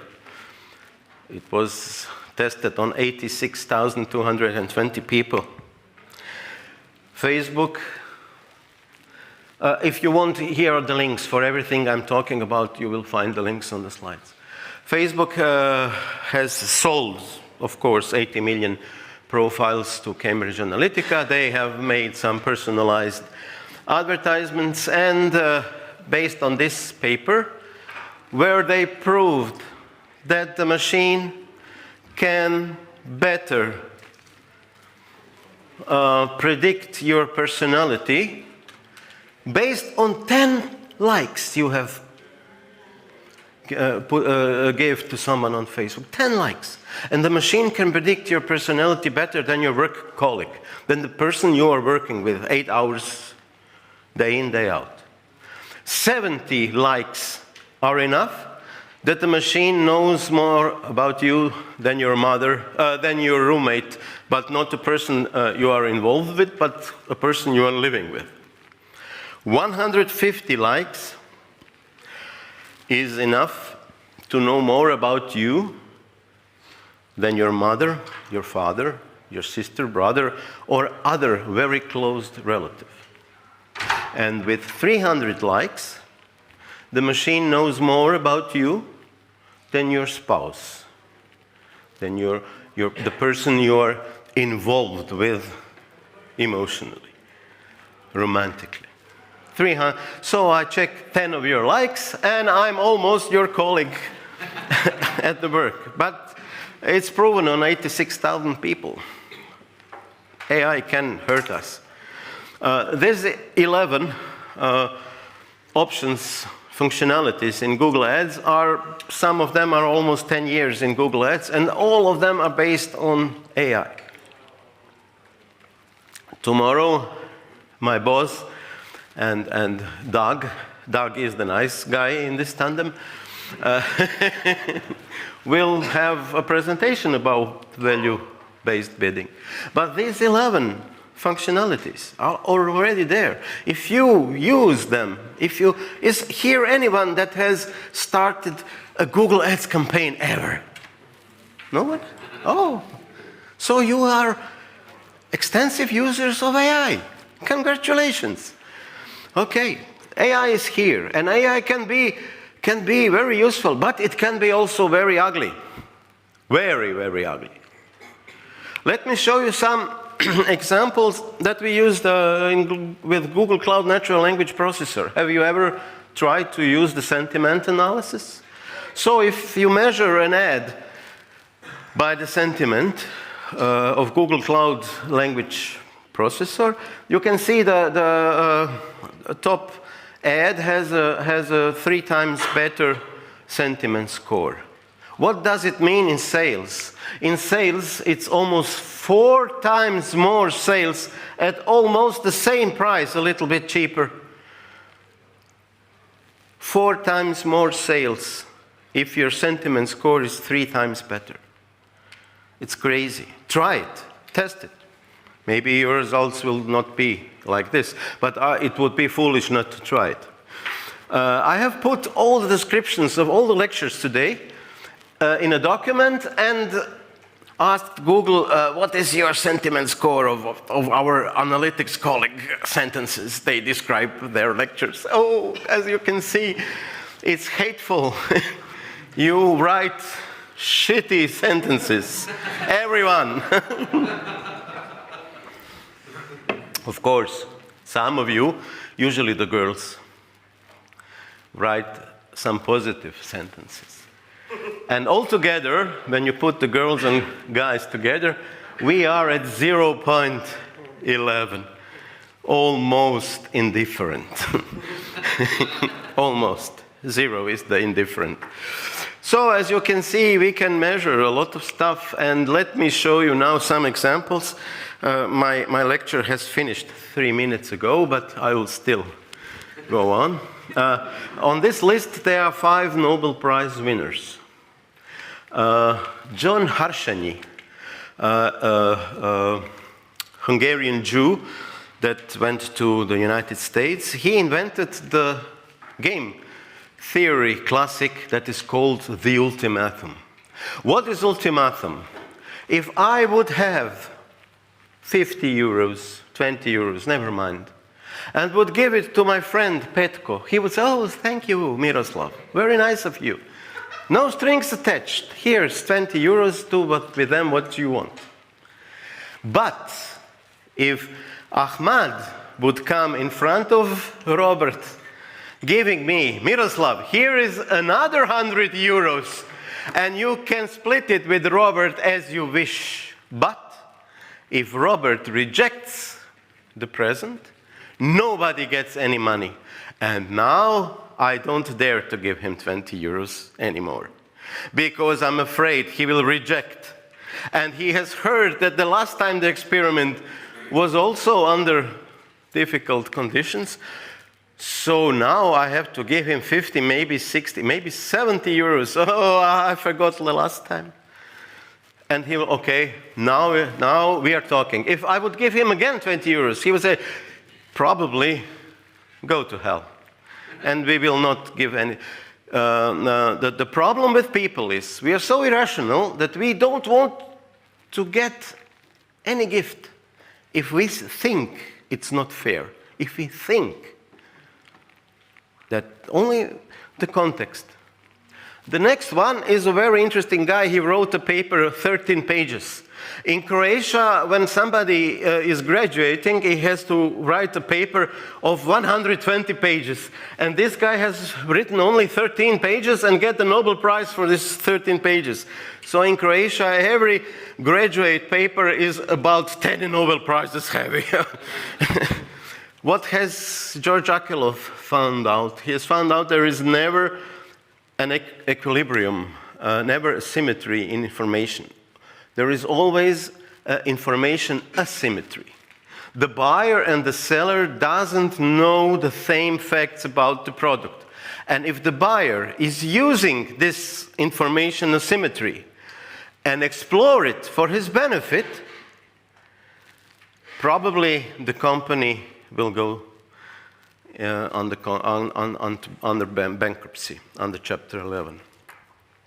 Because he has done this study on the used car market in the United States, the lemon market. And he has found out that the bad buyers know a lot of the car that is not quite a good selling proposition.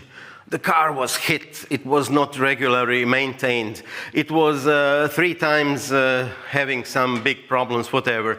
But they are not explaining that to the buyer. No, this car is wow, never crashed, regularly maintained, wow. And what happens? You buy the car is malfunctioning. And what are you doing as a normal person? You are complaining. But, and here comes the problem with humans. If I am satisfied with the buyer and the product, I will tell mostly 5 people. Mostly. The upper limit is 5 people. When I'm dissatisfied, I will tell 20 people. Maybe more. I will put it on social media. I will go to the television if they want to listen to me. Everybody should know that this guy is not so a nice car seller. And that is the reason why companies are going under bankrupt. Because people tend to spread bad news much more and much more intensive than good news. Maya Shankar, she works at Google. She is the chief behavioral scientist in Google. What has she found out? If you have a talk with any person, and if this person during this conversation holds a warm beverage in his hand, it's easier to persuade this person to do some business with you. So, if you are younger and want to raise in your company, the first thing is, hey boss, I need to talk very important stuff with you. Would you like to drink a coffee or cocoa or tea? It's much easier to get the response you want if you offer, or if the person that you have a conversation with holds a warm beverage during this conversation. Rory Sutherland, genius guy, please try to check anything you can find on TED. But he has told a lot of stories. One of the story I like most. If you offer to the sommeliers, to the wine taster, wine from a heavier bottle, this wine will always get better scores. The same wine in a heavier bottle, better score. We are people. It's easy to fool us. Margalit Liraz, PhD, Jewish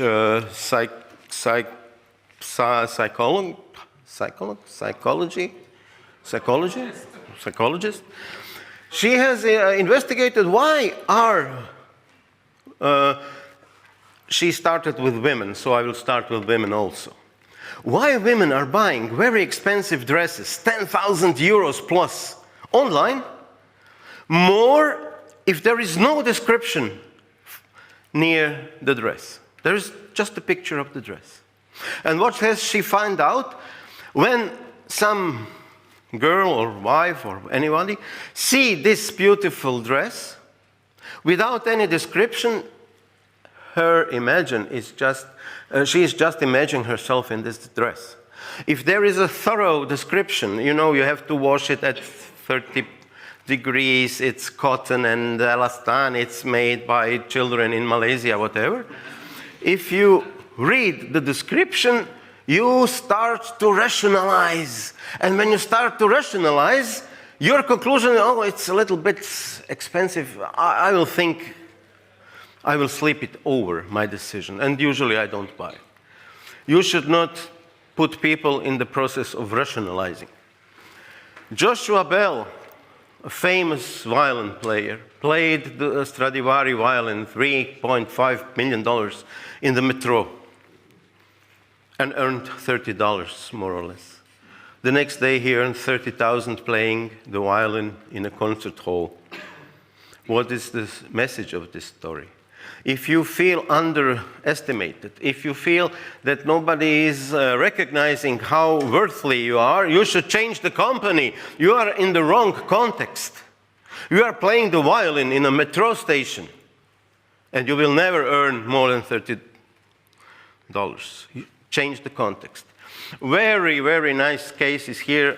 They put Ed Sheeran on stage in a red district. Nobody wants to watch the Peep Show with Ed Sheeran. They didn't trust that there is Ed Sheeran there. They didn't trust.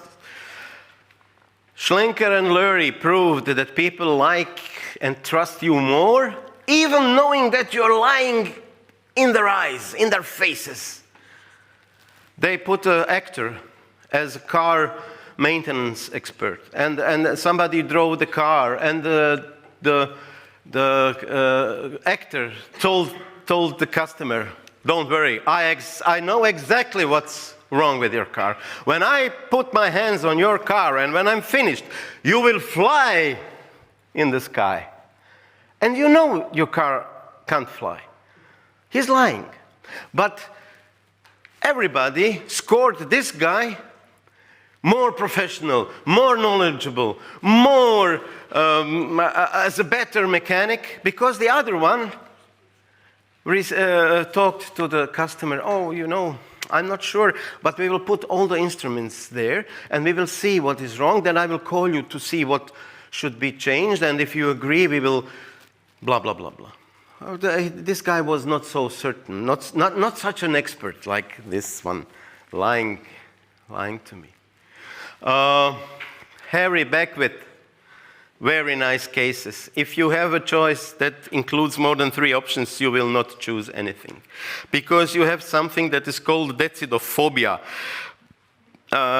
They said that President Obama had this problem, paralysis by analysis. Smart people are paralyzed if there are too many options. And they know what they want, but they are afraid they will miss the best opportunity, and therefore they don't choose anything. Cunningham's law, let me read it. The best way to get the right answer on the internet is not to ask a question, it's to post the wrong answer. That is what I'm doing. That is what I'm doing. I ask a question, and then with my phony profile, I ask some stupidity. And at least 20 people in 5 minutes are giving me the correct answer. If I put the right question and wait, I can wait 20 days, nobody reacts.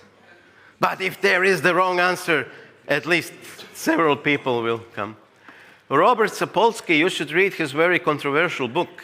We are victims, we have no free will. We are victims of our biology, our hormones, our behavior is regulated. We can be programmed. People can be programmed. He has put some small amounts of testosterone in an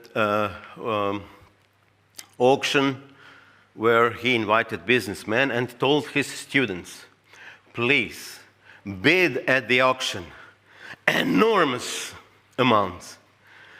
And because testosterone was given to the businessmen, they were protecting their status. They were not aggressive. They were just, testosterone is a hormone for protecting your status. If you are the leader, you have to be the leader even in the auction.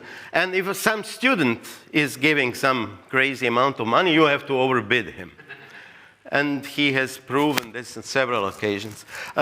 He has also proven that dopamine rush happens before you get the present, not when you get the present. For example, you are waiting grandpa and grandma to come. The highest rush is when you hear the doorbell, not when you see them and hug them. When you hear the doorbell, you are crazy. Before you buy, you have the dopamine rush. And oxytocin is very nice. It's called the goody hormone. The goody. We are so nice to each other. We love each other.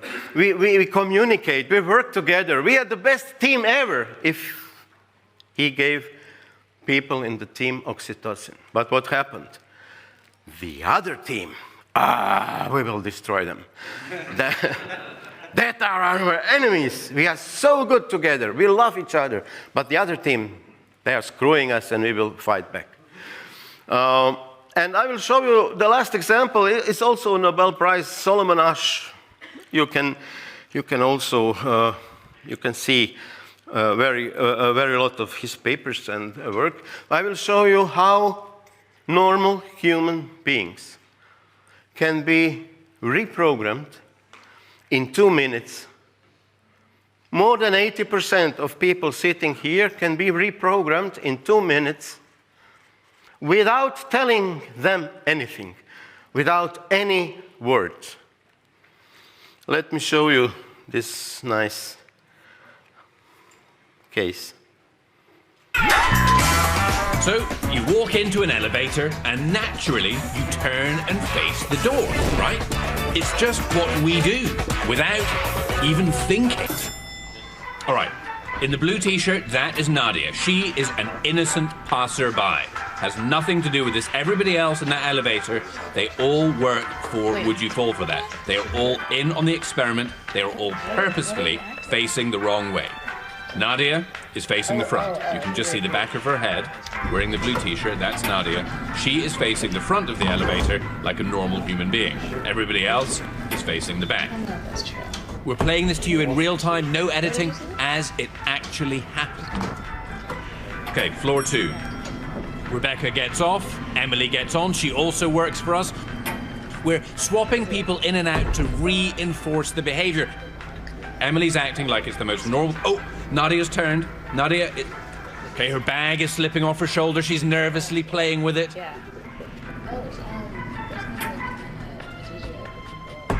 Nadia's now halfway round. Will she go any further? Emily gets off, Mike gets on. Again, Mike works for the show. Presses his button, faces the back like it's the most normal thing in the world, like he does it every day. Nadia is really feeling the pressure right now. I'm not going to see anyone else. Isn't he Scott's making some small talk. He was on celebrity rehab, I think. Oh. Yeah. She's looking towards the back of the elevator because everybody else is. Floor 4. I love the guy. 4th floor, Mike gets off. Lauren gets on. Lauren also works for us. She's in. Oh, and Nadia has gone. The 4th floor, Nadia has... Check the timing. 110 seconds is enough to reprogram you, to behave completely different than you are used to. 100 seconds, without any word. without asking anything. That's why AI is dangerous. We can be programmed, we can be reinforced to change our behavior, completely different than it was ever before. And I have some nice... Sigmund Freud said about the masses, if you want, the masses does not need moderate logic. You must express yourself in bright colors, exaggeration, and repeat the same things over and over. It's similar with the red tie business suite criminal I showed. Maybe. Be careful. So, what should you take away? This guy and this girl, the names of these sculptures are Norman and Norma. Norman has one dimension more than Norma. I will not speak about this dimension, but you can suppose what Norman has and Norma doesn't. They put 15,000 young people, measure them, measure the finger, the nose, the ears. They measured everything and gave the average measurements to a sculpture. And ask the sculpture, please, can you make this sculpture? Of course I can. And the sculpture made Norma and Norman based on 50,000 young men and women. 15,000 each. And then they decided we should invite all the Norman and all the Normans to the dinner party because they are the average. And among 15,000 of them, nobody came. No, averages doesn't exist. Be careful. Analyzing data based on averages can fool you, can really fool you, because 28 years are both of these groups. Be very careful. Never analyze the whole data set. Analyze. Ibrahim, I believe, had a beautiful presentation, for me at least, about segmentation, Simpson's paradox, and so on. And it's actually here. That is the Simpson's paradox. Always analyze the segmented data, not the whole data set. Be aware of the context. Google's analysis showed that 40% of baby products are being bought by people that live in households without children. Without children. And when you think a little bit deeper, but it's normal. I have 6 grandchildren, so I have 6 times bought something for a baby. And in my household, there are no kids anymore. And my daughter maybe bought 1 or 2, but she usually gets all the products. And the third most important thing I would like you to remember is this Abraham Wold, a Hungarian Jewish mathematician, went to the United States during the Second World War, and his task was, he was working in a Stanford statistical group.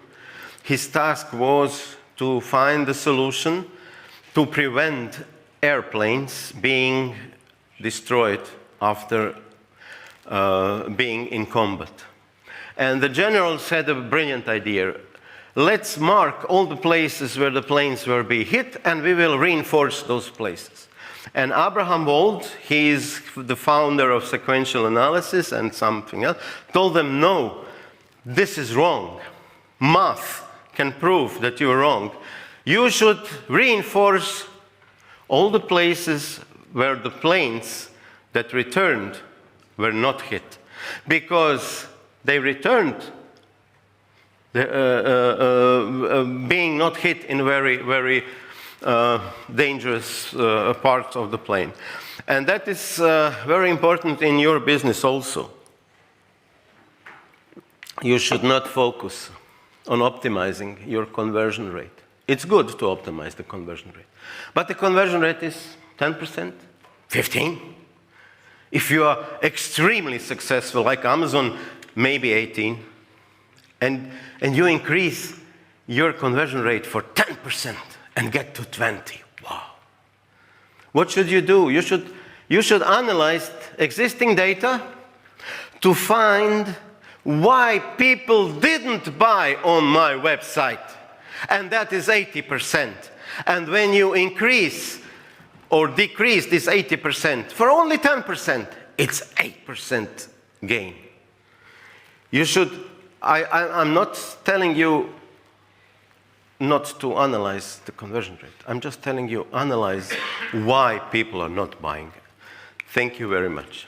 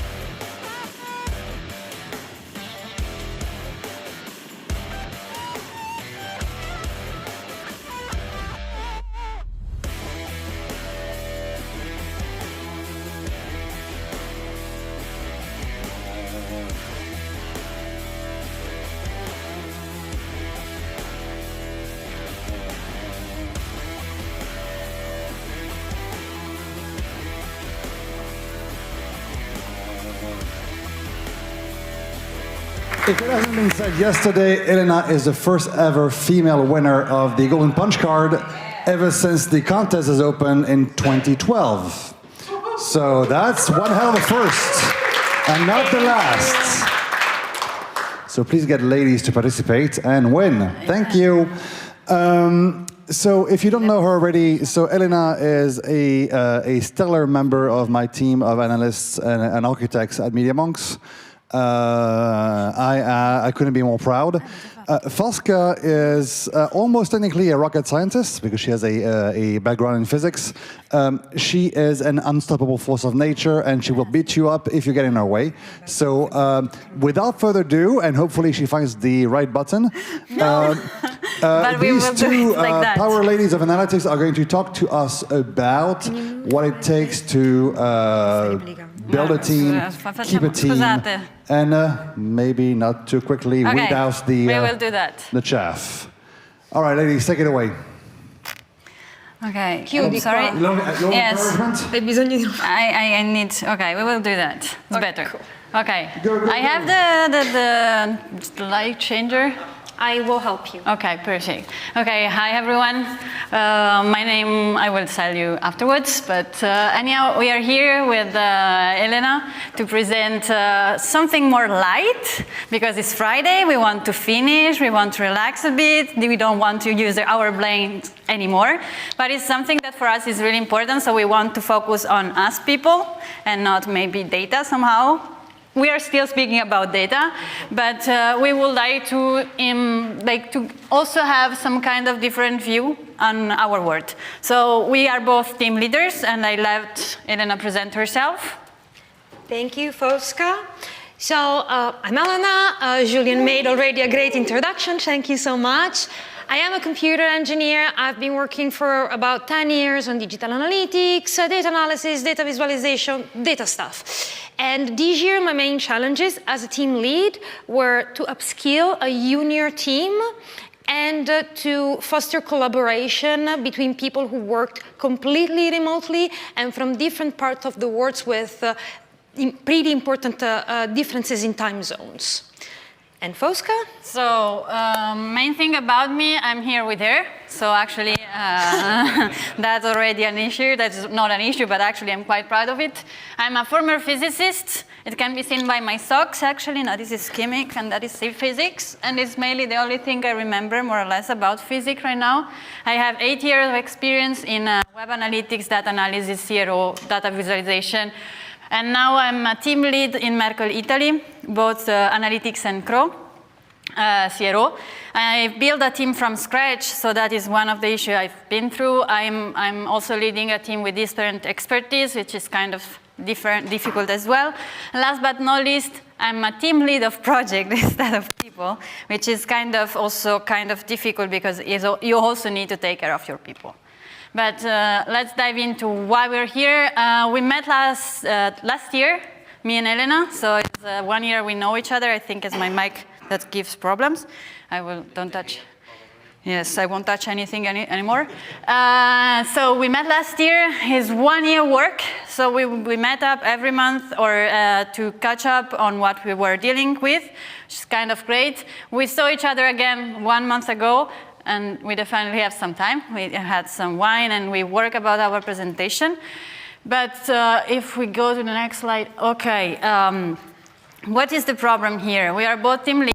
What we saw in this world is the fact that actually there is a need for change. We change a lot. Every year we have improvements. Last year we saw the GA4 that it was coming. This year we had other problems.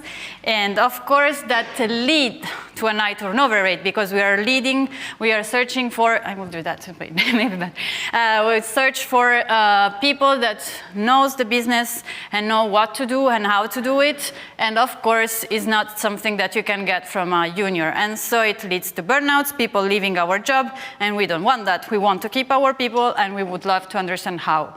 So our objective last year was to find ways to explore how to retain our team and to nurture it and to find kind of ways to manage in the best way possible. Of course, we are also growing and learning, But having this year to work together actually gave us a lot of inputs. Not just that, we spoke about data.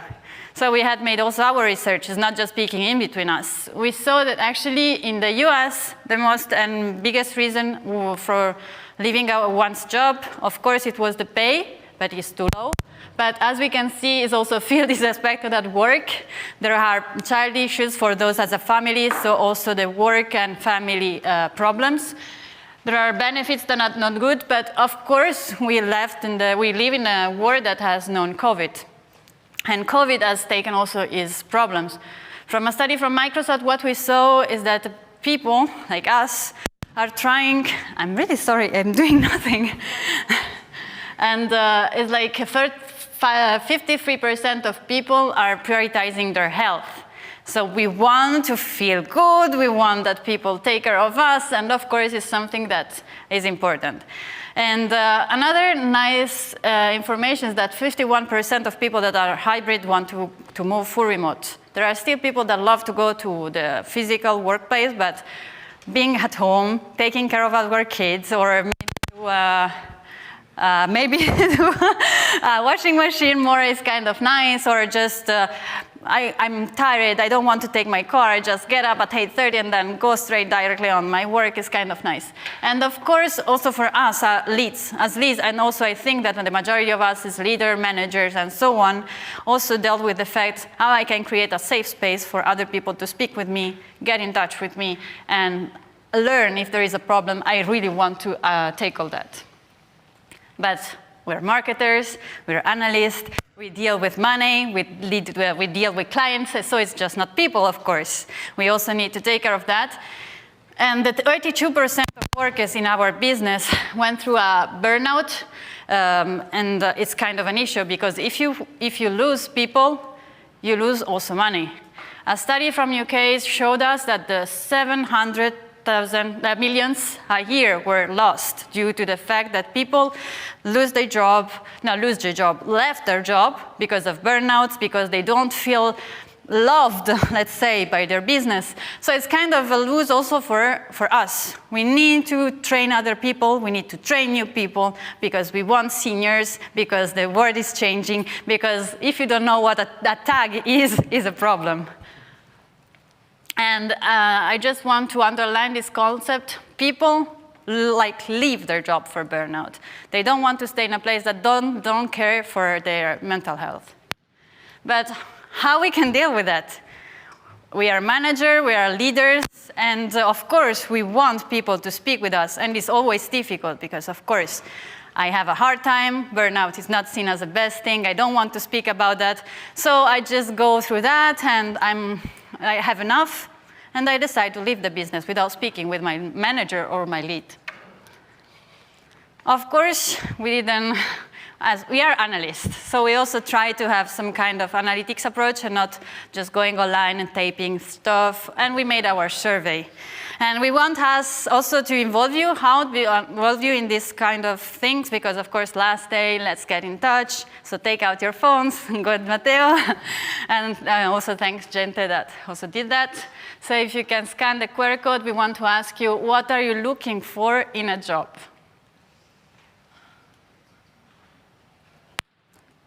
Whatever pops in your mind.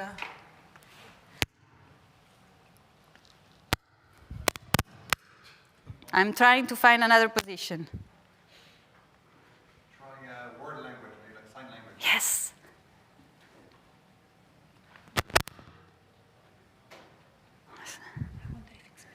Non lo so. Nice man. Wow. It's kind of nice. We will see something.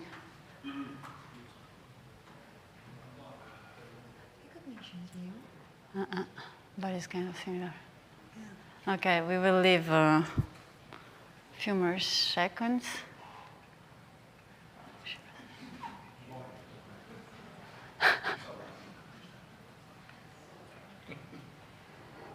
It's nice.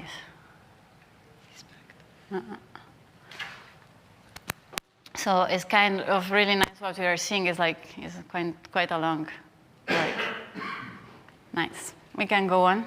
And I leave the worry a bit to Elena, so you can go on from that. How do I exit from this? Okay, cool. Okay, so these are the answers of the original survey. I noticed that they pretty much match with yours, so perhaps you can help us even with our own interpretation, if you want, at the end of this presentation. So as you can see from the cloud of words, the main topics are growth and emotional intelligence. So we looked at all dimensions as an answer for this question, and we tried to group them into categories and then count how many mentions each one had to understand what the priorities were. So growth and emotional intelligence are top of the list. We noticed that growth, it's almost always paired with either innovation or challenge. We think that this indicates that not only people want to have professional growth, but they also want to feel a little bit tested with their skills at work. Then we grouped under emotional intelligence all of the mentions regarding teamwork, supportive leadership, supportive environment, but also the mentions about trust and autonomy. Those we found more prominent in professionals that were more experienced. So we think, and I'd love to hear from you too after, that this is about micromanagement. People don't like to have somebody breathing down their neck, not trusting them and checking every step of the way. They feel that as a form of disrespect from their managers. So that's something to avoid, especially with senior people. After that, we have work-life balance, also very important, as you can see from the huge remote keyword over there. And that is the very first and main feature that people look for when they think about work-life balance, at least in our survey, followed by flexibility in general. And then we also have as factors compensation and benefits. So this is about salary. It is still a factor. And the work environment and management. Here we grouped the dimensions that were about technical competency in the manager, sound processes, and organizational structure. Okay, so we had other questions in the survey, and one of them is really similar to what you see before, but this time we gave the answers. So why would you leave your job? And there was a score to put, like from 1, most important, to 8, least important. And we did also one other thing. We asked our peers to put their specialization, so junior specialist, and we also did some, like, I was going to say, groups. And what we saw is that salary was not one of the first reasons why you leave a job, and also maybe we had a talk also on Wednesday speaking about burnouts and so on. Toxic environment. Also for my personal experience, I left a job for this reason. And as we see for junior to director, that is one of the main reasons one leave their job. And lack of work-life balance, mainly for lead and managers. And another one, which is kind of strange for us, for directors, but lack of growth opportunities, which is quite kind of interest. Due to the fact we were speaking about let's say juniors and senior, we also made an open question, and what we saw from the most junior people, so junior specialists, what they really want is a good management, to be respected, have flexibility, peace of mind, and also to be challenged, so something that can make their brain work, not monkey stuff. And if we see instead of those people that grew up, so a really empowered cat woman that time, we want trust, we want freedom, we want flexible remote. Of course, we want salary, but what we need is autonomy. We have the strength, we have the knowledge because we work on that, so leave us the time to do what we want and to train our teams. Burnout. That was one of the main keywords on Wednesday, and also one of the kickoff topic for us. I've been through a burnout as well, and it's difficult to understand when you have one, but that leads to leave your job.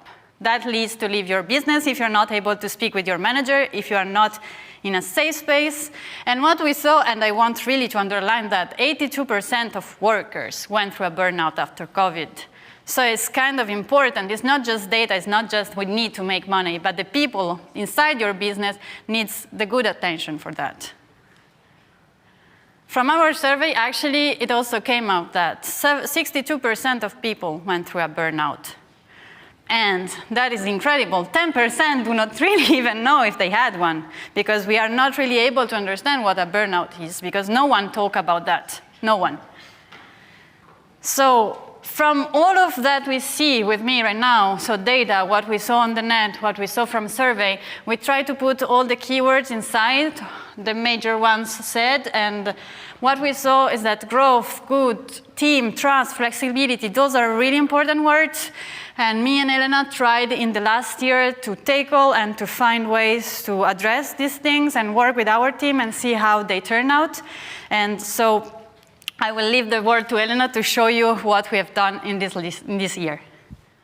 All right, so Fosca showed you the research. We did the research, we did the survey, and then we said, okay, pretty much it looks like there are these three main areas of focus that we can action upon. That are emotional intelligence, growth and challenge, and work-life balance. So for each of these three pillars, we identified measurements to guide our improvement efforts. Those are preliminary measurements. We're not saying that those are the ones that should be used, but are the ones that we selected to start working. And then we also looked for the best tools to manage the pillars, and we got inspiration from the best professional in the fields and from our own managers, which I must say, like, they were great inspiration. Fred, we also want to thank you because we integrated the auto-evaluation form. It is one of the tools. We followed your conference last year. We really loved it, and we integrated. So we try to take inspiration from people who do things well. Let's start with the first pillar, emotional intelligence. That's the intelligence use of one's emotion based on the description of Professor Koletsis. So it really means being aware of your own emotion and also empathetic to the emotions of others and be able to adapt our behavior in a healthy way thanks to this awareness. So for instance, it doesn't merely mean being nice to people. It means being able to approach someone with an uncomfortable topic and with sensitivity in an effective way. So we, of course, went and looked for studies and proof and data, and these are two that we selected. Many studies link emotional intelligence with productivity, engagement, and profitability. The first one by Professor Koletsis highlights how emotional intelligence was the main predictor for success at work for leaders. This was done in a big international consulting company. And this other study was about measuring ROI for emotional intelligence trainings across different industries. And the median for that was higher than 1,000%. The tech industry also higher than 1,000%. The higher is 2,300 for retail, and the lower was 500 something for finance. And despite the many studies proving that emotional intelligence can be linked with profitability and performance, only 36% of people have this ability. And according to a Gallup research from last year, employees who are not engaged cost to the world $9 trillion, which is 8% of the global gross domestic product. So this has a cost. This is a lot of money that we're losing, right? And we could do better. So we thought, okay, how can we practice EI at work? Because apparently that's very important and we should do that. So we started with a framework from Daniel Goleman, which is the biggest expert in the field, and we identified a few components. So self-awareness, the capability to recognize and understand our own feeling, can help recognizing and preventing burnout, and also is important to do a realistic self-assessment of our own capabilities. Self-regulation is about managing impulses that will be disruptive to our work. So for instance, the capability to wait a minute before answering that email from that client that really triggered you. Then motivation, it's the drive of achieving for achievement's sake. It's a main trait of emotional intelligent people and needs to be nurtured. Empathy, it's fundamental to create collaboration and to sync with people, even with stakeholders when we're trying to present solutions. And finally, social skills are fundamental both for leading teams, but also if you want to lead changes in the organization. So these are a few things that we practice that we want to show you. Now we get to what we did. So meditation and mindfulness, I was very skeptical about it before starting, and then I realized that I couldn't sit still for 5 minutes and do nothing, and I was very concerned about it, and I went like, okay, I need to do this. It helped incredibly with my focus, and we do it because we believe that taking care of ourselves is the better way to take care of others. If we are stressed, if we are nervous, even if we don't realize it, there's a big risk that our teams or even our clients during the meeting can perceive that. And all of this helps with self-awareness, self-regulation, and empathy, between other things. Most of these apps also have something that allows you to score your mood of the day, so that you can measure sentiment score. If I see that I am too stressed for many days in a row, I do something. Not because I love myself, mostly because I love others. Then we have feedback that produces an NPS for us. It's important both giving and receiving feedback. We give feedback by shouting out the success of others, of our teams, in as many channels as we can. And we receive feedback by, well, our idea was to give this form to our team. This is anonymous. They can answer the form anytime they want, but we do ask them explicitly to fill it twice per year so that we get a sense of what we're doing right and what we should improve. Very important is this, providing a safe space for the team. That could be Slack channels. It can be done simply with imposing rules, behavioral rules, that ridiculing people, for instance, is not okay. So it's important that the team knows what the rules are. But what you are showing here is retrospective, because it was, I think, the most loved safe space for our teams. What we do every month, we reflect on what we want to keep doing, because it went really well, what we want to stop doing, and what we want to start doing. I can't tell you the amount of incredible ideas and improvement that this exercise led to both client work and collaboration in the team. Sorry, I will, if you want to make pictures. Pay attention to the blue one. That's super important. That's the action part. If you just have a nice chat about what to do better, but then there's no action following up, you just had a nice chat. And it will reduce the trust that your team has in you and the effectiveness of the exercise. So after we do this, we discuss why we put the tickets there, we vote them, we brainstorm about actions, and then I create tickets in our team board as reminders that we need to work on that. It doesn't just stay there. It's part of our weekly job. Then something else that we do is team building. It doesn't necessarily need to be a party, even if those are really great. This is a little bit more work related. So we asked the team to do the 16 personalities test. This is a very good test that has a section of how personalities behave in the workplace. And I use that as guidance to personalize my approach with the team. Of course, also aligning with them, asking them, is it true that this is your preference? You need to remember that everyone is a special, unique snowflake, and you cannot use the same approach with everybody. So this helped, and it was fun to do for them and to share the results with each other. And then this is another exercise that they really loved. This was a special edition retrospective. This is just one of the pages, but we identified several topics at work, and I asked them to put their name somewhere in the line to indicate whether they were, they preferred to be called directly on Slack, or tell me that you want a meeting and we will schedule one because I need time to reflect. And this was very interesting for self-awareness as well. In fact, if you do this, give it a few days in advance, because the team needed time to realize where to put themselves there. So it was a great exercise because they realized what is it that they prefer, and that they were able to communicate it with the team. For me, for instance, it was helpful to know that Catwoman is a night owl. And she explained later that she prefers to have calls in the morning and then have focus time in the afternoon. Since she comes from a country where normally, like in Italy, we prefer to wake up a little later rather than early, okay?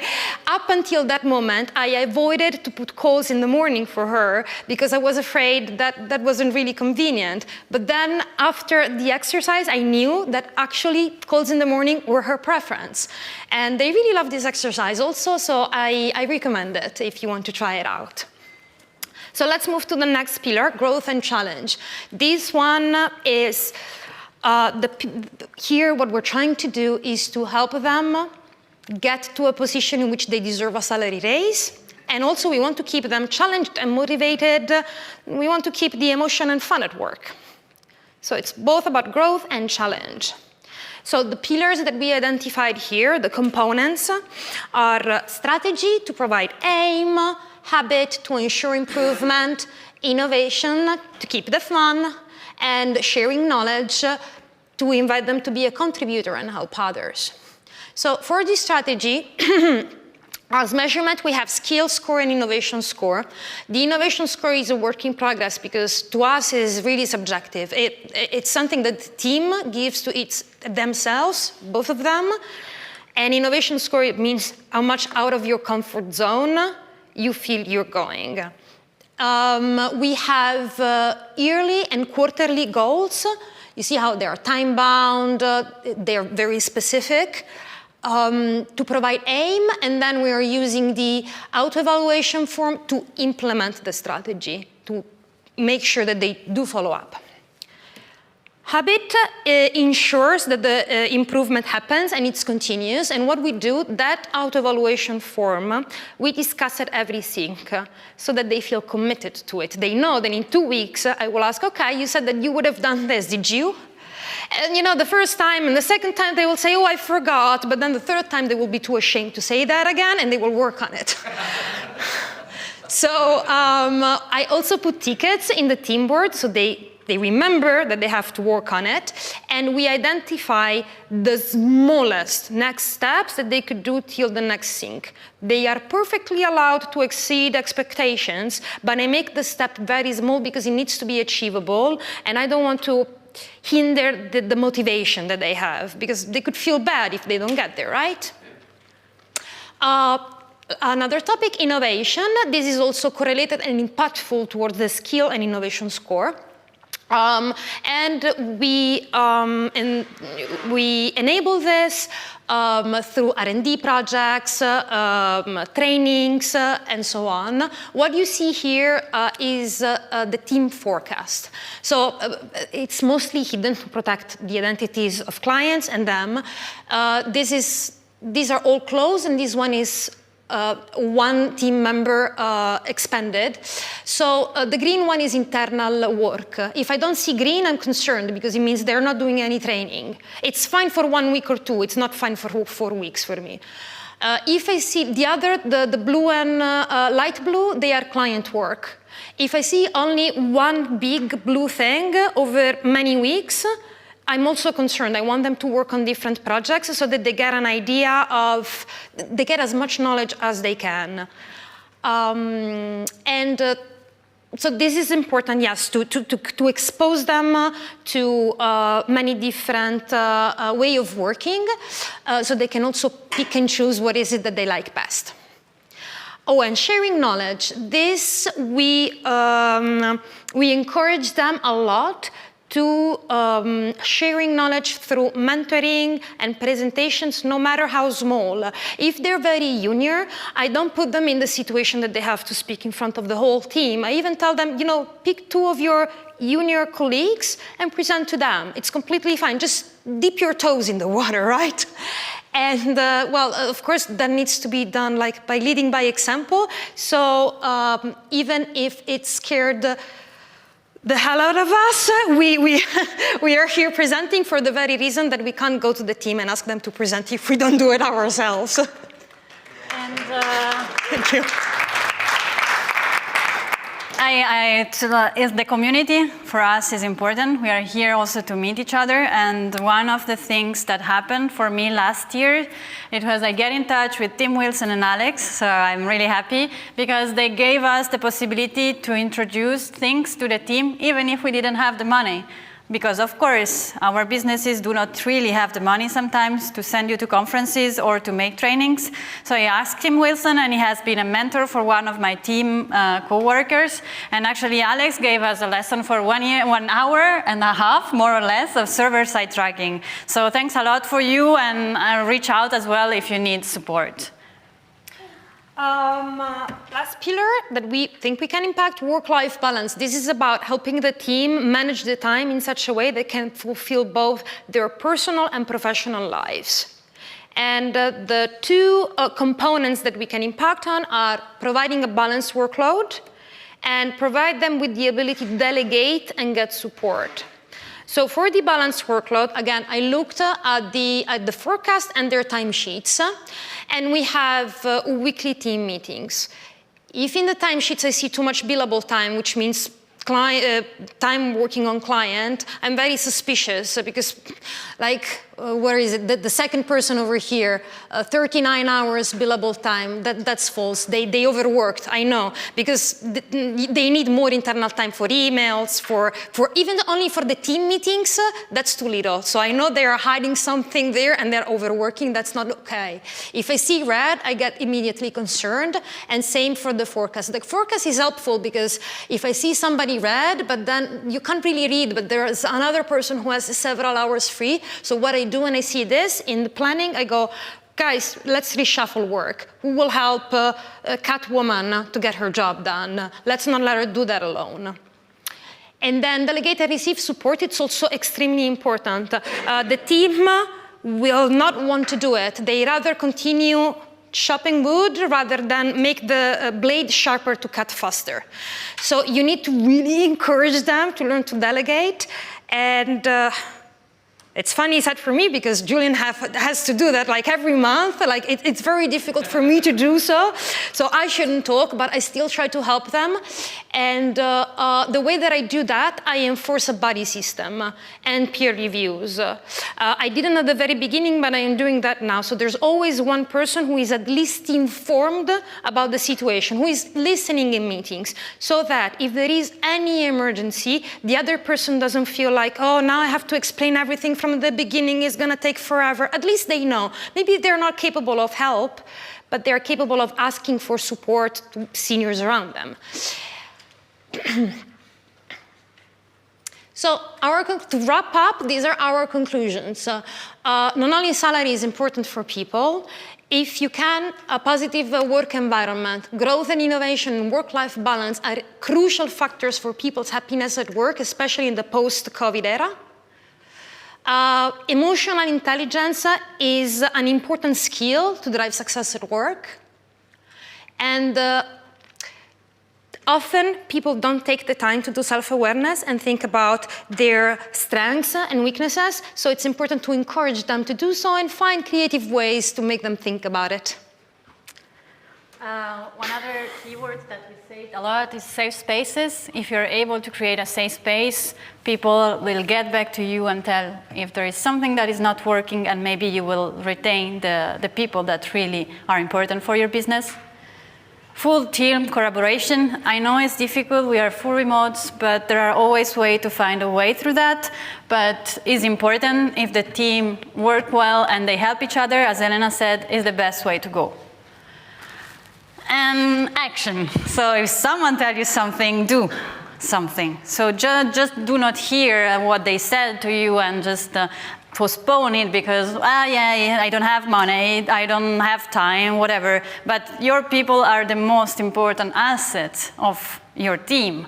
If you don't take care of them, you're definitely not the best person to lead the team, I think. Take your time, find time for them, and nurture your team.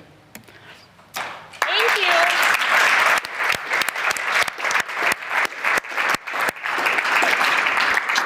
Thank you. Thank you, ladies. Any questions? You are taking out the I have questions before. I would just like to point out that on the, let's say, lead and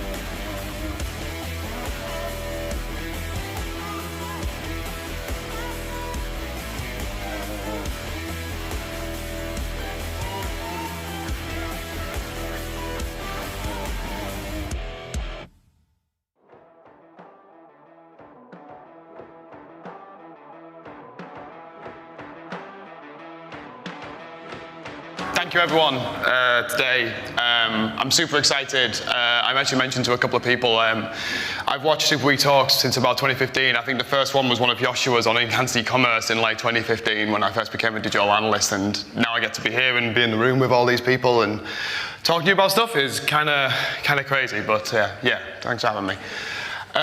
So I'm gonna, go back up. So I'm gonna talk about data warehousing and digital analytics. So kind of a space that I've been involved in for a few years now at this point, and something that's become much more relevant in the last, well, 18 months, 2 years or whatever. So what I'm gonna talk about, I'm gonna do a little bit of who I am, and then talk about, set the scene a little bit as to where we are and how we've got here with regards to digital analytics and data warehousing, and some of the bad practices that I have seen in the wild and done myself and some of my customers or my clients in previous roles, which will nicely segue into what is data modeling, or what I mean by data modeling, and different approaches to data modeling in a data warehouse, and how different BI tools that you use impact those approaches, and hopefully leave you some tangible takeaways and recommendations that you can use maybe on Monday. So. Who am I? I'm Jordan Peck. I'm Principal Technical Account Manager at Snowplow. I've been with Snowplow since about 2020. Prior to that, I worked in digital marketing and digital analytics agencies since about 2011 or 12. Started out originally in SEO and became a digital analyst around 2014, 15. And a lot of Google Analytics, a lot of Google Tag Manager, Data Studio, a bit of Google Cloud and BigQuery, and then once I joined the team at Snowplow, a lot more cloud, a lot more data warehousing, and then still some digital analytics-y stuff as well, where I work with some of the customers that you see. Is this Pointer work? Yeah, sort of. Some of these customers that you may recognize are some of the ones that I'm responsible for. Some of them are more strategic and complicated customers. So let's get into it. Let's set the scene with regarding digital analytics and data warehousing. So data warehousing is not new. Data warehousing has been around for a really, really long time. For a long time, huge vendors like Microsoft or SAP or Oracle, Vertigo, etc., dominated this industry. They sold very expensive on-premise solutions to extremely large enterprises with huge IT budgets and IT teams, because setting up a data warehouse back in the day in the 80s and 90s was expensive. You needed expensive hardware. You needed a server room. You needed a data center underneath your office, and you needed very expensive consultants to come in and install it. So only the most profitable and cash-heavy businesses were able to really have data warehouses. And these data warehouses were used for BI purposes, for analyzing back office data, sales, customers, products, supply chain, logistics, sometimes marketing, occasionally, not so much, and certainly not things like digital or digital marketing or anything like that. And despite its longevity and kind of how well established it is as an industry, it's relatively poorly understood, I would say, by most of the digital analytics community. One of the reasons for that is that most digital analysts spend most of their time in GUIs or UI tools with UI, whether these are spreadsheets like Google Sheets or Excel. Maybe you spend a lot of time doing analysis and creating custom reports in the Google Analytics interface or the Adobe Analysis Workspace. Maybe if you go a little further, you can take Looker Studio and put that onto a simple visualization tool like Looker Studio and put it on top of some of your data to visualize it in slightly different ways. But not very, still very GUI-based interfaces. And the use of SQL or database or data warehouse tooling amongst digital analysts is very rare in my experience. So, I mean, I'm sure everyone here is familiar with Google BigQuery, but some of its bigger competitors like Redshift and Snowflake are not so often used by digital analysts. Data modeling and data transformation tools like DBT and Matillion. Has anyone heard of Matillion? Hands up for Matillion? Yeah, 3 or 4. Really, really, really good tool. Company based out of the UK. Fantastic transformation tool. Really recommend it. But yeah, other tools like for data quality monitoring, like Datafold or Monte Carlo. These aren't really the sort of tools that digital analysts are using every day. However, GA4 has completely changed things now. And like the Joker says, there's no going back. Things have changed forever now. When GA4 launched, and initially at least, gave everyone a free BigQuery export for the event-level behavioral web and app data into a SQL data warehouse. They put it in the hands of normal, quote-unquote, users. And they continue to encourage analysts to go to BigQuery in order to perform certain tasks. I know Universal had an Analytics 360 BigQuery export as well. I know Adobe's had a similar type of offering for a long time. Snowplow and Piwik and Matomo have offered access to the raw data since inception, but GA4 has done it at a scale that has never previously been seen. And as a result, more analysts are working with data in a SQL data warehouse than ever before, which is legitimately a good thing. I think it's a fantastic thing. I think Google when Google did it, I think it was a really, really great move, and it was fantastic to see them pushing this forward in the industry and helping level up the rest of the industry. It opens up so many more opportunities for sophisticated analyses. So joining your web and app data with your back office data, your customer data, profitability data, things like that. You can retroactively change processing logic or business logic over your data set, which most tools don't allow you to do, at least in their interface. And I'm not going to talk too much about ML or AI because it's been talked about much better than I could do.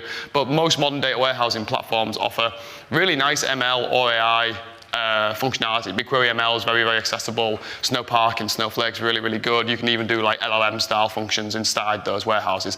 It's really, really exciting, and digital analysts should be excited that they get to use all of these new tools. It does come with a price, though. And the next slide I'm going to show is a bunch of screenshots from the Google BigQuery channel in the Measure Slack. And I'm not doing this, I honestly am not doing this to embarrass anyone or single anybody out, but basically loads of people haven't been enabled and don't know the skills and the practices that are required to effectively use data in a data warehouse, especially behavioral data. And you just see all of these people posting anything from basic questions to very complicated questions and extremely long, very complicated, hard to read SQL queries. I know GA4 for BigQuery, I think Johan's here. I mean, that's a fantastic tool, but it just illustrates, if nothing else, quite how complicated some of these queries are that you have to use in order to get value out of GA data in BigQuery. The data analysts don't have the benefit of the practices and the techniques and the approaches that data warehousing professionals have had for 30 years. On top of that, I think this is one of OWOX's screenshots, but digital analytics data, behavioral data, isn't very easy to work with in a data warehouse anyway. It doesn't really perfectly fit any of the sort of traditional data modeling approaches. It's also very big, it's also very messy, it's context dependent, it's very expensive to query. Your finance team probably aren't as happy about getting access to BigQuery as you have been. But also, digital analytics data doesn't aggregate like other business data. In digital analytics context, you often want to analyze a sequence of events, like someone playing a game or watching a video, and take those sequence of distinct events and collapse them into a single row. That's quite a difficult concept to rationalize in your mind at first, and it's difficult to turn into a SQL query and difficult to store effectively. All of this then leads to, well, a lot of things, but two main things. It leads to a lot of toil work. It leads to not a lot of fun work, but you have to do it, but it's repetitive, and it's distracting you really from the real value-adding work that you want your analysts really to be doing.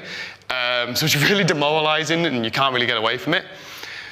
And it probably also leads to some really expensive BigQuery bills at the end of the month when you're having to repeatedly run queries over and over and over, very complicated queries on a very, very big data set. And this also you should also bear in mind, this is obviously the icon suggests the money paid to Google directly, but you should not underestimate the human time as well in having to toil away and perform all this work as well.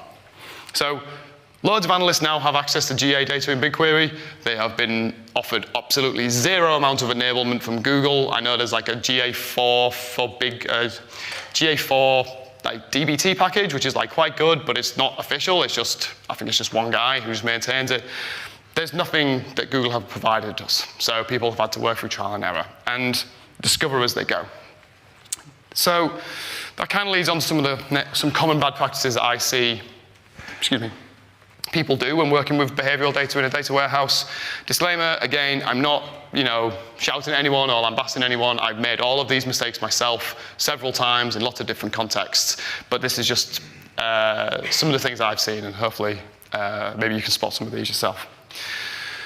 So the really kind of like basic one that you may see is people saving locally and reusing queries. Probably all done this, I know I have. Maybe you save a file like in a notes file, or you have a text file that you store locally, or maybe you save them all as SQL files and store them in a folder on your laptop. And then when you need to answer that question again, you copy that file, paste it into the BigQuery console and run it, and you get your answer. Seems innocent enough, but it's really, really not a good idea. I cannot tell you how bad an idea it is. First of all, if you're running queries like that, because that's what you need, you'll run up really, really big, expensive BigQuery bills. So, that's not good.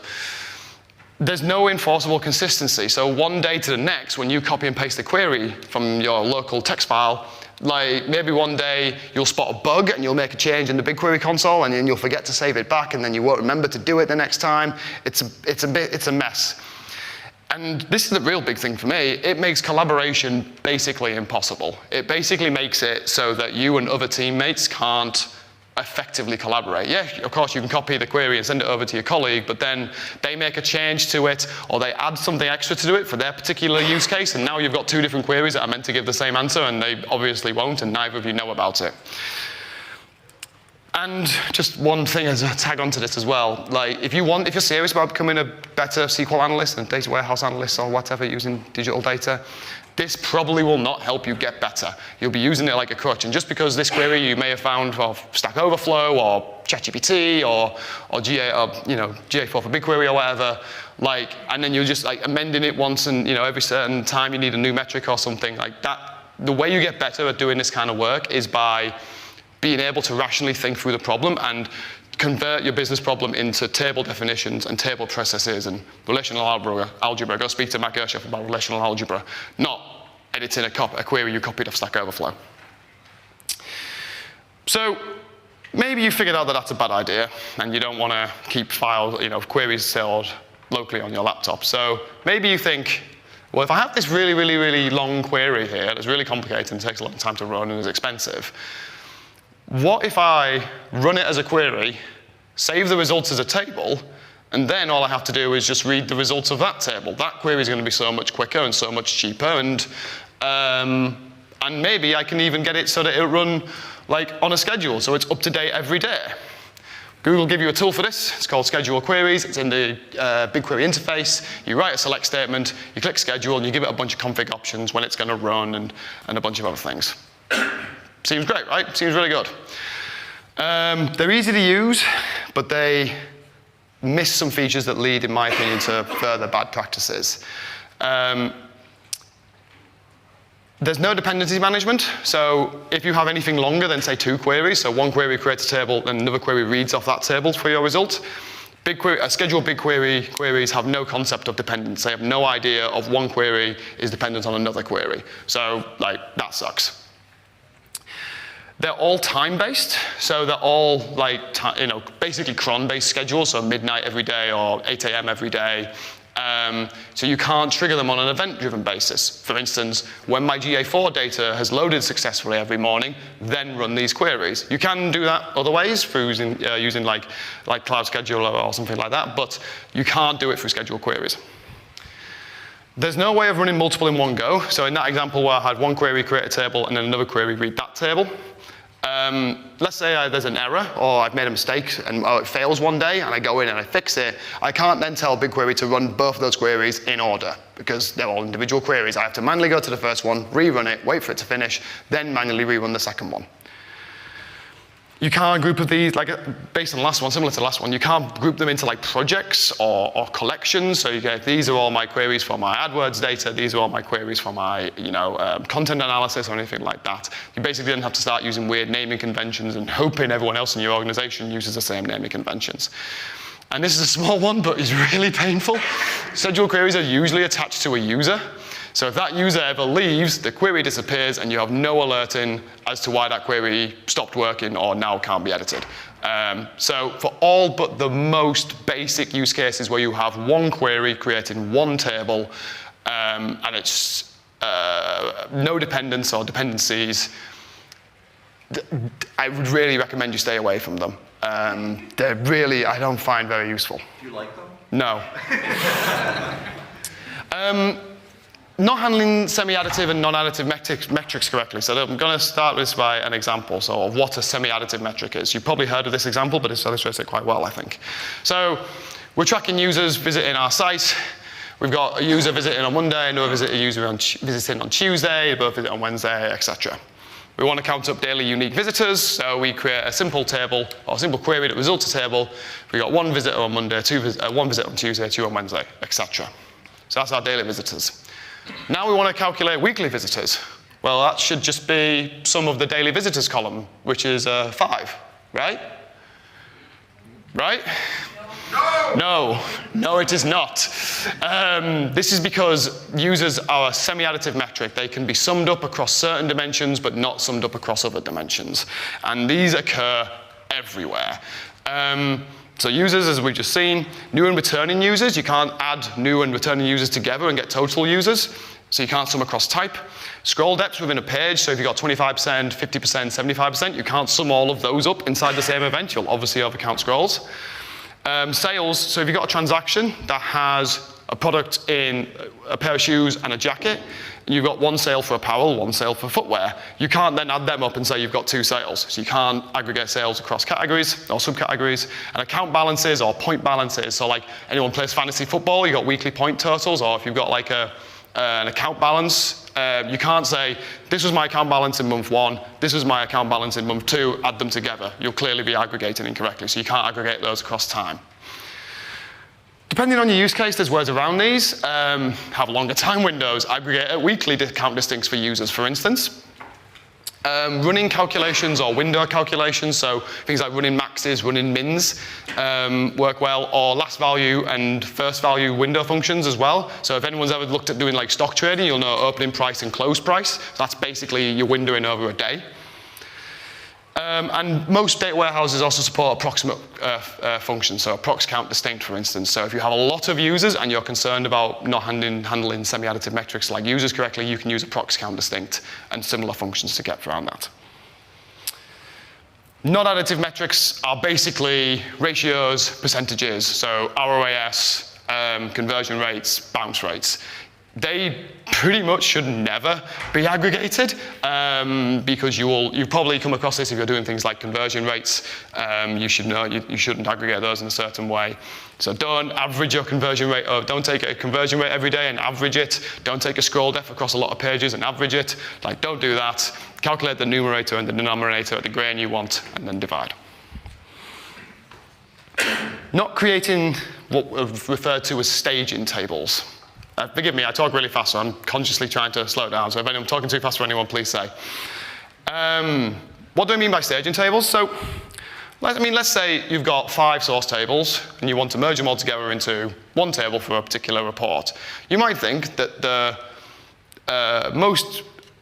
the easiest, most efficient way of going about this would be to write one query that joins maybe you've got sales and, sales, customers, items, countries or something in a bunch of different tables. You want to join them all together, filter, remove internal visitors, remove test transactions, remove bot traffic, group and categorize, so do your case whens and your regex contains and all that kind of stuff, and then compute some aggregates, so total sales, average order value or whatever, and just do it all in a single query. You might think that makes the most sense and it's going to be easiest to manage.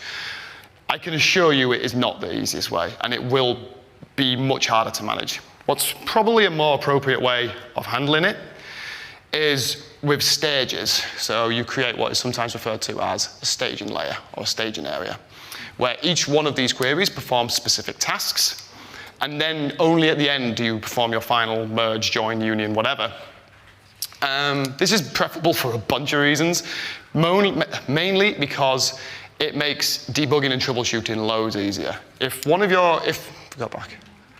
Oh no. If we go back to here, if you have this really long query and it goes wrong, you've got like a 200-line SQL query and loads of different logic that you've got to hold in your mind at one time to try and figure out what went wrong.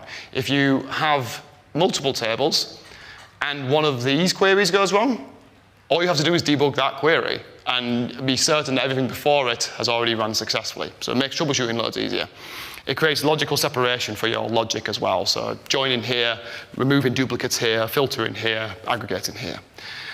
It will also probably, each one of these intermediary steps will probably run faster and be cheaper than running your giant monolith. The giant monolith query will probably have things like bytes spilled to disk as well, which will slow it down and cost it more money. So this way, even though you're running more queries, will probably save you money. It depends what you're doing, depends on your query pattern, but there's a good chance that could happen.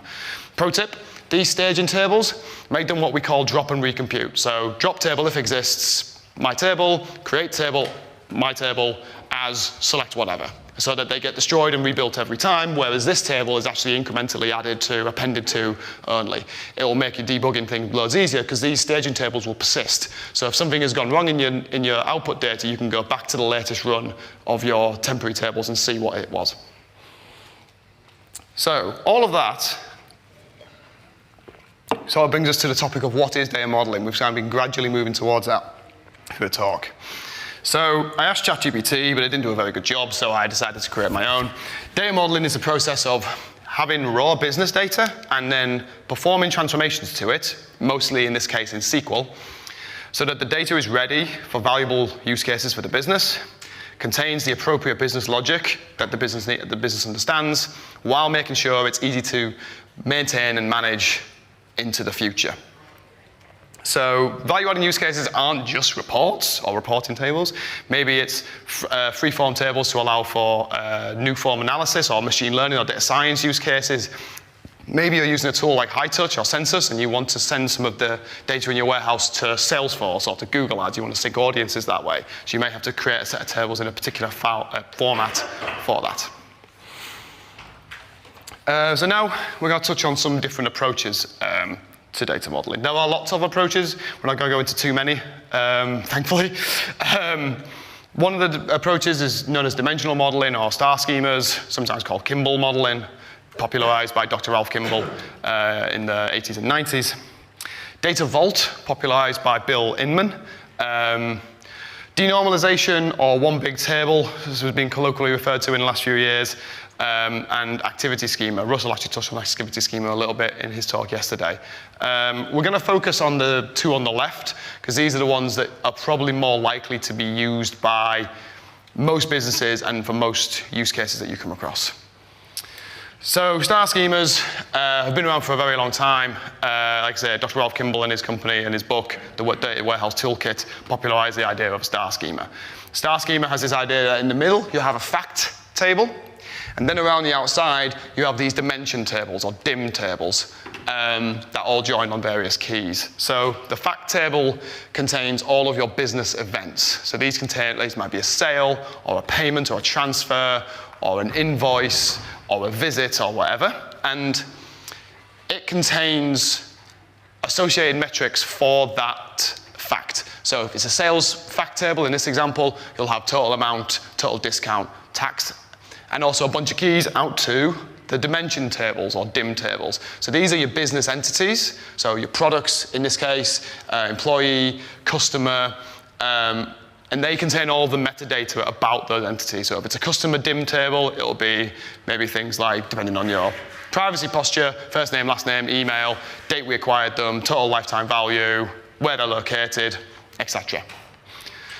Now, these have been around for a long time, and there's a lot of literature on it and a lot of tooling and documentation around creating star schemas and using star schemas, which is a big plus point, really, because now there's the Data Warehouse Toolkit book actually goes through a number of common patterns for analyzing HR data or recurring payment data or invoices and stuff like that. Most common patterns you can think of. But the main reason that they've stood the test of time, in my opinion, is that for a business user, they're relatively easy to understand. Like, you don't have to be a database person to sort of look at this and sort of understand that, okay, yeah, so a sale happens in a territory, in a country, it contains products, it happened on a day, and it was made by an employee, and it was made by a customer. It maps quite nicely to most people's primitive understanding of what their business is set up like, which makes it very accessible. They're not without their drawbacks. Creating a star schema, depending on your source data, can be complicated.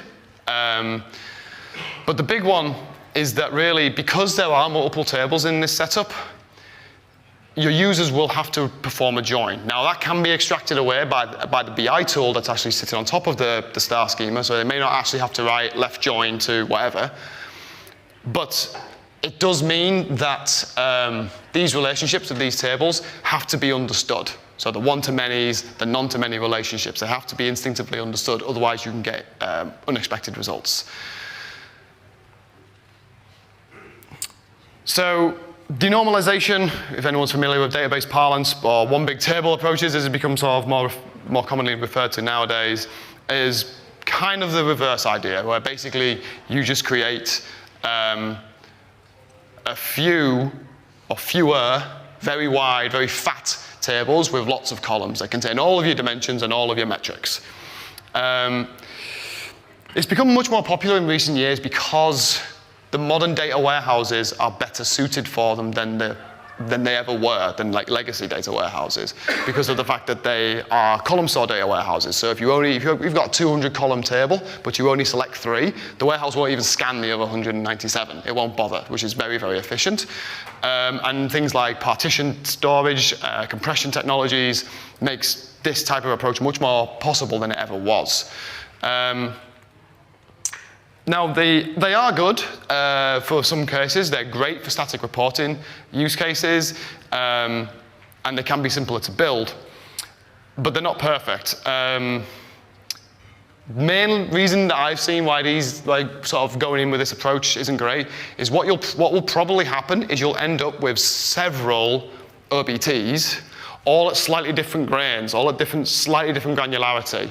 And it'll be slightly confusing for an analyst to come to it to know, well, should I use this table at this grain and sum that column, or should I use this table at this grain and like count that column? And it'd be very difficult to make that accessible to your analysts, which leads on to the next main drawback of them. If you have a bunch of tables like this, that is not great for your data analysts or your data scientists, because as you aggregate, you lose precision. And your analysts or your scientists may want the event level data for whatever purpose that they have. And if you aggregate up this high, these tables basically suck for that use case. So just to sort of visualize how this might work, we've got a very simple table schema here. We've got a customer table on customer ID, an orders table with an order ID, and a line item table with an order ID. You see how these relate. So this is a normalized approach, slightly more like the star schema that we saw, but not quite. This is more third normal form, but that's fine. A denormalized approach is basically where you take all of those tables and put them all into a single table. Now, you'll probably notice that you probably think this is quite easy to work with, and it is, but as you can see, like address, customer name, date are all repeated several times. This is why for a long time this wasn't a valid approach, because data warehouses were expensive, storage was expensive, and every kilobyte mattered. So you couldn't really justify repeating this value over and over and over. It was basically wasted storage. That isn't the case today. Modern day data warehouses are vastly architecturally different, so this is a completely valid approach for certain use cases today. So how does the BI tool or the visualization tool sort of fit into this equation? Visualization tools, and you may not be aware, are actually quite opinionated in most cases about what type of data modeling approach they prefer, and are built around a particular data modeling approach. Like, they are built that way, mainly to improve performance and efficiency so that they can run so your reports are nice and snappy. But it is definitely worth bearing in mind what the approach that your tool that you're using prefers, and bear that in mind when you're working with the data. It also brings me on to a very important point, which I think gets glossed over a lot. But BI tools are not the same as dashboarding tools. That might seem like a semantic difference, but it's really not. It's a genuine, important difference to understand. So business intelligence tools, these tools are intended to allow your business users, your non-technical users, to answer their own questions of data on an ad hoc basis, within certain predefined sort of controls. So your BI developer will develop a data model with the data warehouse engineer and surface that data model to the business user. So they'll surface certain data points, certain dimensions. That data might be slightly filtered in a certain way for one user or a different user, depending on your setup. And then the analyst can, the business user can come to the BI interface, drag in their own dimensions or click on their own metrics and get their own report and almost start to feel like they've got free flow analysis capabilities. They don't, because the data has been, what data they've got access to has been controlled, but it kind of can almost feel like that. They're not analysis tools, which is important to state, because of the predefined data set that the user's working with, there's only certain things that they can do with the data. They can't necessarily run up their own custom aggregations or their own custom calculated fields. But they can filter, pivot, group, slice and dice, categorize the data that is available to them. And of course, they can be used to build business reports. Dashboarding tools or reporting tools are not the same. They are designed to have a single interface that a user goes to repeatedly. Now, they do have some control over this, filters mainly, so they can filter what category they're looking at or a date range, but that's pretty much it. And because they're not meant to give much interactivity to the user, they don't really tend to have much data management or data transformation capabilities because it's expected that that work's been done up front. I've seen people attempt to use dashboarding tools as BI tools, so using parameters and clever things that switch certain values and stuff like that. It sort of can work, but in practice, I don't think I've ever really seen it done successfully. So, having said that, I'm going to talk about 4 data visualization tools that I've worked with that I'm familiar with and what their approach or their opinion on data modeling is. So I'm going to start with Looker Studio, which I'm sure everyone here is very familiar with. Looker Studio is a dashboarding tool and should be treated as such. I've heard not too many times people tell me that, oh, our BI tool is Data Studio. And I'm like, you are setting yourself up for failure. So we all know Looker Studio, we know it's easy to use, we know it makes pretty graphics and is easy to sort of disseminate around the business. But people really struggle with Data Studio, and maybe you have shared these experiences when you're trying to give the end user lots of capabilities to do things in that interface. It's just not designed to do it. Also, the more sort of calculations or transformations you try to do inside Data Studio, so all your calculated fields, your case whens, your regex extracts and things like that, blends, oh my God. Blends in Looker Studio are just the worst. Please, if you can avoid it, don't use them. They're slow, they're inflexible, they're clunky, they'll destroy the RAM on your laptop. They'll probably introduce data quality issues if you're not familiar with left outer joins. It'll get exponentially slower if you use more than one table, and just don't do it. Push all of it down to the warehouse as much as absolute possible. And then just stick Data Studio on top to perform aggregations. Also, goes back to one of my earlier points, don't just get a SQL query, copy and paste it in as custom SQL. That's also bad practice because then every time BigQuery has to run essentially 2 queries. So don't do that. However, as a dashboarding tool, it loves denormalized tables.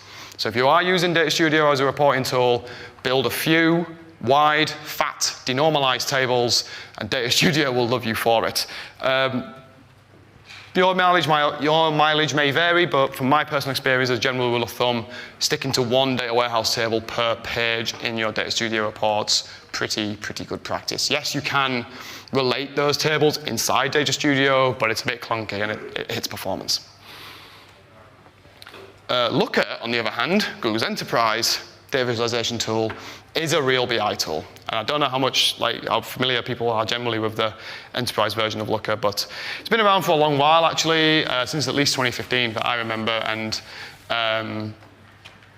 it's got some really, really funky capabilities. So it's much more powerful and flexible than Looker Studio, and it's built on top of what's called LookML. So LookML is Looker markup language, which allows you to define your data and the definitions of your data in code. So here you're defining what particular dimensions are, you're defining what some measures are, and what table they live in. You can also define multiple tables and how they relate to each other.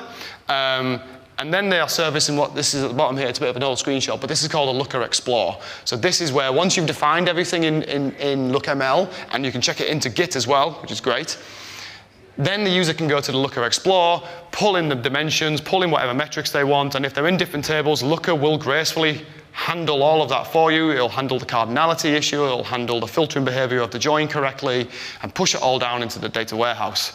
So this is actually an example of, I don't know how well you can see that, but this is how you've defined a bunch of tables that all relate to each other. And then the lookml code, like I say, can then get checked into GitHub and be versioned. I think you can also use lookml to define reports and dashboards as well and check them into GitHub as well. Looker explorers are fantastic. They take a bit of prep, and writing lookml can take a long time, and some people think it slows down agility. One of the other drawbacks of Looker is, well, there's a few drawbacks. First of all, it's really expensive. Second of all, the types of visualizations that are possible aren't so varied, let's say, as some other tools that you might use. And anecdotally, I've heard that the support has gotten quite a bit worse since the Google acquisition. But if you are willing to put the time and effort in, it's absolutely one of the best. So going over to one of the other big tech giants, Microsoft's Power BI. Power BI is a full-stack BI tool that has interfaces for creating reports, as a report builder, doing data transformation, creating data models, servicing those data models to business users, and creating reports, whilst also creating semantic layer and dimensions and metrics. It's very, very, very, very, very fully featured. It's built on top of Microsoft's, not legacy, but tried and tested BI stack. So things like Power Query, MDX, DAX. And because they did so much BI work in the 90s and the 2000s, their tech stack, BI stack, really basically insists upon a star schema. Power BI really won't work all that well if you don't have it in a star schema. This is, I'll share the slides afterwards. This is a link to the Power BI documentation that explains what a star schema is and why you need to use it in Power BI. It's mainly for performance. It's mainly so that as you interact with the data and move dimensions and filters around, it understands those relationships so it can exclude any rows it needs to in order to keep the performance interface nice and snappy. This is an example of a Power BI data model. As you can see, it's been made into a star schema, and you define all the relationships, and then you can drag in your product dimensions and your sales metrics from your fact table, and it will perform the necessary joins and filter out any unnecessary rows for you. Looker will do the same as well in Looker Explorers.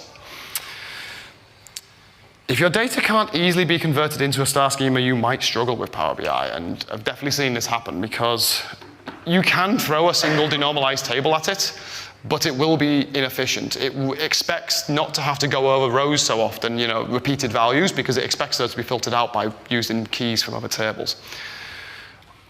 But it's not all bad at all. Power BI is actually becoming very, very fancy nowadays. It's not the sort of legacy tool it might once have been considered. Microsoft Copilot is going to be built into it. They've recently integrated Git and version control into Power BI. There's this new semantic model that's been built. If you're in the Microsoft stack and use Teams and Office, Power BI is an obvious one. There's really nice integrations into there. If you use Azure, so Microsoft Fabric or OneLake or ADSL, Azure Data Lake Storage, the Microsoft ecosystem, Power BI really makes a lot of sense.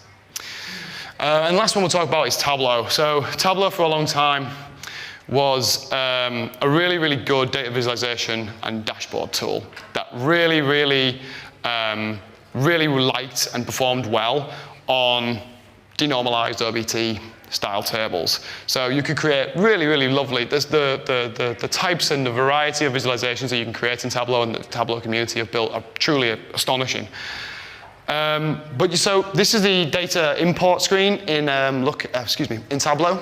And as you can see, you can join multiple tables inside the Tableau interface. But as you can see, these are joins. What this is saying is take this table, join it, and then treat it as one table.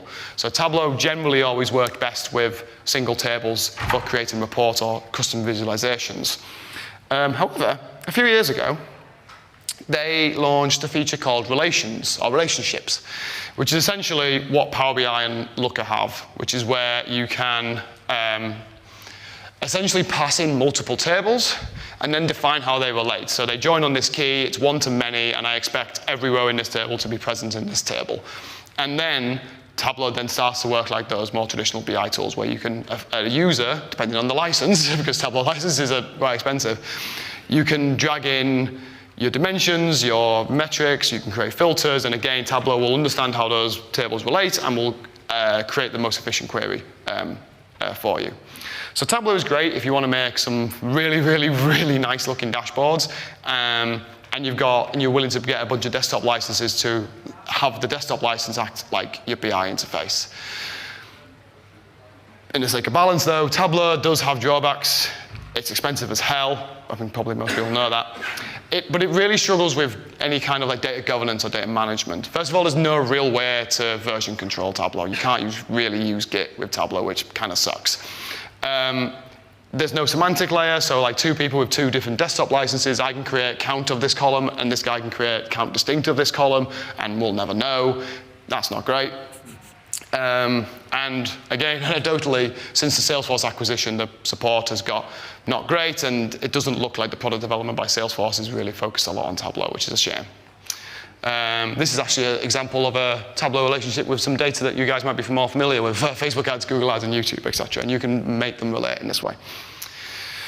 There are other tools available, potentially sometimes cheaper. Apache Superset and Metabase are both open source. Really, really like Metabase, by the way. I used it before. The preset is the managed hosted version of Superset. We actually use preset internally, Snowplow, and yeah, we really like it. These are more modern BI tools, generally, ThoughtSpot as well. And the more modern tools are generally slightly more flexible with the types of data modeling approach you want to bring to them. So unlike Power BI, which is rigidly prefers a star schema, in Superset or preset, you can create a bunch of tables, tell them how to relate. ThoughtSpot's got some really nice like natural language things, so you can ask questions in natural language about your data, and it will know about the unique values and stuff. Okay, so I'm coming to the end. You don't have to listen to my annoying Yorkshire accent for much longer. I'm going to leave you with some recommendations that hopefully will be beneficial for you. First of all, from the business perspective, if you're thinking about taking a new approach to data modeling or to model your data in a data warehouse and use a BI tool with it, step back and analyze your business and analytical needs first. Be deliberate about it. Identify the personas that you're going to be serving with these reports, what type of work they do, what type of data work they do, what kind of tools or interfaces that they're using, and design your data model accordingly. Make sure you create your data definitions. So this is the definitions of your dimensions and your metrics, your data sources and how they relate, the frequency of their updates, stuff like that. And yeah, be deliberate about your approach to data modeling.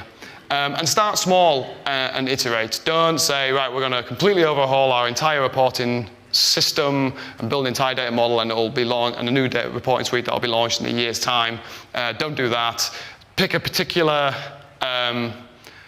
high value but relatively clearly defined use case, even if it's small, and build a data set for that, and then a report for that, and then iterate on that. Maybe add new columns or new tables to that and grow from there.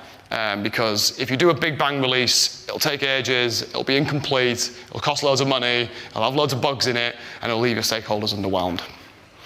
If you want to read a book on the topic, Agile Data Warehouse Design by Lawrence Core is a really, really good book on this topic. It talks about star schemas, as you can probably tell, but it talks about it in a slightly more modern way and how you deliver those in an agile way.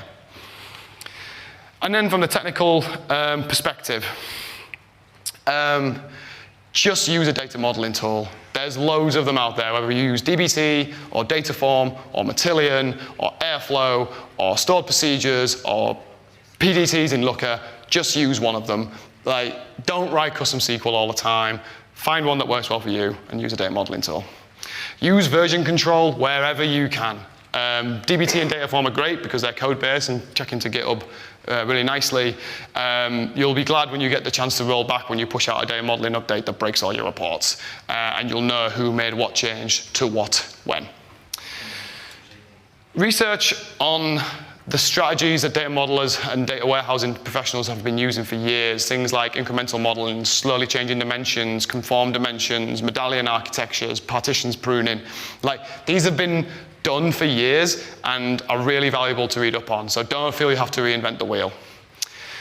And despite what I've literally just said, don't feel you have to like slavishly adhere to a bunch of different like proclamations made by experts. Use what works really well for you. It's one I didn't really touch on, but there's a concept written by a guy who called Maxime, but I forget his surname, who developed Apache Airflow, where he's called in it entity-centric data modeling, which is built on top of star schemas, which is really cool if you want to read about that. But yeah, take the approaches and then adapt them to your use cases. If you do want to read about all of those traditional techniques, the Data Warehouse Toolkit is an excellent resource. It's been around for a long time. Yeah, check it out. Well, I'm Jordan. I work at Snowplow. You can catch me on LinkedIn, Twitter, or the Major Slack. Thank you so much.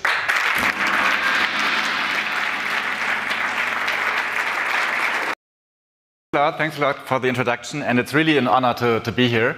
And it's my first time being at the Superweek, so I'm really proud to be here.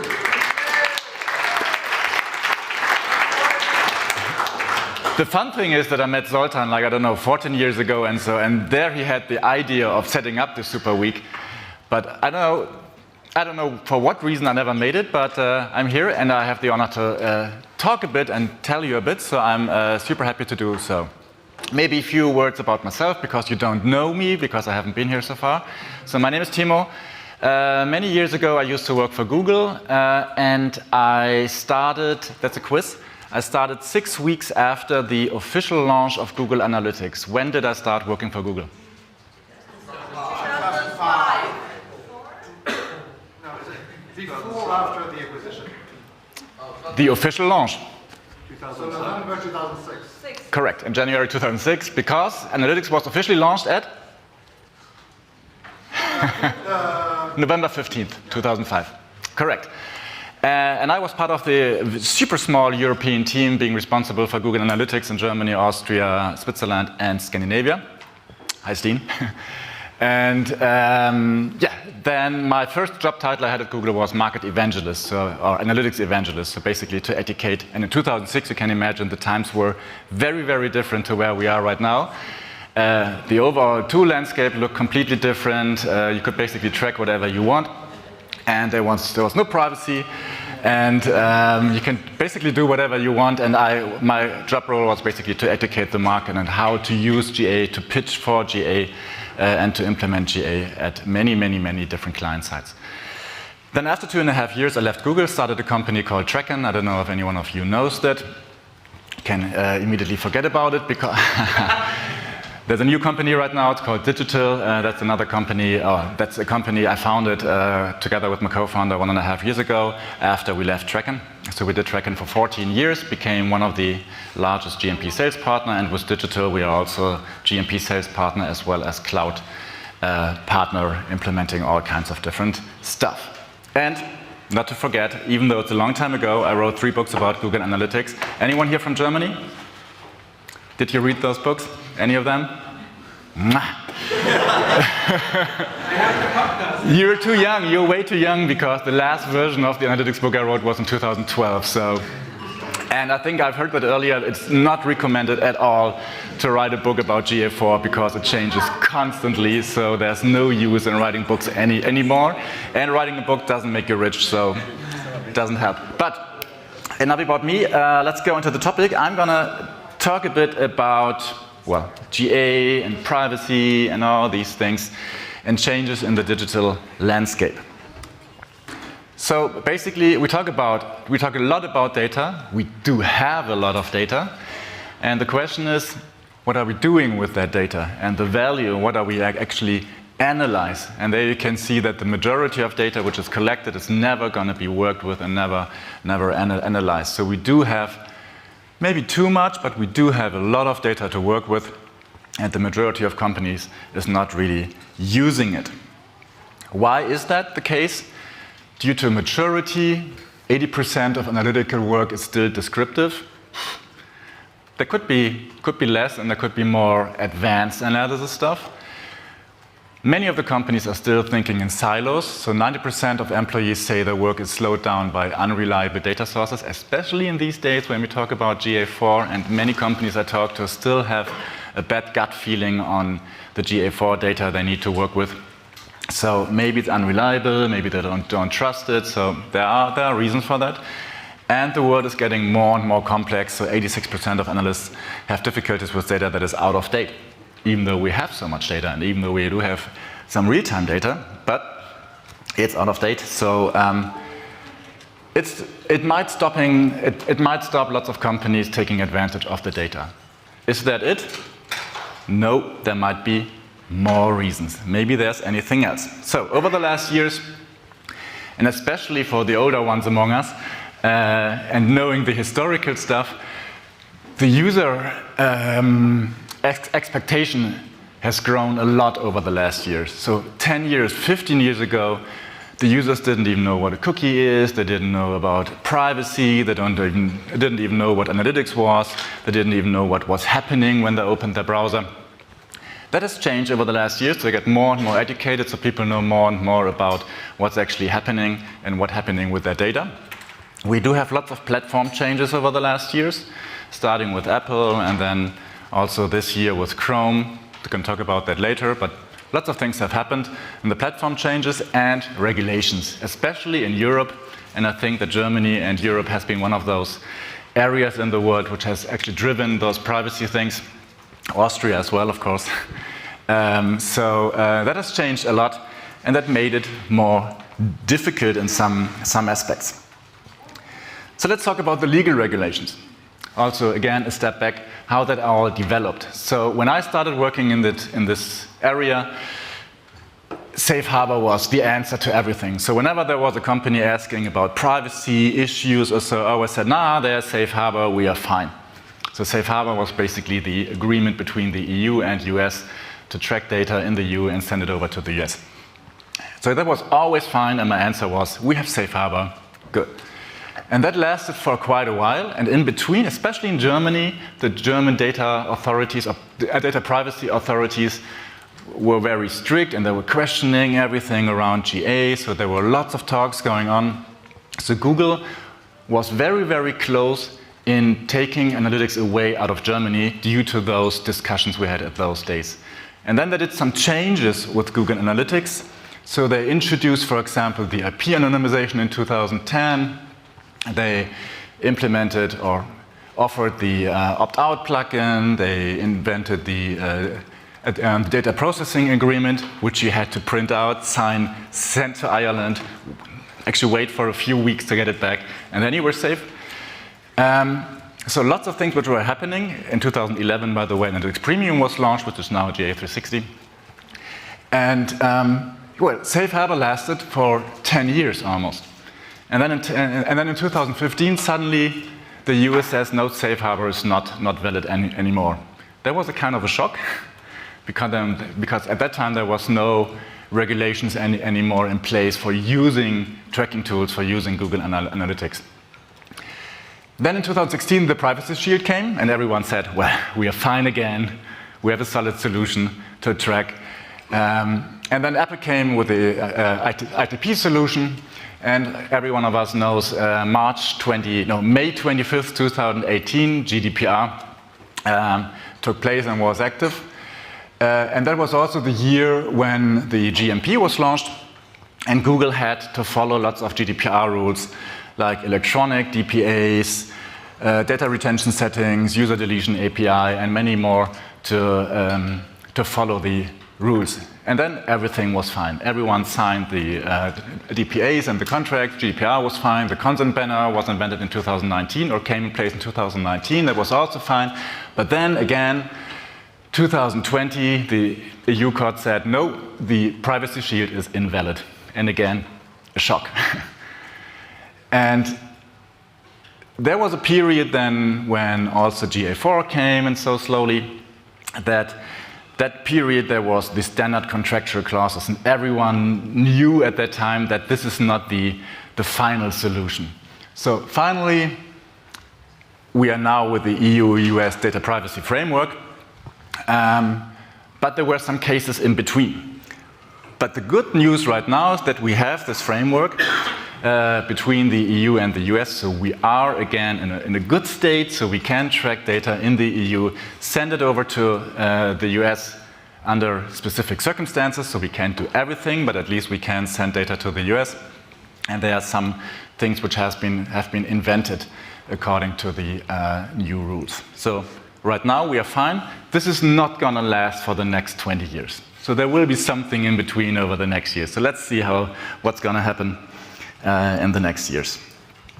In the end, it's all about personal identifiable data. So of course, you know, personal identifiable data is an IP address, of course, a name, credit card numbers, address, and so on.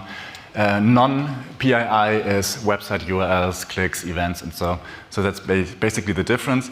It's basically about what information are you going to send to, let's say, to Google. In your own world, on your own servers, you can do much, much more, but you have to think of what information are you going to send to Google. And then there was Austria and the website NetDoctor and SCHREMS. So, and that was in the media a lot in, what was it, 2020, so almost 4 years ago, 3.5 years ago. And the reason for that, it was they just haven't done their homework. So that website, I don't know if there's anyone from NetDoctor here, hopefully not. But NetDoctor at that time just haven't done their homework. So they have not anonymized the IP address. They haven't done any of the things you just need to do when implementing GA. And that was, so they were actually taken to court for a reason, because they just haven't done it the right way. It's like the same thing as when you drive past a red light. You know that you shouldn't do it, and then you get a fine, and they get the same thing because they haven't done their homework. In the media, of course, it was communicated completely differently. Analytics is illegal, and you can't use it anymore, and so on. But the context is they haven't done their homework, they haven't implemented it correctly, and that was the reason. And it's sensitive data. And it's sensitive data, absolutely. And according to Google Analytics, from the very first day when Analytics was launched, it's not allowed to track personal identifiable data, and they did it. You don't agree? The reason why this came up is because it's health data, so sensitive data. This is why it became the case. The fact that then PII is not allowed according to the terms and conditions of Google is not totally aligned with the idea of personal data inside the GDPR. So there's a bit of discrepancy there. But that case is mainly the sensitive data that's not acceptable. That's true as well, yes. If you look at the data privacy authorities across Europe, the French guys have done it pretty nicely on their website, the CNIL or CNIL. They have communicated a list of things you should do when using GA according to their, well, not law, but according to their suggestions or recommendations. And this is basically the list. So of course you need to have a DPA with Google. If you are on 360 or on the free GA4 version, make sure to have a look at your disclaimer. Very, very often in the data privacy settings it says Google LLC or Google Inc. This is wrong. Your counterpart regarding the DPA is Google Ireland Limited. That's the company where you actually work with or where you sign the DPA with. And all the red crosses there are not legally not allowed, but a recommendation from the French authorities is not to use it. So no more referrers, no UTM parameters, no IP address, no other identifiers, no fingerprinting, nothing. So when being very, very strict, then there's not that much data left you can actually work with. So what's usually being done is like to sit together with the DPO and the marketing guys and everyone else and saying, well, do we really have to follow all these recommendations? Or maybe we can anonymize the IP address, maybe we can do this and that, but not all of that. And then we can maybe keep the UTM parameters and keep the referrer information to at least have a proper campaign tracking. And there are ways to do that and to automate it and to individually, according to the countries you're in, activate that within your GTM. Then there's market development. So as we all know, and we talked about it quite a lot, third-party cookies are going away. And it's not a new thing. They're already away for a few years in other browsers. It's just in Chrome that it just started this year with a 1% this month, and it's gonna be over towards the end of the year. But this is not the worst thing, I would say, because analytics relies on first-party cookies, so that's fine. So they're gonna stay, I guess.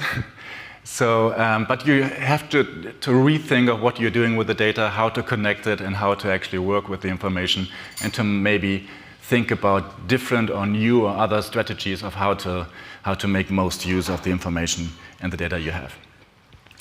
Cookie blockers, we do have quite a lot of usage in Germany, Austria, Switzerland, so all of these countries pretty much the same level, and there are ways around that to avoid the blocking of the tracking code by some immediate solutions you can implement. So one, for example, is to host all your JavaScript files, GTM, JS or so, on your own domain.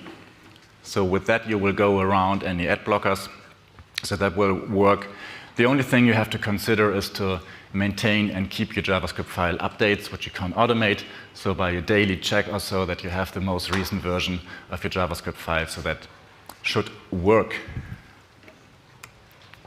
And of course, I'm not going to go into too much detail because you all know about it, but server-side tracking is probably the best solution, also recommended by the French authorities to implement server-side tracking, because then you control all your information, all the data, and you can manipulate and clean it before anything is being sent to Google or to somewhere else. So that's the best solution, basically, because with that, you have full control over the data and can change everything. You can add information, you can take away information before you send anything to any of the other providers or to Google. The downside, yes, it costs a bit of money because it needs to run in any of the cloud instances. Makes it a bit more complex, but it works pretty fine. And it's probably the solution to go to, at least to start with, to have a proper implementation. So in now content mode, the new kid in town. And a bit of background what the impact is. So assuming we want to buy shoes, we want to go, of course, to Google, click on an advertisement, land on the website, on the company website, and we buy those shoes. So we finally convert. I give the cookie consent, so everyone does it, so we have a 100% cookie consent rate, and assuming we have 100 conversions, 15,000 euro of revenue, and that information goes back to Google Ads, and assuming 15,000 revenue, and we pay a CPC, a click, €2.10. So that's like an assumption and the status quo as it was when we had 100% consent rate. If we only had 70% consent rate for the usual consent banners, then of course we only had 70 conversions, a bit less revenue, which is reported back into Google Ads. And with that, we are not able to pay €2.10 anymore, but because we report less revenue, only €1.50. So we pay less, get less clicks probably.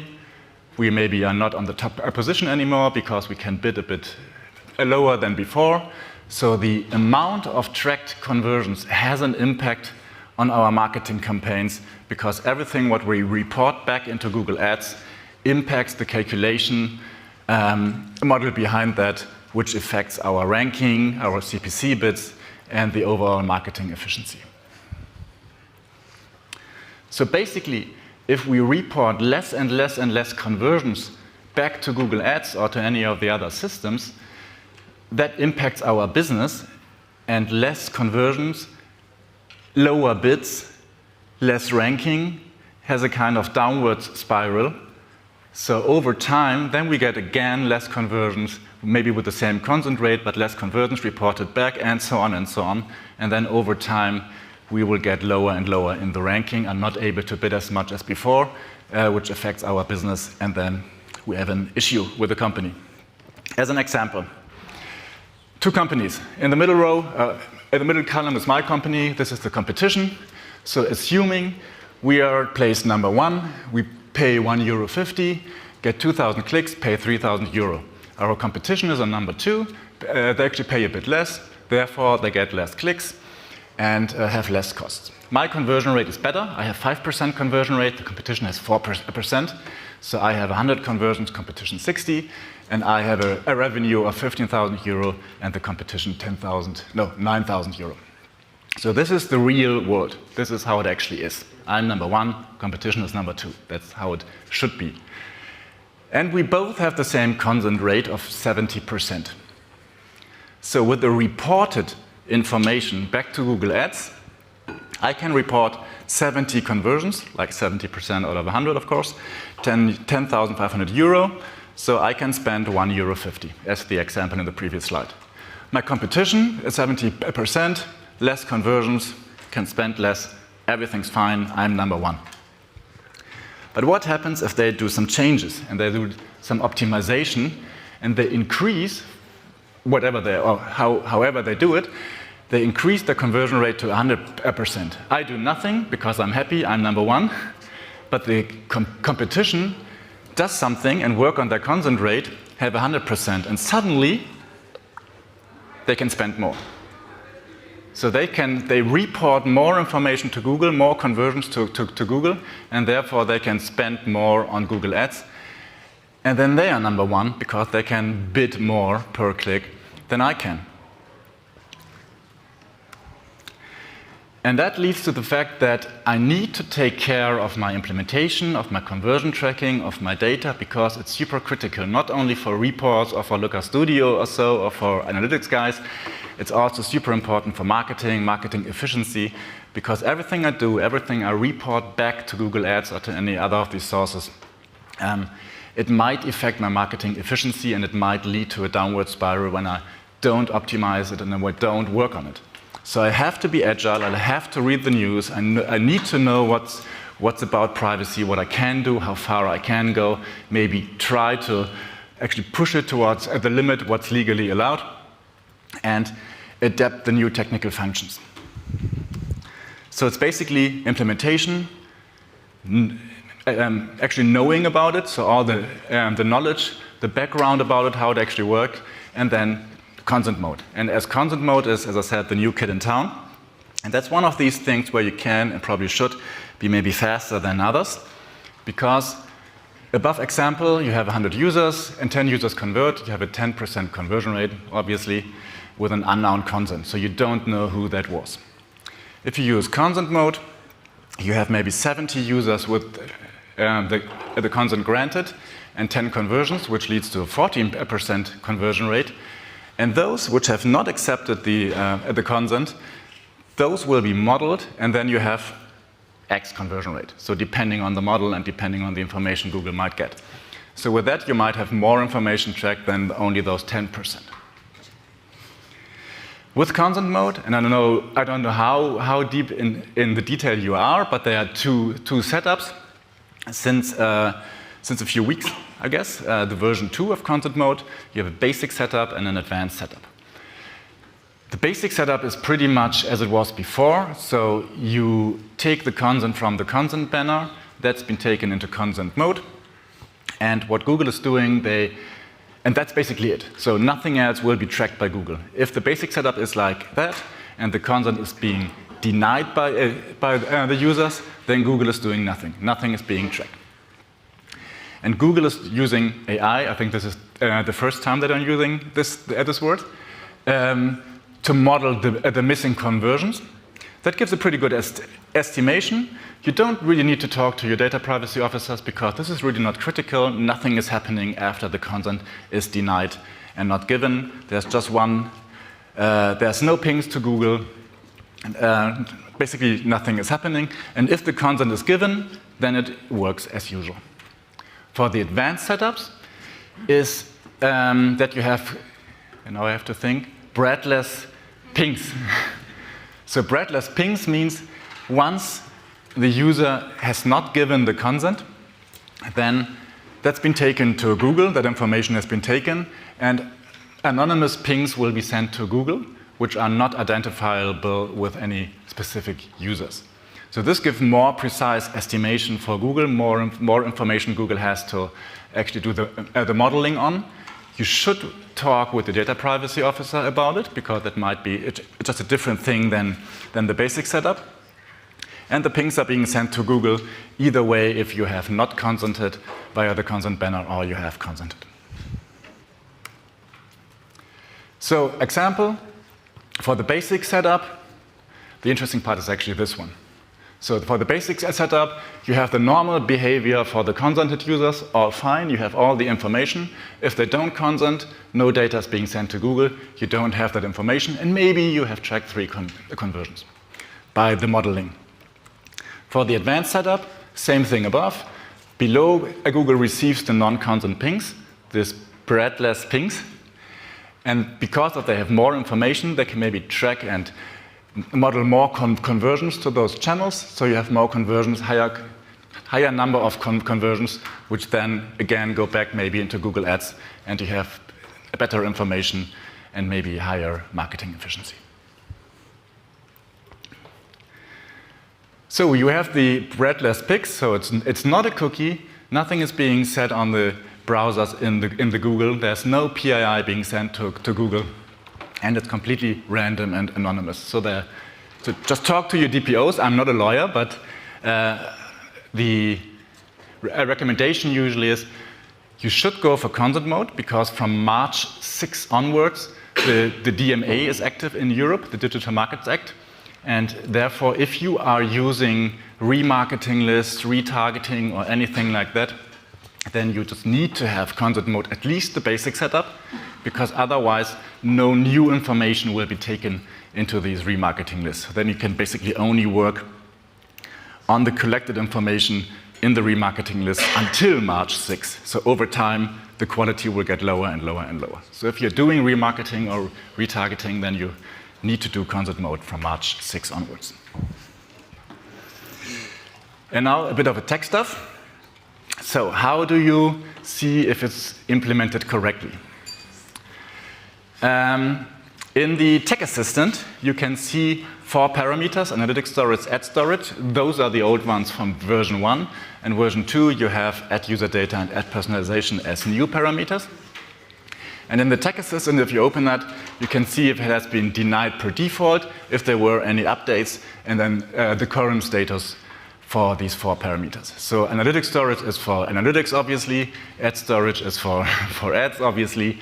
And ad user data and ad personalization is basically for the remarketing and retargeting for Google. Not for Facebook or Twitter or whatever. It's for Google only. So if you check that and if you try to debug that, the Tech Assistant is good. Then look out for the parameters. It's GCS.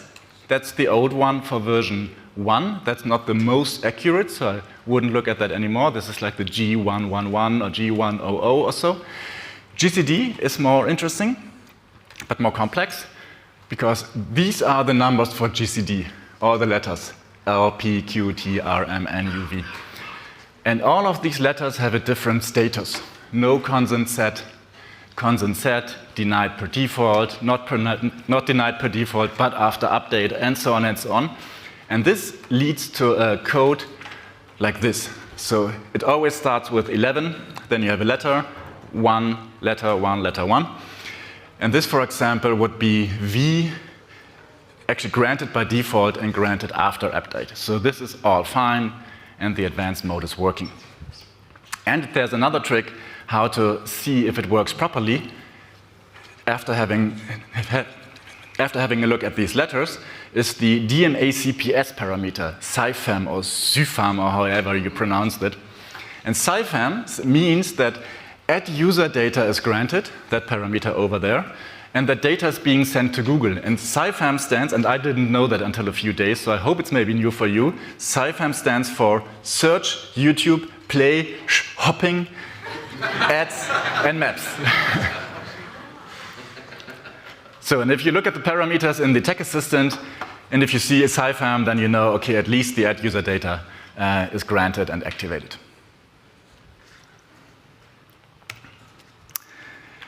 And, well, obviously, without consent mode, you have less information, so you only have the observed information, and with model on the basic, you do have a few more conversions tracked, and with the advanced section, you have even more conversions tracked. So a recommendation would probably be at least the basic mode, ideally if you can, or if you're allowed to go on the advanced mode. So that's the tracking part, that's the analytics part. But what are other strategic solutions of what to do with the information and how to maybe get more out of the information? And this is building a first-party data infrastructure. So to have a reliable first-party data set you can actually work with and you're allowed to work with. To enhance audience, to have more information about the audience, about the users on the website, to create a single customer view, that's a bit like in old UA days, and to have and gain customer loyalty and retention, and of course overall more business success. So the amount of third-party data over time will get less and less and less and less, so just a small fraction. First-party data you have by the tools you have in place from all kinds of different silos, and predictive data. So what you should think of, or marketeers should think of how to make use of this information and to connect all the different dots from the different silos, maybe with the help of machine learning or AI, and to build something on it. And the road for that could be to start at least with the foundation, as I said, server-side tracking, consent mode, enhanced conversions maybe, to have like the very foundation to have a first-party data strategy, then to do more with customer match, enhanced conversions, then going into the direction of CDP, and in the end, when you're really good, having a CDP, everything connected with another, and then to put some ML and AI on top of it to really do the activation part. So CDP, I guess you all know what a CDP is. Obviously, audience segmentation, collection, user journey orchestration, ID stitching, and content orchestration. And there are multiple CDPs out there. There are packaged solutions out there. There are, I forgot the word. Composable. Composable. Who was it? Thank you. Composable. Composable CDPs. And it's basically there to empower the marketers to really work with the different data from the different silos to define rules. So, for example, these are screenshots from Zeotap and HighTouch. Those are tools we are working with a lot. And we basically just use the interface to give to and to provide to the marketers. And the marketers usually don't like to work within BigQuery. They usually don't like to write SQL statements and so on. It's not their job, but they need a nice interface. And within that interface, they can do the audience segmentations, and I want to have this audience with this age group and whatever they have done in the past and create that within the interface. So they need a nice interface, whatever CDP it actually is. Then you want to have the campaign orchestration. So you have all the different data sources, website, analytics data, app, analytics data, CRM data, offline purchases, call center data, content information, newsletter, backend data, whatever information you have, all these different data sources, they all go into the CDP.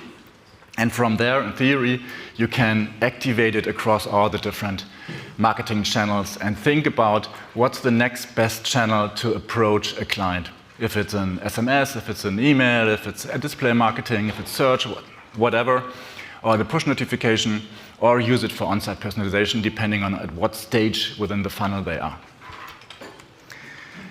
And this can be done by the user journey orchestration. So basically you see the purchase completed, do this, not completed, do this, and then this, and so on. So this is basically like the funnel you can think of, or a decision tree of what action shall be taken after what action from which user group. ID stitching is something which is being done by the CDP provider usually. So they connect all the different dots they have from the different channels and information and try to do the ID stitching to ideally have something like a golden record. So the one user across all the different channels and then try to address them accordingly based on the information they have got. And there are different tools. So some tools already have information, some others don't, but it depends on how they actually work. It depends on how accurate that information is. But this is actually the overall goal, to have something like a golden record to work on and to address those users. Some CDPs also have the consent orchestration. So once They have collected the content information from any channel, if it's on Twitter or on Google Ads or wherever, on the website, to use that information and use it also for other channels. So that content is being taken from place to place to place, and then you can use that information, and that influences the marketing activities based on the content. And as I said, there are multiple ways of setting up a CDP. So you can either, for example, go to Telium or to Adobe or so and buy a CDP. And then you work for 2 years to implement it, and then it might work or not. You can also do the other thing. You can actually build one on your own, completely from scratch. That also takes 2 years because you have to do all the infrastructure, interfaces, and so on. So it's not that easy. Or you can do a hybrid thing, and that's usually something we go for, to have a bit of both worlds. So basically, what we do is we have zone 1. We call it the data zone. And the data zone is usually in Google Cloud, but it can also be in AWS or Azure or any other cloud provider. And the data zone basically connects to all the different data sources. Analytics, CRM, whatever you have, like all kinds of different data sources. They go into the zone 1, the data zone. And if it's Google Cloud, it's usually BigQuery. And within there, you can do, as you know already, a lot. But this is not for marketers. So marketers need a different zone, and that's zone 2, where we only use the CDP interface. So that's attached to the zone 1. And they take care of the connections to Google Ads, to TikTok, to Pinterest, to whatever marketing channel you want to play. So they take care of the APIs and the connection, and then you can do the marketing orchestration to all these channels. And then you actually have a bit of both worlds. So you have your own world and the good, and then the nice thing about it that you have the data zone is in your hands. So it's owned by the company. It's your data, and you basically own that first-party data information in the zone 1. And you actually decide what goes into zone 2 and what's being activated in the different channels. So it's actually a hybrid approach with a mix of those two worlds of buy and build. And from the technical perspective, at least a bit, this is how it looks like. All the different modules around BigQuery and Vertex AI plays an important role, and then we use Dexter and DBT and lots of other things within the cloud area of Google Cloud in this case, which is then being used by the CDP and then being sent to the different channels. In this case, we have built a cloud connector which orchestrates all the different connections to the different data sources. So it's completely managed and done in the cloud as well to take care of that. The other part to the marketing campaign channels is being done by the CDP. So this is basically for all data collection, which then goes into the data warehouse and the data lake of the client. Of course, there are some advantages. It's efficient, it's scalable, it's pretty cost optimized. You're completely independent from the CDP provider. So it's not like a package solution where you have like lots of things you maybe don't need, and it's completely use case driven. And I don't know how many minutes I have, but as long as nobody comes, I just keep on talking. 2 minutes. That's fine for the next 20 slides. Slow. Of course, you need to talk to your DPO about that, so have it privacy and compliance. And we recommend not to start with the most advanced and most difficult stuff, but to do it use case driven. And therefore, for the last minute, and it should perfectly fit in time, to start with a kickoff workshop, basically with an audit, and to sit together with many different stakeholders within the company to define use cases. So what do they really want to do with it?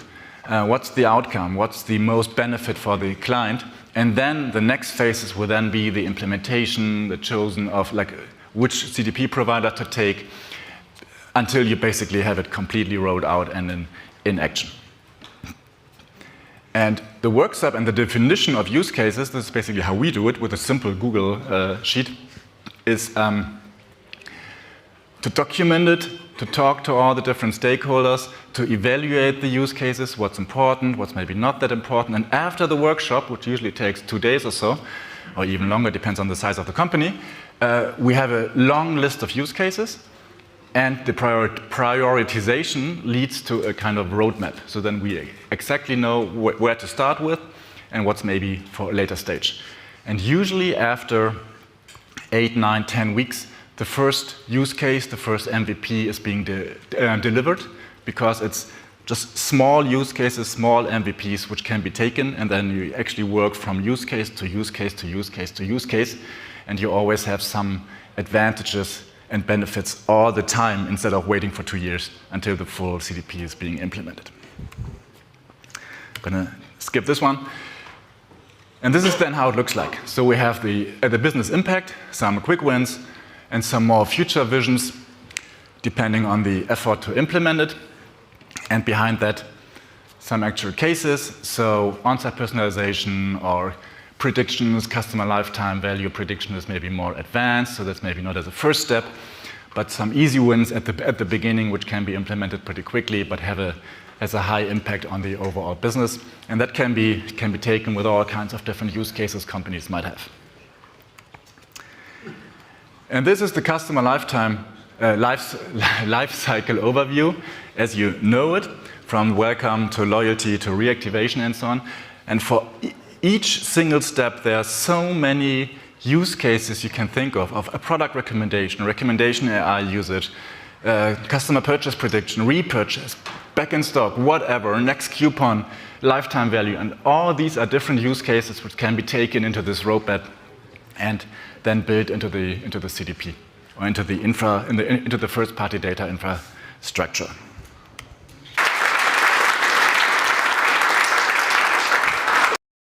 Is on privacy engineering and analytics. And actually, I thought about giving this talk after last year when Astrid had some remark in one of her talks, and there was a question about Google Analytics during one of my presentations. I was like, oh, I think actually it would be useful to describe some of the ideas of privacy engineering and how you can use privacy engineering with analytics, and some of the benefits that you get from using privacy engineering and privacy data minimization approaches that you get also sort of on the computational side of things. So I'm from Conductrix. We're one of the sponsors, but trust me, this is not going to be like a sponsored talk. We're not really going to talk about the software. This is going to be actually, it's going to be a fairly technical talk. This is the team. If you have any questions about anything, wait, team. Any complaints about pub quiz scoring? You got it right there. Or if any, thanks. So we're going to talk about there's going to be two main parts of the talk. We're going to talk about privacy engineering, basic concepts, fairly accessible, and then we're going to talk about doing some actual analytics. I'm going to go through a numeric example just so you can see how it is done, as opposed to it just being some abstraction. And then I'm going to give out my slides. The slides will have even more detail in it. I think if you're interested in this stuff, it might actually be useful. But as I said, it is going to be a technical talk, and don't blame me, blame Zoli. Fortunately, or unfortunately, everything here seems to be filmed. And everything is caught on camera. So actually, the exchange that I had with Zoli about the talk was actually captured. And so I go up to him, I'm like, hey, Zoli, what do you want me to talk about this year? Because last year I talked about customer advocacy and hospitality, and basically it was all love, and it wasn't technical at all. And he comes back and he's like, make it very technical. Lots of math, right? None of that stuff that you did last time.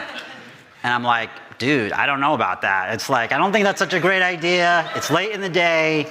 People are already pretty pissed at me from pub quiz. It's like, this is going to be a rough one. And he gets really aggro with me. And he's like, I'm telling you, go do it. He's intimidating. So I'm like, all right, you got it, buddy.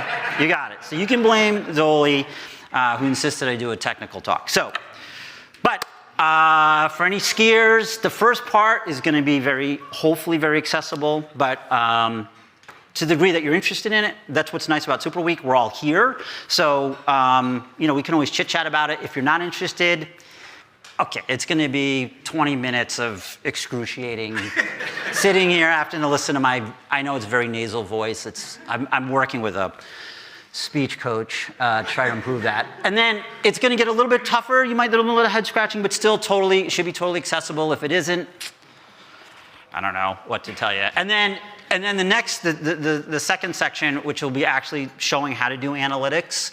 And by analytics, I mean estimation and inference. And I'll talk a little bit about that real quick, but the full slides will have more information. And again, I'll be around. But this is, actually, I found out, this is another American thing. I gotta be much more sensitive. Apparently, this is for skiing, and the blue-black doesn't exist here really. I guess in Europe they have a different designation. But it could get a little bit rocky here.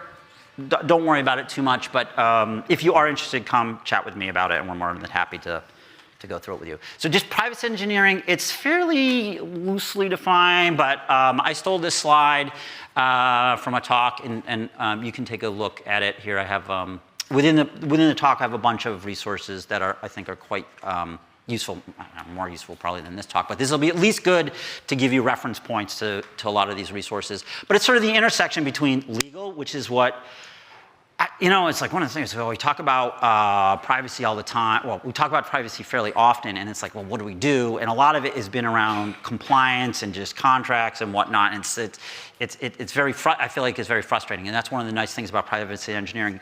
It's really outcome-based as opposed to being about process and procedure. Engineering, it is deeply a component of design and engineering design. And I will talk about conductrix only in talking about our experience in it. And so we actually do design conductrix with privacy engineering and privacy by design principles in the software. And that has some nice benefits as well as products. So it's the interplay between them, and then it's a bunch of methodologies. And we're going to talk today at a high level about a few methodologies. It's a very expansive scope, so obviously I'm not going to do the field justice. But if you are extremely interested in it, and it is a very interesting area, I highly recommend Pepper. This is a conference. It's in California. A good excuse to go Santa Clara. It's beautiful there. And let's be honest, it's not the San Francisco 49ers. It's the Santa Clara 49ers, because that's where the 49ers play. It's totally not San Francisco. It's like 2 hours away. Anyway, this is a great conference to go to. Such smart people and extremely welcoming. It's great energy. So highly recommend this if you're interested in privacy engineering, and hopefully you will be after this. If not, also, it's not in lieu of. These really work together. So you really need to do both, have both policies. It's together, policies, privacy policies, as well as privacy engineering, and together that's where you get compliance. So it's not one or the other. And then it's not adversarial with, it's actually works with. So a lot of privacy engineering and actually a lot of privacy legislation, this idea of privacy by design developed by Dr. Kovokian, was that what it was? Kovokian? I was pronouncing it wrong, but so she developed this. She's out of Canada, and I highly recommend it's very easy reading, and there's 7 primary principles that she put out, which have now been adopted in one form or another by various policies, GDPR, etc. Article 5C and Article 25 of GDPR explicitly refer to privacy by design. I'm going to really motivate the talk. Principle 2, which is privacy as the default, which means that really all of our systems should be, the default behavior should be private. So it's not like, you have to have like a reason to go up in complexity. You have to have a reason to go and add data. And so underneath the principle number 2, there's the idea of data minimization. I'm going to be focusing on privacy engineering methods that are focusing on mostly this part of privacy by design. And so the part of that is personally identifiable information should be kept as a minimum. I think we all got that. And the fact that the design of technologies and systems by default, this is the idea of default. So we should design systems. This isn't like after the fact. It's like as we build our software, this is how we're trying to build it so that it can be used and can be used effectively using the minimum amount of data possible. And then kind of the third component of principle 2 is idea of linkability. And we're going to talk a lot about that, which is, and this is sort of antithetical to most of what we talk about in analytics, where it's always about, and just the last talk was about the customer view.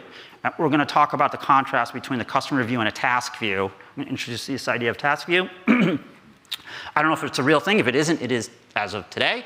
And so this idea of you don't want to link unless you have to. So don't link data unless you have a reason to link data. And then think about the trade-offs of doing so. Okay?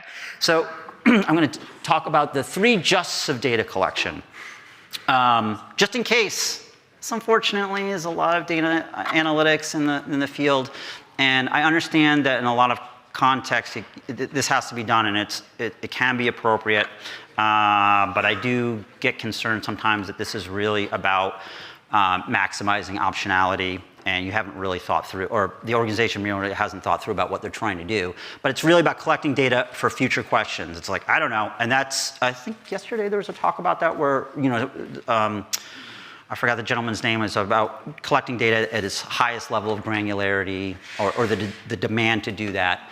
And that's just in case. That's like, I don't know what to collect, and so I'm just going to collect everything. One, because I'm afraid, it's a fear. I'm trying to minimize my regret of accidentally not collecting something that in the future I might need, even though I have no reason to believe it. It's sort of a hoarding mentality.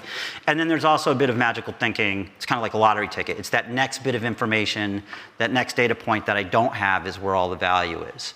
And unfortunately, that type of lottery, often there is no winning ticket, and you can be wasting your time. That doesn't mean that this isn't sometimes appropriate, or it can be appropriate, but just to think about it. Just in time, that's really a lot of where you actually know what the task is, and you're collecting data for the task. So experimentation should live in just in time. It's like, I have a question, I have a task to do, and then we go out and we collect the data in order to answer the question. We don't have the data before. That's the whole point of running the experiment, is that it's a just-in-time data collection. And then the third one, which is really around privacy that I've added, is just enough. And so that's just enough data for this task. And so I don't want to collect any more information that's not really pertinent to what I'm trying to do. And I think that the two of these really overlap well with this idea of being intentional. Really thinking through and having a well-formed idea of what you're trying to do, and then collect information in order to answer or execute on a particular task. So the customer level, the data view, which is normally what we talk about when we're talking about Google Analytics, or we're talking about our data warehouses.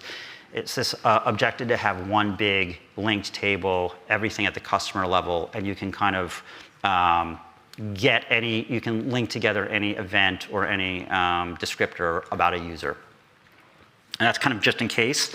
And then the task level view is, instead, you want to have a lot of little tables. And each little table has just enough information in order to answer the task. So this is useful in things like experimentation, which is why this is how we implement at Conductrix. So customer level. So normally the person customer is the primary object, 360 marketing and all that. And so you have all this information at customer ID level. Maybe you have personally identifiable information in there, maybe you don't, doesn't really matter, but the data is at that level. It's at a person level. You also have all possible descriptive and event information about the person, and it's all joined together. Even if, so here we have like an A/B test here, and the question is do I need any of that other information, or what other information do I need to run an experiment, right? If I really just care about some intervention. So, the data is at the highest level of precision, but the problem is that has high cardinality.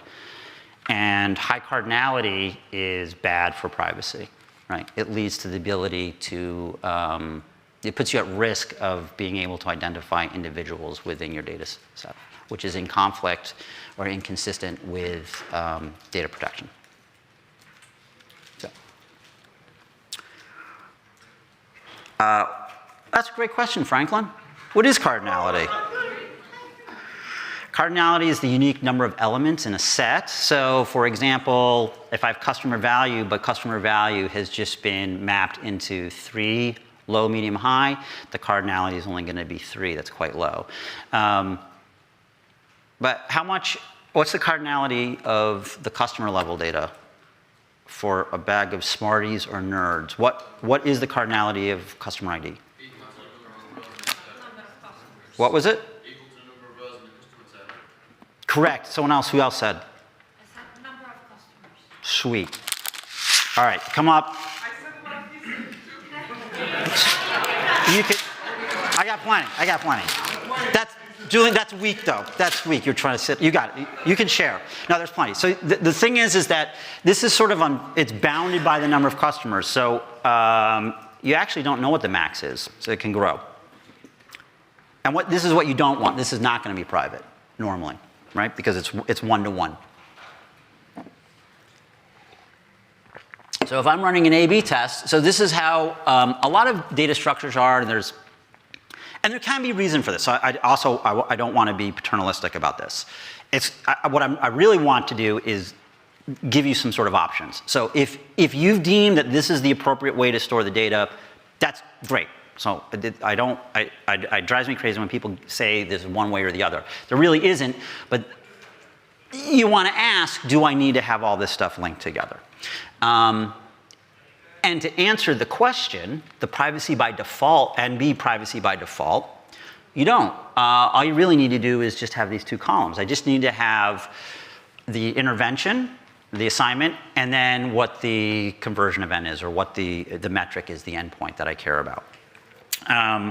So we have the customer level data, and I have all these individual bits of data, but I could remap all this information into just a cardinality of 2.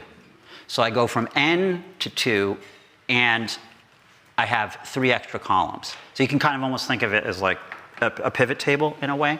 We'll talk about this a little bit, and this is actually how we structure the data within our software.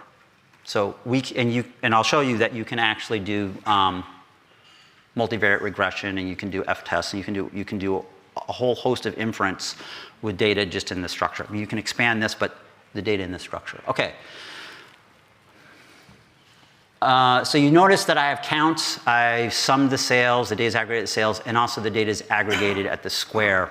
So I'm squaring the sum of sales. Okay. So each sale item is squared, and then we add it together. That's a great question, Franklin. Why do I have that? Maybe this is kind of a lame title for it, but I'm calling it the Magic 3 Metrics, MTM.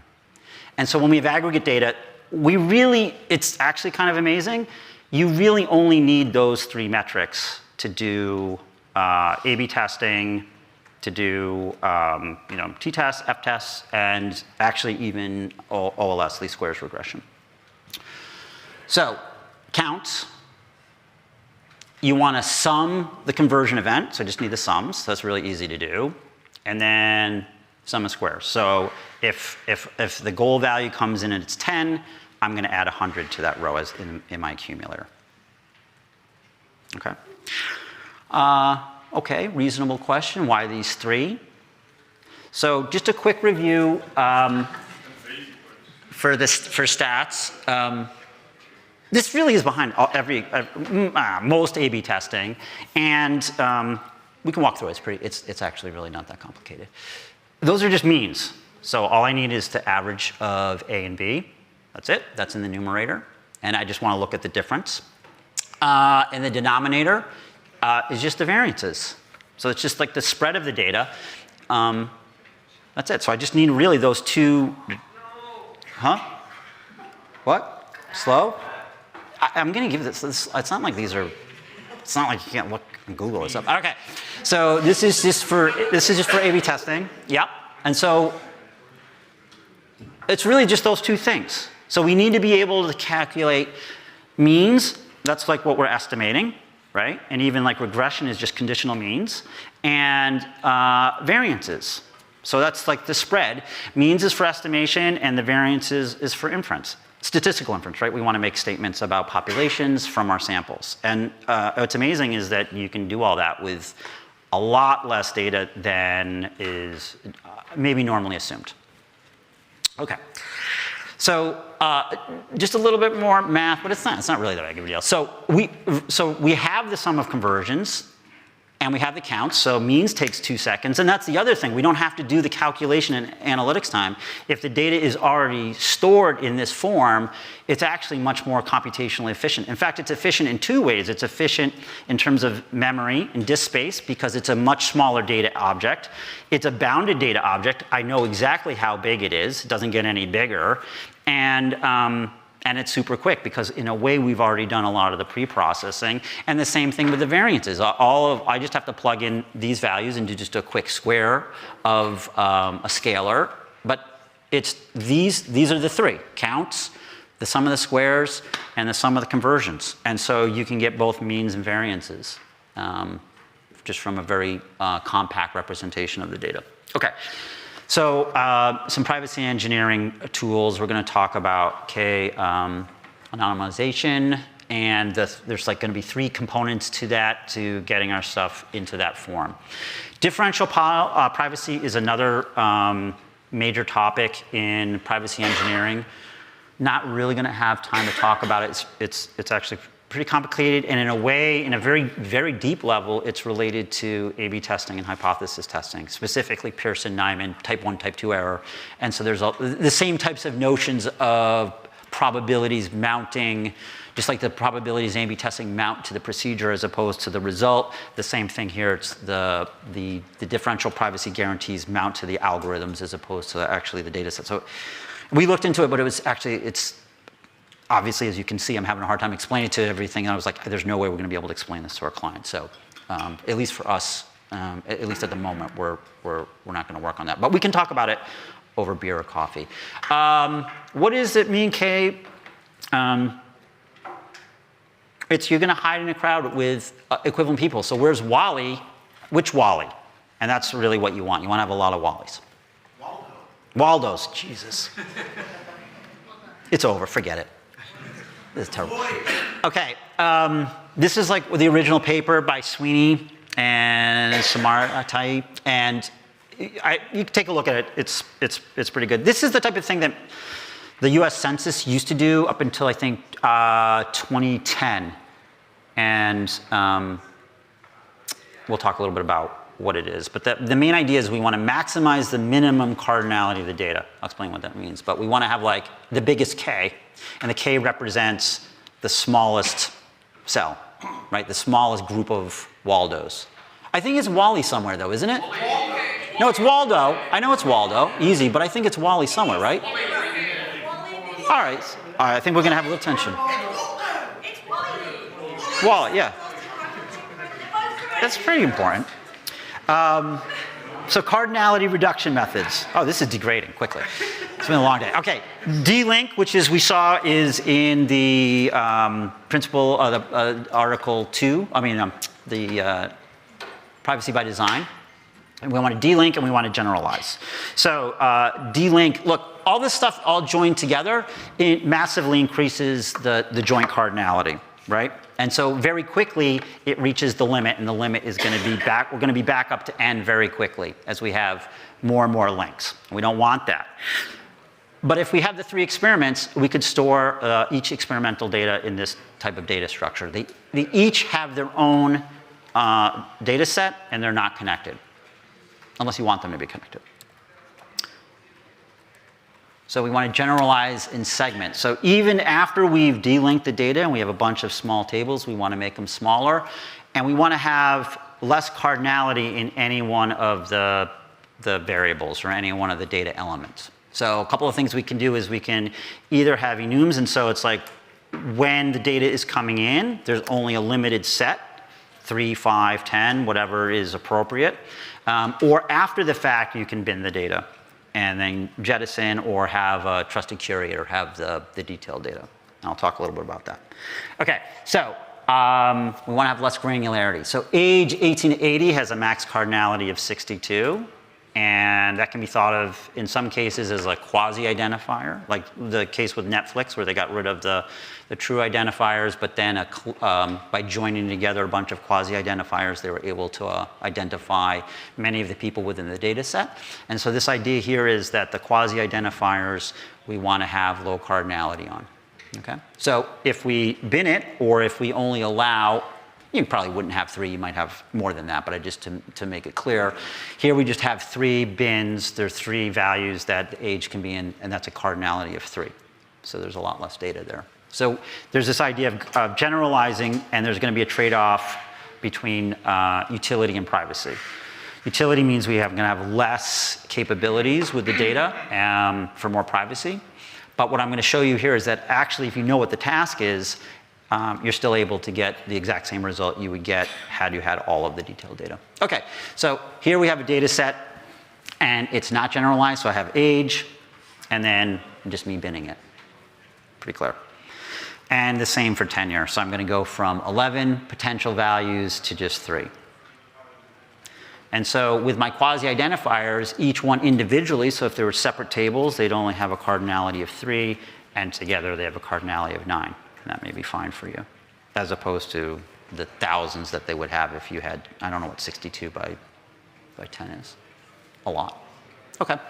And just think of it as like a pivot table. So even here we have our de-linked data, but if we have it with a customer ID, and so there's 9,000 rows there, we can map it with the idea of an equivalence class. An equivalence class is just the unique combination of the quasi-identifiers. And you can kind of think of this as just like a pivot table. So we're just essentially going to pivot table from the detailed data, and then we're going to have counts, and we're going to have all of our magic 3 at the equivalence class level. So here, the max number of rows is always going to be 9. This is never going to get bigger. So if we're thinking about a data structure that we want to operate on and do analysis on, we know how big it is. It happens to be quite small, but also we never have to worry about something being much larger than we expected and crashing a system because of being out of memory. And that does happen. That does happen. That can happen, for sure. Okay, what does this have to do with our Ks? Great question. So here we have our data set, and there's 1,000 counts per equivalence class. So the K is going to be 1,000. The minimum value here is 1,000. So each individual row has 999 lookalikes to any individual. This is not such a great situation. Our max minimum is only 1. So there's no lookalikes, and so this isn't going to be very privacy preserving if these are important quasi-identifiers for you. Normally, 5 to 10, that's not really that high, but again, with joint cardinalities can get quite large quickly, so it's really going to be a function of your use case. It's going to be a trade-off that you're going to have to make. So I want to quickly talk about global versus local privacy. Global privacy is when you do collect all of the detailed data, so you have your data warehouse or data mart, but then you only share privacy-preserving data sets to people who are not part of the secure curator. An example of that might be like the US Census, which collects incredibly personal, identifiable information and private information about every US citizen by law. Every 10 years, the US Constitution mandates it. And there's a bunch of very, private bits of information that everyone's supposed to share. But they're very concerned about privacy when they release the data. So all of the data sets go through this privacy preserving principles. And the local is that you never have it. And that's one of our systems does that, and I'll talk a little bit about that, where the data comes in and it's already summarized. So there's never a need for a trusted curator. Global approach, as you might imagine. So we have all the detailed data, but it's walled off, and you can't get access to it unless you're within the trusted curation, and it stores all the non-private data. But then it releases the minimized data that's appropriate for the task. But it's in control. But the local approach is this is the only data that's ever stored on the server, or this is the only data that's ever collected. And the way that works, great question, is let's say I'm on my app for my hotel's chain, and I'm not logged in, and there's all this data that's in some local storage or it's in the app storage that's not really pertinent to this experiment. So I just get assigned to B in this experiment, and the experiment also wants to do some segmentation on whether they're logged in or not. So this is not private information, but what gets sent to the server is just a key, which is just, I was assigned into B and I'm not logged in. And so it then just goes into the database and it finds the matching key. And then all that happens is we update the count by 1. So there's just an incrementer, so the count has gone up. And then if I convert, we just add the conversion value to our sum of sales. And we also add 100 because we have to square the sales value. So we have our magic 3 there. And you just keep repeating. So as the data keeps coming in, we just build up this table, but we only have the summary data. We never have any of the we never have to touch any detailed data that might be considered privacy leaking. Or it's really up to the client to decide what is privacy leaking or not. Okay, so here the cardinality is only 4. Again, we have this small data structure, whereas before it would have been n, and the k here is currently 100 because the minimum count is 100. All the other ones are larger. So that's pretty good. That's great. Okay, but how do we use the data? So actually, how do we do analytics on it? This is going to get a little dicey. No, that's actually not too bad. Okay, so we're going to play a game. Which chain coffee shop has hotter coffee? And we're just going to do an A/B test to figure out which one is going to be hotter. So we're going to take some samples, and we're going to have our data in our summary aggregate form. And so we have 10 cups from each chain, and we have summed up all of the temperatures of the cups of coffee, and we've summed up all of the squared terms of the temperature. So we have all of our data. So this is going to be our t-score for our A/B test. And it's really actually quite simple. So at the top here, we just have our average. We need to have our mean for, We just need to have our mean temperature for Costa and mean temperature for Starbucks. And that takes 2 seconds to calculate, if that. It's just the sum of the temperature divided by the count. So sum over count. And so we quickly have our means for each one of the coffees, the mean temperature. And then we're going to use this formula for the variance, which, as you see, we have all of the values. So this is a measure of variance, and so we just plug and play. We have our sum of squares already there. We just need to square the sum temperature term and then just divide by the count. And this gives us the variance. And we're going to do this for each of the coffees. So we get our variance for the Starbucks and we get the variance for the Costa coffee. And now we're basically done because we have our t-score here, and now we just plug in. So we plug in our means, done. We plug in the variances, done, and then we just plug in the counts, and so we can get the standard error, okay? So t-score is just the average difference divided by the standard error. This is independent of this privacy engineering stuff. This is all frequentist A/B testing is, most frequentist A/B testing, this is what's being done. So it's pretty simple. It's really, I know I shouldn't say it that way. It's accessible once you just step through all the various little pieces. Okay, so I now have my t-score. It's 2596 that I've calculated just on summary data. There's no customer ID. I don't know anything else. The privacy police can come in and it's like, you're doing all this experimentation and we're worried about people, maybe Starbucks is like some medical treatment and we're worried about information being released. And here, this is all you have. You only have summary data. But the question is will this give the same result? Like, I don't want to give up all of my detailed data. I probably can do more with it. And will this actually give me the exact same result? And actually it will. So here's the detailed data. So this is just the data that I used to summarize. And so if you can convert this into the summary data. And then I just did regression. And a t-test is really just a subset of regression analysis. And so this is the results. These are the regression results when we had Costa as the thing that we're trying to look at. So the difference between coast to temperature and Starbucks is 6.32. That looks kind of similar, like to what we calculated.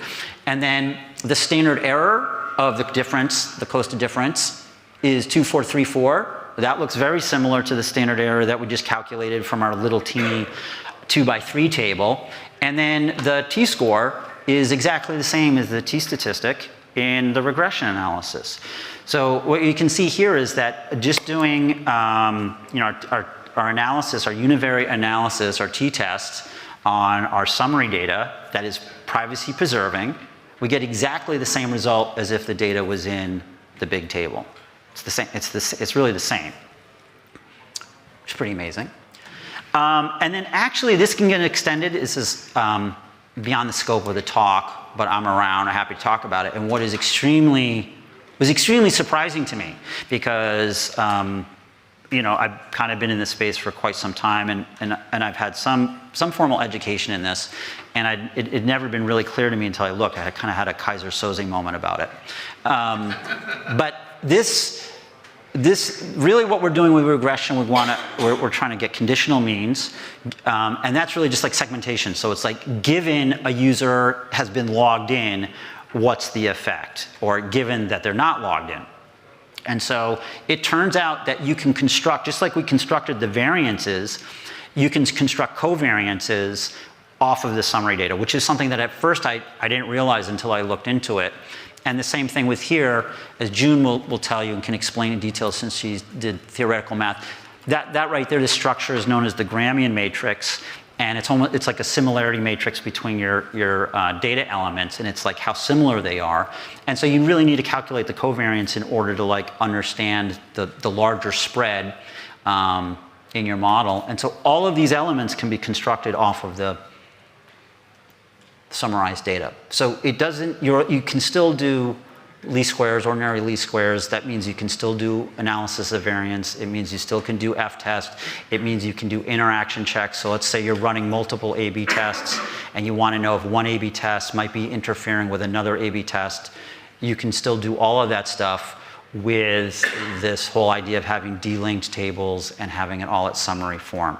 So you don't ever have to be exposed, if it's appropriate to the various tasks, to having all of that data that's really not pertinent for doing this type of work.